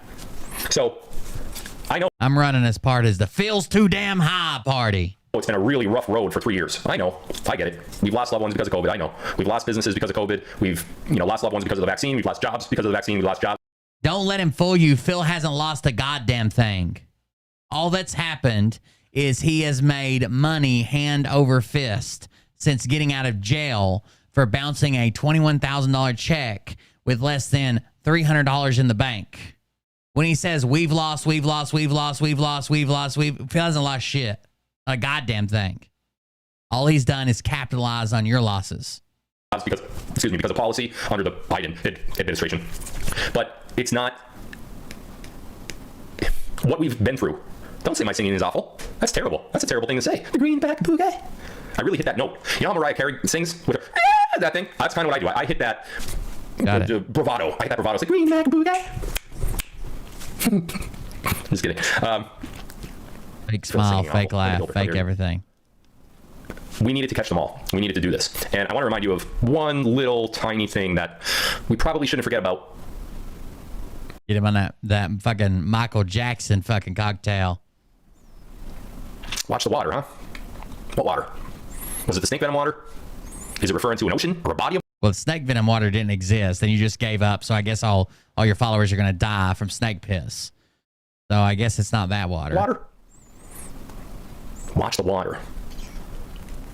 Well, why would someone say watch the water if they meant look for the watermark? That's the dumbest. Phil, if the guy said you're a badass singer. Greenback bouquet. Phil, if he was talking about a watermark, why didn't he just say watermark? Why did he say watch the water to confuse us this entire time? You want Q to come out and say watermark? I know. I've read all the Q drops, every one of them. I know what they all say. Many of you have too. Most of you know how to search through them through certain websites. But static again.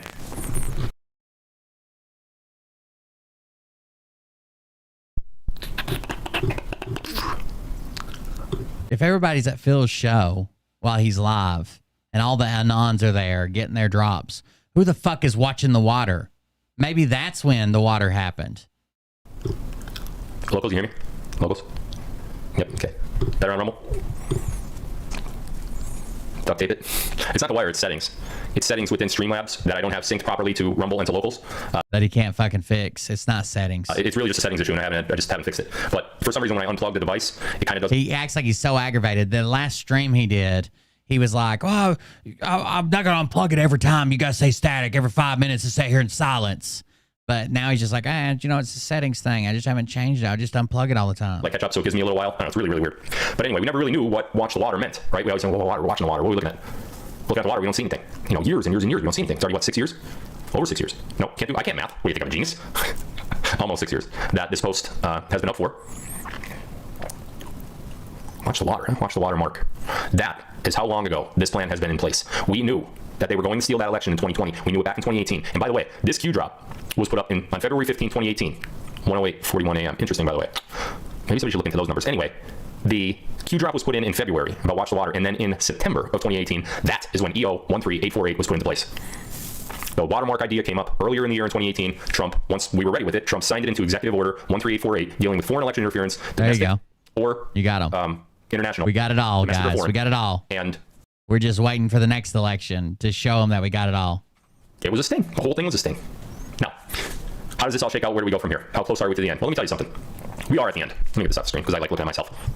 We are at the end. This is the end. Oh, by the way, as far as those ballots, remember all those ballots everybody kept finding everywhere? Oh, the post office found 20,000 ballots. There's 100,000 ballots in the dumpster. There's all these ballots all over the place. No one knew why. And all of us were like, that's my ballot in there. No one, my vote wasn't counted. I've been disenfranchised. That's what we thought, right? Wrong. Those ballots were the ones that the cabal thought we were going to use. But other ballots came in that were watermarked. So all of the ballots that were supposed to be used, that the cabal thought we were using so that they could commit fraud, were thrown away and replaced by the watermark ballots. The watermark ballots went through. They tried to commit fraud with them, but it doesn't matter what you do with watermark ballots. They didn't know. The cabal didn't know they were watermarked. You know how many people knew about the watermark ballots? You could count them on one hand. Trump being one of them, and then a couple in the military and a couple outside, and that's it. What's that tell you about Q? Pretty high up, huh? Must be. Watermark, Mark. Mr. Poole? Mark Poole? Who is Mark Poole? Doesn't exist. Never did. There's probably somebody out there named Mark Poole, but I'm sure it doesn't have anything to do with the watermark. Who wrote that tweet? It'd be interesting if a guy named Mark wrote it. But if his real name isn't Mark anyway, what does that even matter? What am I even talking about? You're thinking about it wrong.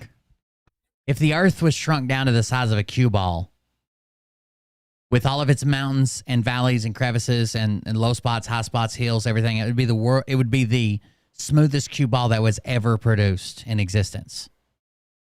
When you're talking about first of all, the temperature's higher or the temperature's lower, the higher you go up in elevation, or the further you get away from the equator.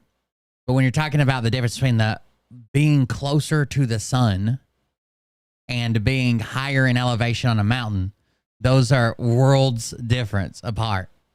If the Earth was the size of a basketball, then the moon would be the size of a tennis ball, okay? And the moon would be 24, 25 feet away. Also, if the Earth was the size of a basketball, that includes the mountains. You wouldn't be able to feel them or see them or notice them because they're,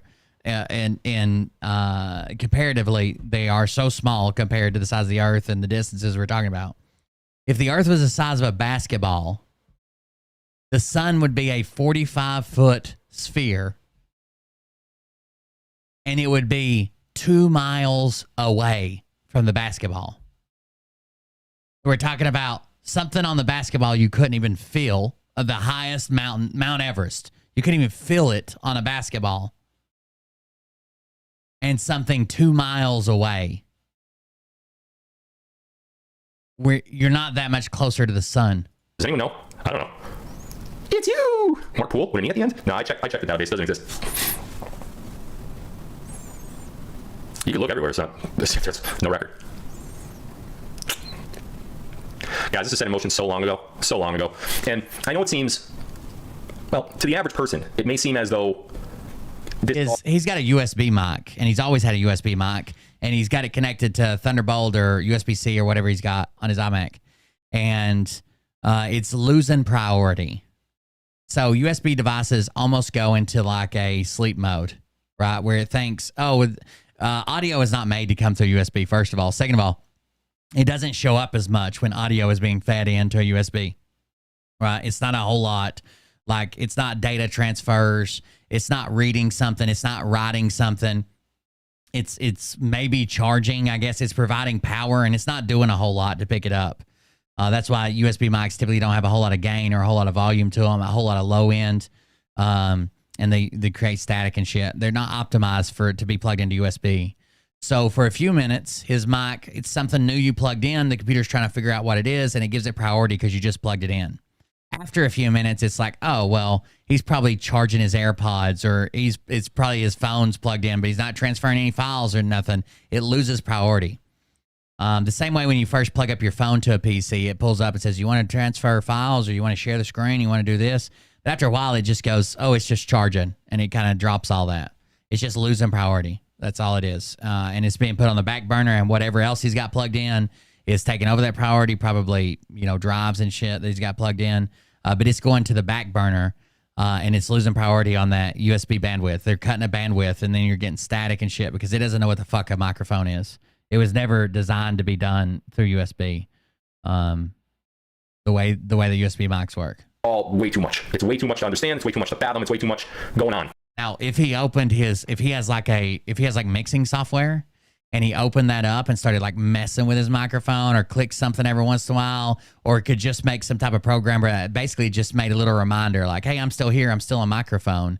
It would probably help if he set it as his, I don't know if you can do this on Mac. It would probably help if he kept it plugged into the same USB port all the time, and it wasn't on he's got it on a hub. If it was not on a hub and plugged straight in, and he set it as his primary communication device, it might keep it alive a little bit longer, or maybe the entire show. But the way he's got it now, the computer's like, what the fuck is this? Oh, it's probably something charging. Who cares? And then it doesn't get the bandwidth it needs to not have static and all that bullshit attached to it. Right?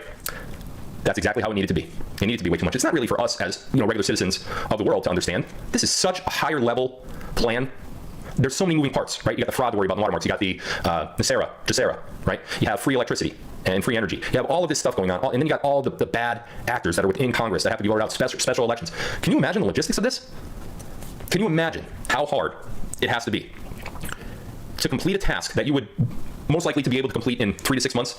It takes about 2 to 3 years to complete, because you're operating outside of the media, you're operating outside of the public view, you're operating essentially in secret with coordination between multiple militaries and intelligence communities throughout the world. That's why it's taken this long. That's why we've been 3 years into this shit. November 5th, 2020. You remember where you were November 5th, 2020? I do. I wish that post said watch the pointer toe. I do. I remember. Then we know exactly what it meant. I stayed up all night. Couldn't believe what I saw. Well, couldn't believe what I saw, but couldn't believe how obvious it was. It was just so obvious. They didn't care. Oh, we got a leaky toilet. We're not going to count anymore. Everybody go home. We're not counting anymore tonight. I thought Phil was watching the cheating with the Army or something. Arizona called it. The Trump camp was like, wait a minute. There's no way. There's no way we lost Arizona. Look at these. We so out the world. In secret. You're operating outside of the media. You're operating most likely to be able to have in Congress that have to be voted out, special elections. Can you imagine the logistics of this? Can you imagine that's gonna be his new delay. They're still setting up the new elections. It has to be. To complete a task that you would most likely to be able to complete in 3 to 6 months, it takes about 2 to 3 years to complete, because you're operating outside of the media, you're operating outside of the public view, you're operating essentially in secret with coordination. I wonder how Phil uses his court deposition to prove that like frazzle drip and shit is true, but also in that same court deposition, he has to admit that he's never worked for Trump. He's never been asked to work for Trump. He's never done any secret missions for Trump. He's not a fucking secret agent. He's never been employed by any government agencies. His NDAs don't fucking exist. That he wasn't called away. He's not a secret spy, and he didn't want anybody to think that he's ever been recruited by the NSA or the CIA, even when he did that George Magazine article. But when he talks about frazzle drip, they're like, it has to be true. He's under oath. Between multiple militaries and intelligence communities throughout the world. That's why it's taken this long. That's why we've been 3 years into this shit. November 5th, 2020. You remember where we were November 5th, 2020? I do. I remember the night of the election I stayed up all night. Couldn't believe what I saw. Well, couldn't believe what I saw, but couldn't believe how obvious it was. It was just so obvious. Didn't even care. You know, oh, we got a leaky toilet. We're not going to count anymore. Everybody go home. We're not counting anymore tonight. Arizona called it. The Trump camp was like, wait a minute. There's no way. There's no way we lost Arizona. Look at these. 2020 election was on November 3rd, Phil.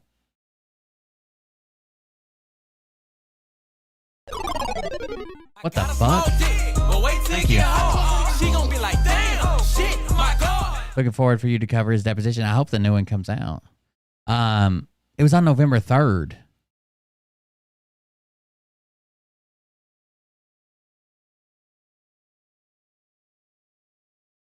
Not November 5th. You know, oh, we got a leaky toilet.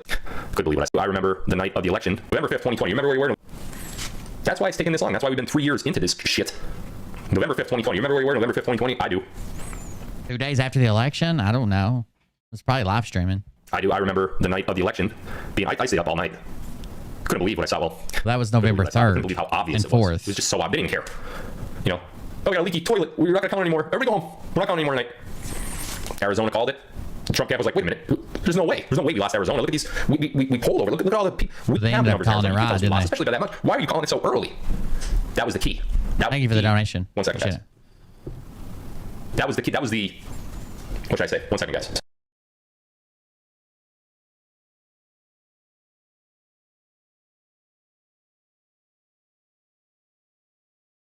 Talking to his dad.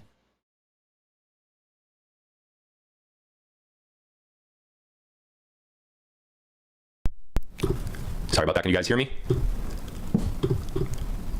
How about now? We good on locals over there? Good on locals? Yep. Okay. Rumble, we okay as well? Okay. So. I've heard that. I've also heard that Phil claims that even though he's ordered by the court to answer all deposition questions without objection about his NDAs and produce those NDAs in unredacted, full form, nothing blacked out, nothing removed, nothing. He needs to present them all to the court because he's still claiming that he's under those NDAs, which means that he damn sure better have a fucking copy of those NDAs if he still is required to stay under them, because there's shit that you could never remember in those NDAs. But he no longer has any of them. He must have lost them all. With his diplomas, his Harvard diploma he was scammed into, with his Mensa member certificate, with all the text messages he told Savage Dog he has. He just lost everything in the move, guys. Oh, 5 years ago today. 3 years ago, rather, today. They just didn't care how they did it. They were so obvious. They were so... They knew that... They knew that we weren't going to cause this. It wasn't November 5th. It was the 3rd. And they really thought they'd get away with it. And they did think they got away with it for a little while. They thought they got away with it when Trump left office. And... 3 years ago today. They were set up in a major sting operation. We have accomplished everything we've needed to accomplish over the last 3 years, and the time is now. And I'm going to tell you, don't bring me polls of 2020. Don't talk about 2024. Don't talk about the 2024 elections with me. I am not going to answer any of those ridiculous questions, because I'm telling you right now. Because he's going to be in Italy by then. There is absolutely no need for another election. Hoping none of y'all can look him up. Of horseshit and cow manure, and we're not going through another election. I'm telling you, if I was Phil and this was my exit strategy, I would be like telling people to like sell their guns because they're not going to need them anymore. Any type of deadly weapon they should get rid of, and they should probably start seeking anger management therapy because they're going to need it in the new world, because you're not allowed to get mad at anybody. Like I'd be pre-gaming this shit. Somebody doesn't hunt me down. We're not doing it. So I don't want to hear swing state polls. And I could tell, like, even when Trump talks in his rallies about like the polling, I could tell like he's just like he can he's tell. Just a filler. You know, he doesn't care. He can tell. There will not be a 2024 election, and we are headed for financial freedom. What was that? There will not be a 2024 election. And we are headed for financial freedom. We are headed for the best time of our lives and our future families' lives, whether it's children, grandchildren, great-grandchildren. We did it. We did it. When? Of course, y'all are going to answer, when? Tomorrow, Phil? I don't know. Could be days. Could be days. All I know is this week should be pretty freaking interesting. The banking system. Get to goldquiz.com. I know a lot of you here are new. You probably didn't hear what Gold Quiz is. Gold Quiz is...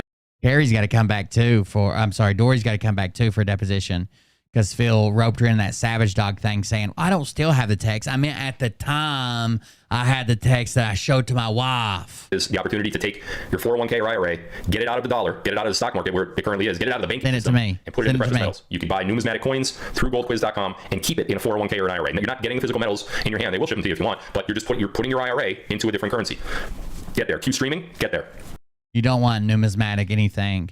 If the stock market fails or inflation continues to go up, if unemployment numbers spike, if people don't have extra money to spend on things, they're not going to buy collector's coins. They're not going to buy collector's coins. If you're going this route, and I'm not a financial advisor, I wouldn't tell you this. I think it's good to diversify. Maybe you should have some money there and some money and basically everything else, the stock market and treasury bonds, CDs, whatever. But if you're going that way, you want bullion, just regular fucking buy weight gold and silver. Collector coins, anything collectible, when the financial times are bad, loses value because people don't have extra money to spend on collectibles. The only way you're going to win out is if Phil's crazy fucking predictions about 10,000, 50,000 billions an ounce are right, and that's not happening. You're not going to get on collector's coins in hard financial times. They're going to go down in value because people don't have disposable income. You're going to want to get there because I'm telling you, this was the event to start them all. This was the event to start the rest of them. It happened today. And you already saw one little dribble of a failed regional bank, and I predict that you're going to see a landslide of regional banks come into your screen. We set a record tonight. We momentarily had here's the lie. 100,000 people. So last time it was somehow 28 million even, but now it's 28,100,000.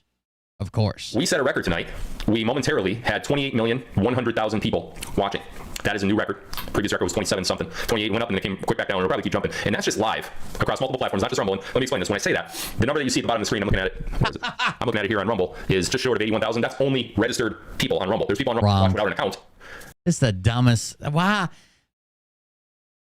Why would any platform do that? The way a platform makes money and gets advertisers are by people looking at it and say, oh my God, this one show you had 28 million viewers. That's better than fucking network TV.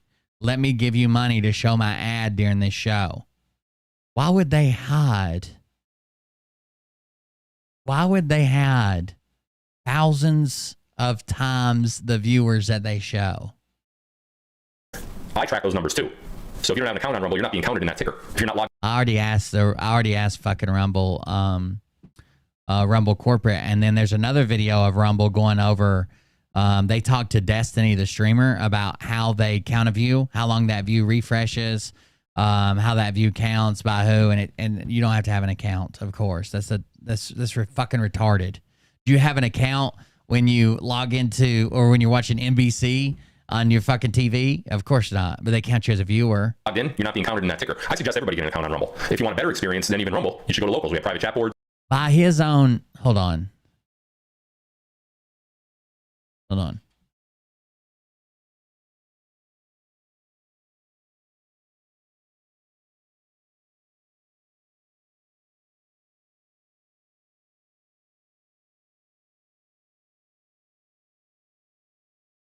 By his own metrics, 81,028 million, only 0.3, 0.3% of his viewers have an account. You would think at least 10% of his viewers would have an account.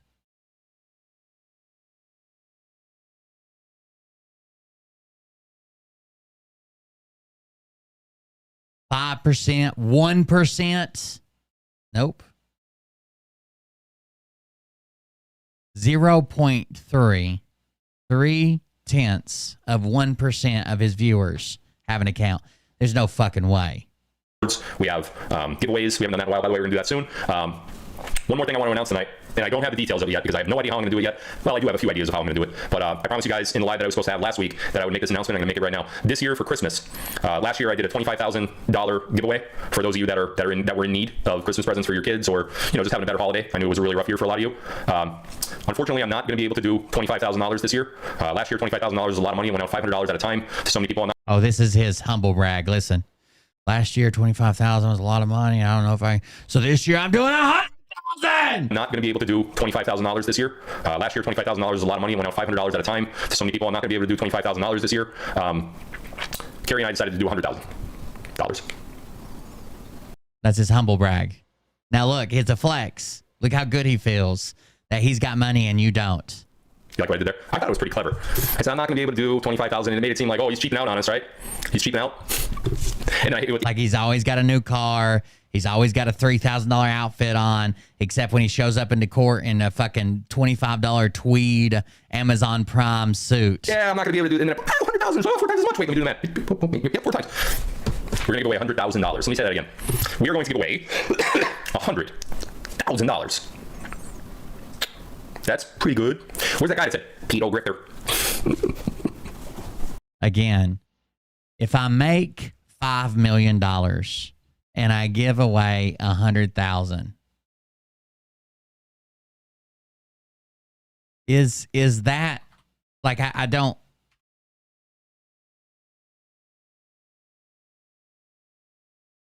I don't understand how people are confusing this. It's a drop. I mean, it's nice, sure. It's a fucking drop in the bucket. If I make $5 million off my followers and I give away $100,000, that's what, 2% of what I've made, of what you guys have given me for nothing but lying to you, and I'm going to give back 2% of that, and that's if he's even really doing it. I'm sure he gives some money away because there has to be testimonials. I don't care. You call me whatever you want, guys. Somebody was melting off on Twitter earlier. I think he's like Michael Flynn's brother or son or something. Oh, there we go. Make sure we stop all of your social media revenue. Yeah, good luck. Good luck. No, all respect for the Flynn family. I love the Flynn family. I think they're all great. I don't know who this kid is, but it's Flynn's son, and you're in charge of Flynn. He's one of the 5. Remember? Taking on bigger fish than you, bro. I'll tell you that right now. 100,000. What fish have you taken on? Seychelles water filters when they're like, no, we are not associated with this dude. We don't know what the fuck he's talking about. Snake piss in the water. I don't know exactly how we're going to give it away. Last year it was chaotic. A lot of emails, a lot of testimonies that we read, so this year's going to be a little bit different than that. I just want everybody to know. And listen, I wanted to do $1 million. I wanted to do $1 million. And that's just not going to happen this year. Maybe next year. But we're going to do $100,000. I think that's going to put a lot. That's a big fucking dip. Like, I wanted to do $1 million, but I couldn't. So I reduced it to 100,000. Okay. Cheering people's holidays. I don't know yet if we're going to do 500 a piece, 1,000 a piece, 10,000 a piece. I have no idea. I don't know. We haven't decided on the details yet. I'm going to take a much closer look on the options that we have this week, and in a live this week, I will announce what the details are. 100 grand. From me to you. Call me. Look at that brag. From me to you. I got money. You don't. I'm going to give you some of it. You're only giving the money back. Just enough of it to make you guys feel like you can follow me more. And make more people don't. Last year, you remember people were begging to donate to help out with the water filters and with the Christmas thing. He's like, no. This is my money. I'm doing it. Nobody can donate. Don't donate. Back to people that you stole from. You stole that money. Okay. I love you guys. He knows it's true. That's why his fucking explanation of it is okay. Like, imagine someone's like, you're a fucking bank robber. Like, I saw you go into that bank with a gun and a mask. You come out with a bag of money and an ink pack splattered all over your face. You're a bank robber. And they're standing there with blue fucking ink on their face. And they're like, okay. You stole that money. Okay. I love you guys. Okay. I love you guys so much. I say this at the end of every live, but I feel it more and more and more every time I go live. I feel even more than I felt last time.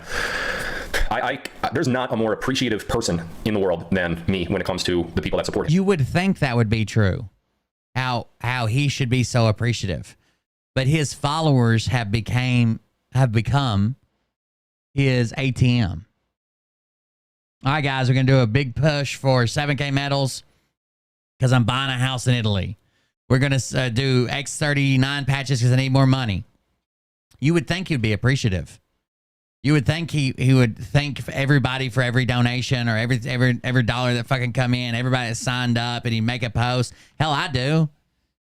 Fucking got alerts that go off. I don't make nearly as much money, but I thank everybody for every fucking dollar that comes through. But instead, he just sees it as a way to make more money. That's all he's got. More money and more money and more money. And that's what you are. You're his ATM. You're his next house. You're his next car or his next $3,000 jacket. If he really cared about any of you all, do you think he'd be buying all the fucking houses or wearing a okay, let's say he deserves the houses. Wearing a $3,000 jacket around while he's got people in his chat deciding whether they should pay their mortgage for another month or eat.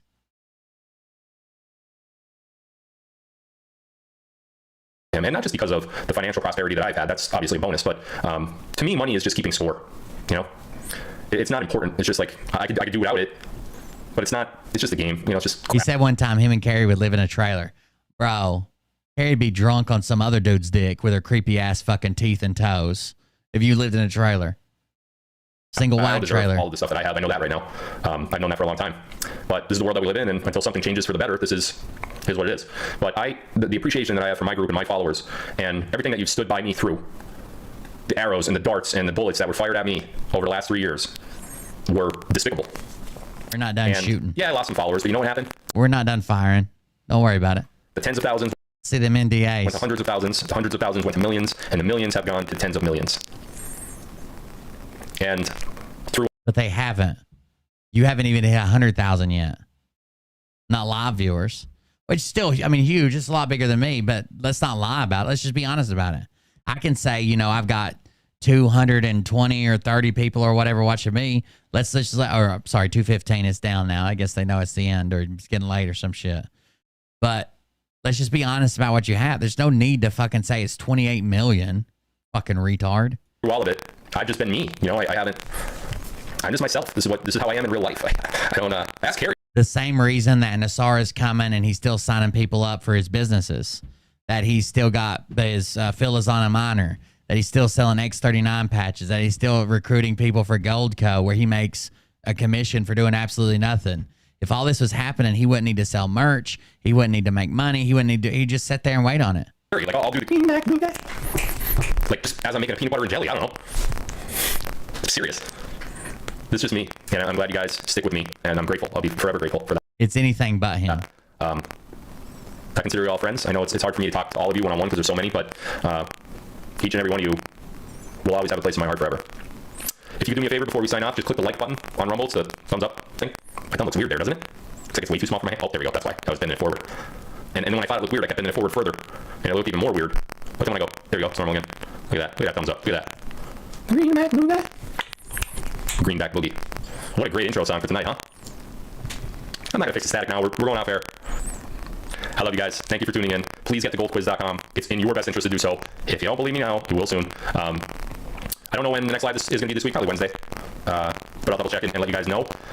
We may just do a Q&A. We may just do the announcement for the giveaway. Not sure yet. But regardless, hit that like button on Rumble. If you want to join Locals, it's phil.godlewski.locals.com. Get to goldquiz.com and check out TapRight for your shopping, your Christmas shopping needs this year. I love you all so much. Christmas shop where I can earn a commission as well. Everybody's been talking about it. I guess I show it. Michael Flynn Jr. at Real M. Flynn Jr. I'm on a mission, folks, to destroy one of these opportunistic fucks using my father's name for any purpose to make a profit. You will be called out, made known, and God willing, your social media revenue is destroyed. At In the Matrix has been called out. Who's next? People are telling me it's this account, at Phil Godlewski _ You making money off my father? And then I can't see what they're referencing. Oh, I guess I can. Derek Johnson, dear Derek Johnson, it's time everyone knows. Many already know, knew or speculated. but it's high time in reference to General Flynn. Say what you're really trying to say, bro. OMG, at General Flynn looks different in 4 different photos taken over the past decade. It's a conspiracy.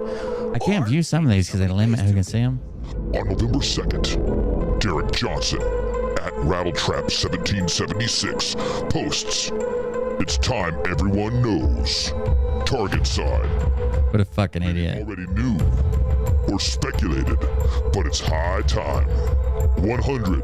Oh, I can't see Derek Johnson's tweet. That's why. Signed, Derek Johnson. So, Derek, are you inferring that somehow you, through your vast network of white hat intel connections, somehow know more about what's happening to our republic than General Flynn? I know from experience, dude. You know what I mean?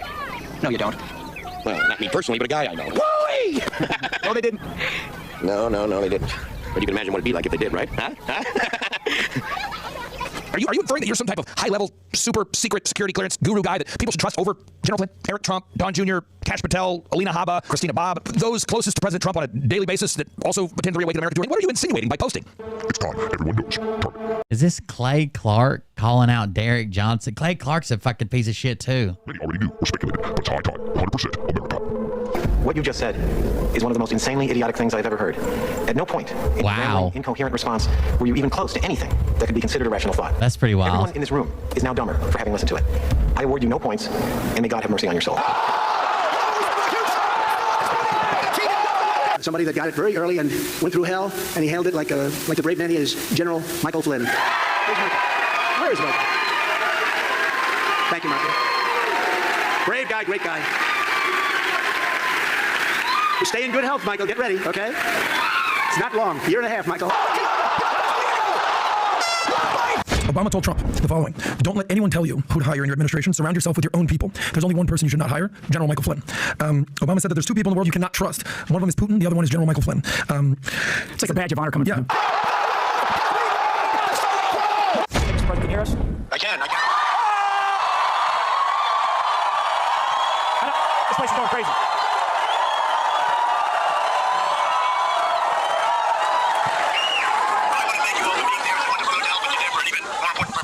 I will say, General Flynn, he's some general, he's some man. He took abuse like nobody could have handled, and he came out bigger, better, stronger than ever before. We love him. He's a leader.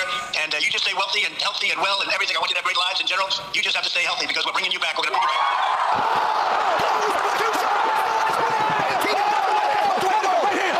I'm sure Derek loved this. You got knocked up.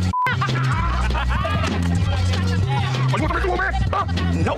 Get off your ass and get this pop. Well, I don't know. On December 15th and 16th, the Reawaken America tour heads 30 miles south of Fresno, California, which is only a brief 23-hour and 15-minute drive away from Tulsa, Oklahoma, to beautiful Tulare, California, to the majestic International Agri Center. Because you know what they say, Christmas in Tulare is hilarious. Yes, yes, yes, and yes. On December 15th and 16th, General Flynn, Eric Trump, Kash Patel, Devin Nunes, Dr. Stella Emanuel, Dr. Simone Gold, Laura Trump, Mike Lindell, Pastor Leon Benjamin, Jim Brewer, and Team America take the Reawaken America tour into beautiful Tulare, California. And with 70-plus speakers over a 2-day event, this incredible December 15th and 16th Reawaken America tour is going to blow your mind. And did I mention that Mel K, Julie Green, and Amanda Grace will be up in the place? I don't even know if Derek's responded yet, but I'm sure he loved this. Oh my God. Another grifter calling him out. Guys, support the show while we're offline, contribute. That's why it keeps the show going is viewers like you. Go to coldbeer.fund, make a contribution, keep the show going and free for everybody. I think we're going to maybe walk by the schedule some, at least until after the holidays. But if you want to keep the show going, that's how you do it. coldbeer.fund. Yeah, make sure you go by there, leave us a message, and make a contribution to the show and keep it going. Thank you, guys. Late here is 2:30. I worked fucking 8 hours today, so I'm going home and passing out. Thank you all for joining us. I appreciate it. Don't do anything Charlie Ward would do, like flipping the switch 6 months ago when Phil said Nassara had started and then tricking him and actually starting it tonight. Idiot. Thank you guys for joining us. We'll see you on the next one. If this douchebag happens to see this particular show, you don't have the forking balls to call out the people on this planet by name and tell them exactly who they are and tell them the rest of the world who they are. You don't have the forking balls. You don't have the balls. Okay, Scott. Here we go, I think I started some shit. Listen off, it's about to get lit. Get the place in the best, you know that stage is set. You better buckle up, cause you ain't seen none yet. Here we go, I think I started some shit. Piss them off, it's about to get lit. Get the place in them bets, you know that stage is set. You better buckle up, cause you ain't seen none yet. And they say that I'm a lunatic. Well, listen, bitch, I came equipped with a quick wit and a 6th sense for the stupid shit. Where my true believer? Y'all need Jesus. Praise the Lord, head to the extreme. All these false fucking prophets who profit off of gossip. Worshipping drums, cocking, begging for a throat deposit. Swinging fucking meat hammers like four in a thong. He's strapped to the shaft, eating his chest like he's King Kong. Starving for attention, I'ma make your gut burst. I'll be your huckleberry, I can quench that thirst. Baby eating lizard people, alien sex. What's next? Trump in a dress, fucking Flynn on his desk. A retard in a vest, climbing up 5G towers. Cause you told him if he did, he'd get fucking superpowers. Here we go, I think I started some shit. Piss them off, it's about to get lit. Get the place in them bets, you know that stage is set. You better buckle up, cause you ain't seen none yet. Here we go, I think I started some shit. Piss them off, it's about to get lit. Get the place in them bets, you know that stage is set. You better buckle up, cause you ain't seen none yet. I used to find clues too when I was high on shrooms. I found myself a tunnel that led to Jason Q's bedroom. Open his closet, I found some of his meat rockets. I strapped them to my shoes and then I flew through the roof. I found myself in orbit strapped to an F-16. High on amphetamine with Trump in between. Put on a light coat of baby oil and saluted the troops. He tapped me on the shoulder and said, "This is gonna be it." Whoa, wait. Stop. What? I'll get my files. Wait, what are you doing? Stop. Hold on. Fucking stop. Dude, come on. Seriously. My mom's an alcoholic. Oh, give me oh my God. Damn it. Here we go, I think I started some shit. Piss them off, it's about to get lit. Get the place in them bets, you know that stage is set. You better buckle up, cause you ain't seen none yet. Here we go, I think I started some shit. Piss them off, it's about to get lit. Get the place in them bets, you know that stage is set. You better buckle up, cause you ain't seen none yet. Round 3. Down goes Nino. Please say it isn't so. Got him backed up on the ropes, trying to ram it down his throat. Now things are getting rocking, he was doing so well. It's all over, hands on his shoulders, they ringing his bell. You got Frog News Network doing no damn research. They rework and copy on cocks that came first. 9th inning, 2nd string, and they acting like they know. Hit his ass on slow and bullshit and bro. Have a good night, everybody. See you on the next one. Nonsense on my conscience, it's hard to sleep at night. Who the fuck is in my window with this time of the night? These parasites, these leeches, with all their secret meetings, teaching all you fucking cretins about baby-eating heathens. Believing in reasons with no meaning is bullshit. Will burn. Easy there, edgelord. Griffs. What the fuck? Think I started some shit. I said the N-word on the internet. I must be cool. Get the place in them bets, you know that Got it. stage is set. You better buckle up, cause Have a good night, everybody. See you on the next one. yet.